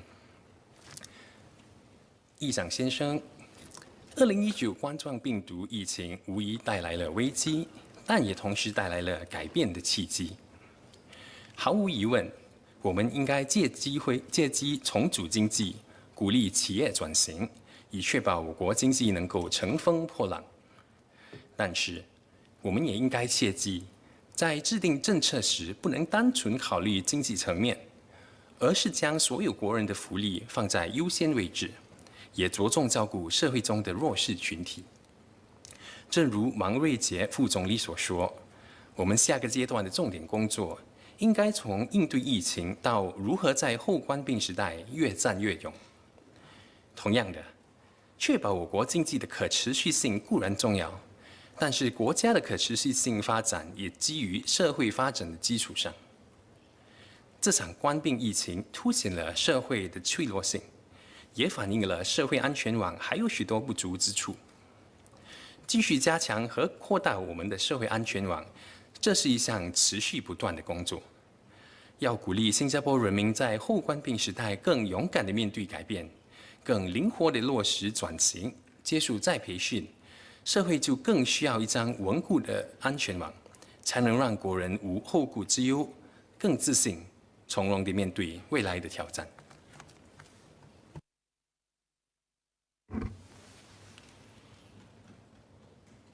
Mr. Mark Che.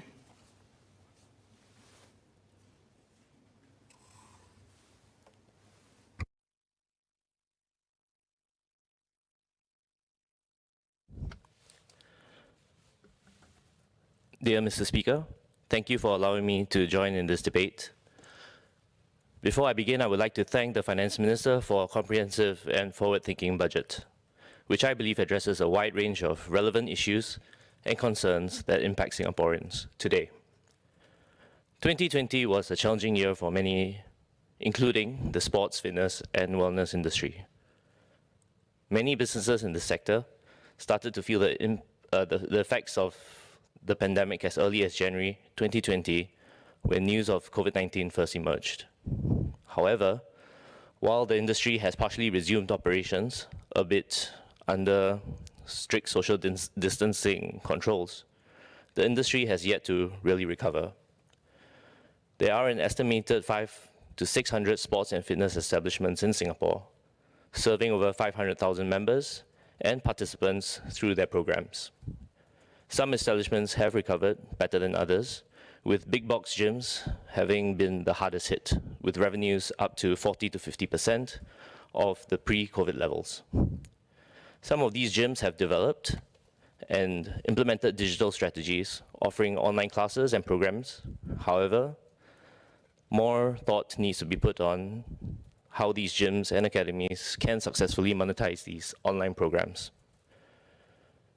Now that Singapore is easing into phase 3, it is time to focus on the industry and rehabilitation efforts and how we can allow the sports industry, both sports enterprises and people participating in sports, to get back on their feet. I'm heartened to hear that the Sports Resilience Package will be extended in FY 2021 to support businesses and self-employed persons in this sector. I'm also encouraged to note that an additional $45 million will be set aside for the arts, culture, and sports sectors to supply capacity building and sector transformation. Participation in sports and fitness, in the broader sense, can instill and develop physical resilience. Through the pandemic, we saw Singaporeans battle through several difficult situations, including social isolation and caring for their mental health. Physical activity has a considerable potential to enhance our well-being. A short burst of 10 minutes brisk walk increases a person's mental alertness, energy, and positive mood. As shown in a recent study by the Journal of Behavioral Medicine, participation in regular physical activity can boost self-esteem and reduce stress and anxiety. According to an article by the British Journal of Occupational Therapy, it also plays a role in preventing mental health problems and improving people's quality of life. Sports can inspire and unite people. We experience it when our athletes take to the pool, track, field, and court, and bring glory to Singapore. We felt the high when Joseph Schooling had his "Where were you when it happened" Olympic gold medal moment. We remember our Lions' glory and the Kallang Roar.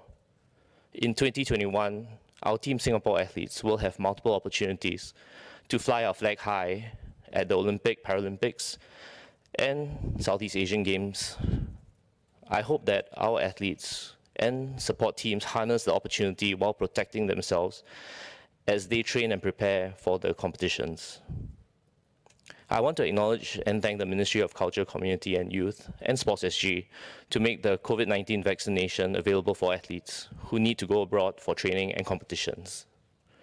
I would also like to ask that we should not waste the opportunity to elevate these moments to inspire and unite our nation. At this juncture, Mr. Speaker, I would like to take this opportunity to recognize our past athletes. They have done Singapore proud in times when resources were scarce and inspired generations after them to take on the mantle and fly Singapore's flag high on the world stage. Neo Chui Kok, Tang Ping Hua, Tan Hao Liang, Wong Peng Soon, and many more. These are some of the names I grew up hearing and inspired me to train and represent Singapore. I have no doubt that these were household names for some of our fellow members of parliament too, when they perhaps inspired us to pick up a racket, a stick, a ball, track shoes, and compete. I believe that Singapore has the talent to produce world beaters if we provide the right environment for the enterprises and athletes to grow and develop. These sports icons have shown us it is possible. However, we must recognize our past achievements and be proud of our sporting heritage, a Singapore sporting heritage.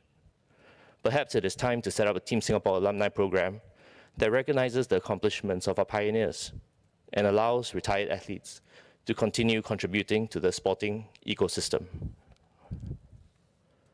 Our national sports associations form a key pillar in the sports infrastructure locally.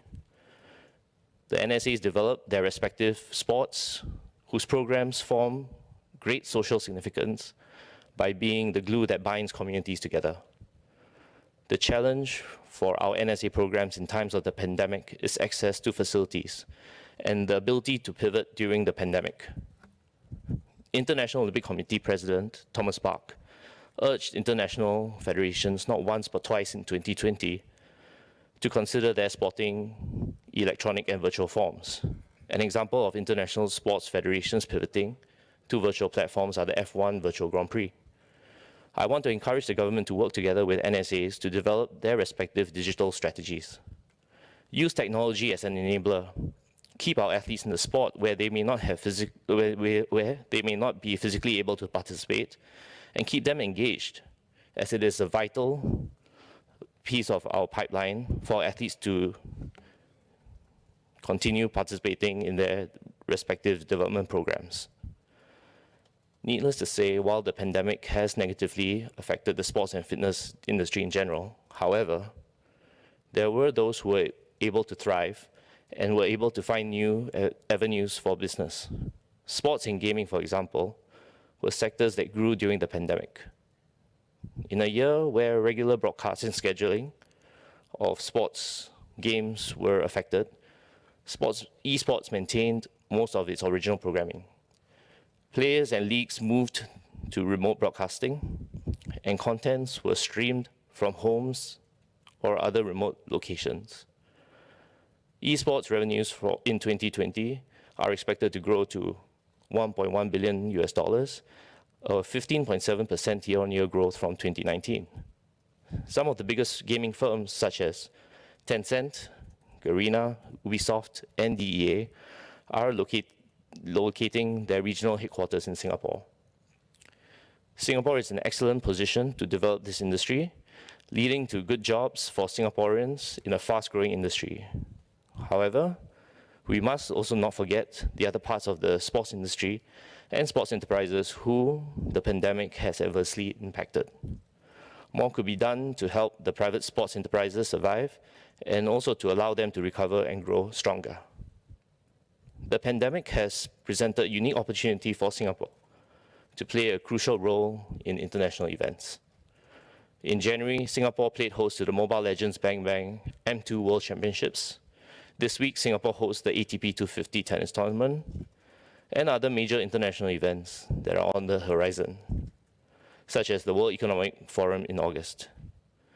Singapore's stable and secure conditions make us an attractive destination to host events in the current global environment.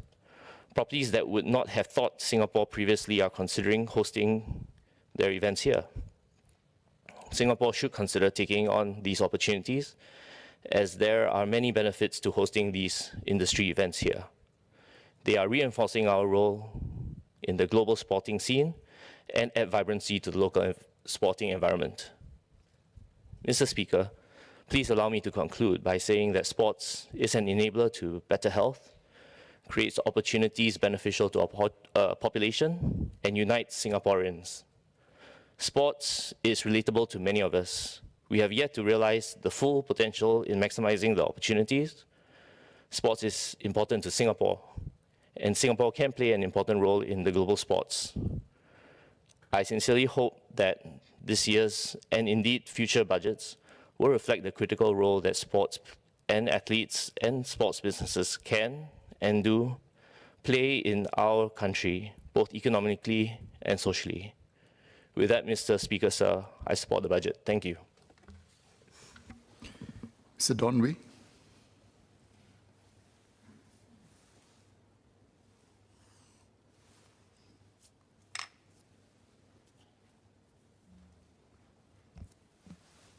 Mr. Speaker, sir, in Mandarin. 随着世界继续与冠病作战，我感到鼓舞的是，新加坡正准备规划我们的未来。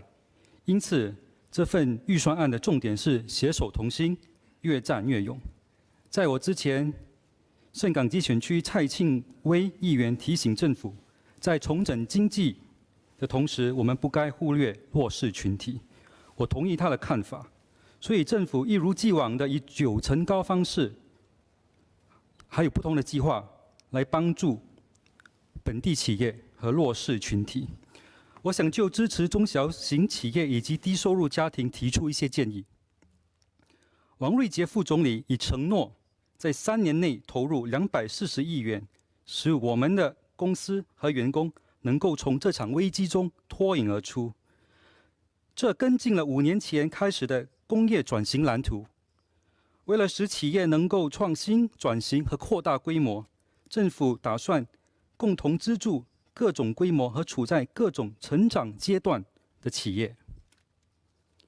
我欢迎政府决定通过提升版的企业融资创投债务计划来分担更多资本提供者的风险。在创投债务计划下，政府与参与的金融机构分享高达70%的合格贷款风险，甚至将支持的贷款额度上限从500万元提高到800万元。这项新举措将优化、深化以及广化现有的一系列援助计划。不过，我担心的是，许多金融机构可能过于保守，即使承担30%的贷款风险，也难以承受，导致规模较小、较新的公司无法获得任何贷款。在这个大规模转型的时代，新的商业模式、产品和服务将出现，其中一些新项目需要庞大资本来购买昂贵的设备，如数码服务和城市垂直农业所会用到的设备等等。请容许我继续以英文发言。The senior executives responsible for approving loans at financial institutions will proceed with an abundance of caution because their objective to preserve capital is different from the perspective of our government, which is to encourage innovation and new engines of growth. In addition, they tend to rely more on track records, proven business models, tried and tested products and services. In fact, the more experienced they are in the financial services sector, the more likely they will have deeper inbuilt preconceptions and biases. For this reason, venture capitalists will fill the gap for funding startups. But many newer and smaller firms will have difficulty attracting venture capitalists. Without government intervention, our small startups will find it hard to access the venture debt program. I would like to suggest that MOF considers drawing up a list of qualifying prescriptive criteria that will help to reduce subjectivity in the process of the assessments. As long as a firm meets the criteria, it should be able to qualify for the program.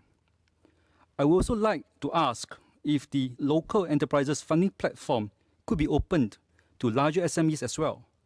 They may find this scheme useful as they do not qualify for grants, nor are able to position themselves as regional or international companies. Another suggestion which I support is to require local large enterprises selected for this scheme to make complementary local SMEs and startups part of their overseas expansion efforts. In other words, to hunt in a pack. Local companies employ more than 60% of Singaporean workforce. Therefore, elevating SMEs' capabilities also improves social mobility. And this brings me to talk about the support rendered towards the lower income families. Children are our future. For disadvantaged children, we must make every effort to assist them so that they will have the best chances of growing up healthy and living fulfilling lives. I'm very glad that the government will be boosting the provision of social services and holistic care for lower income families with children who are staying in HDB rental flats. They have been hard hit by the pandemic. I'm delighted that the Community Link ComLink initiative will be expanded from 1,000 families to a nationwide program to benefit 14,000 families over the next 2 years, in coordination with other schemes such as Uplift and Kickstart. This will really help these vulnerable families. However, I would like to suggest that we make better use of data technology to reduce the administrative work and processing time for assistance applications. As I had suggested before in my maiden speech, the ministry may consider allowing social service officers' records to be shared with schools so that needy children do not need to apply for the financial assistance scheme and school pocket money fund separately. Similarly, for vulnerable families, particularly those with adults who are unfit for work and thus unable to find employment, their medical records stored in the National Electronic Health Record can be shared with the social service officers in a secured manner, with authorization by the needy applicants. This will enable the deserving cases to be assisted expediently. Many of the applicants are frustrated as they have problems navigating the variety of programs and initiatives. For students from vulnerable families, will the ministry guarantee them places in their own schools, student care centres? This will save them from having to travel from their schools to another centre. It is safer for younger students as well. At school-based student care centres, we can help to ensure that needy children enjoy enrichment programs and get nutritious lunches, even dinners. As the recent Singapore longitudinal early developmental study funded by MOE had found, children from poorer homes have less healthy diets and suffer from food insecurity. Not only do their diets affect their health and development, poor nutrition is linked to, I quote, aggression, delinquency, anxiety, and depression. Longer-term impact from poor diets in the young includes potential obesity and weaker academic performance. I would like to request for more resources and the deployment of allied educators to assist this group of students with their homework. Such an arrangement will benefit children living in less conducive home environments, where crowding and noise and the lack of supervision, books, and IT equipment prevent them from learning well. Will the National Library Board install book dispensers at estates with rental blocks which house many young families, such as Brickland and Hong Kong North constituencies, so that the children can have easier access to books? In addition, I would like to request childcare for shift workers to help parents who work night shifts, who have no family support and cannot afford a domestic helper or sitter to keep an eye on young children. We need to ensure their safety and well-being. Last but not least, I urge the government to expedite and increase assistance for vulnerable families with children with issues or special needs. This can range from those with milder to severe conditions, whether these are learning or behavioral issues, such as ADHD or autism or other disabilities. I would like to ask if all these students are able to find a place at special student care centres. Is there any shortage of vacancies, and if so, how many more places will be made available in the coming years? Since July last year, MSF had increased the subsidies and broadened the income criteria so that more families qualify for the Student Care Fee Assistance Scheme. With these changes, how many more families does the scheme cover? Mr. Speaker, sir, it has been said of children with special needs, I quote, "Sometimes real superheroes live in the hearts of small children fighting big battles," unquote. Let us send in more reinforcements and secure more victories. I support the budget. Thank you. Order. I propose to take a break now, suspend the sitting, and we'll take the chair at 4:50 p.m. Order. Order.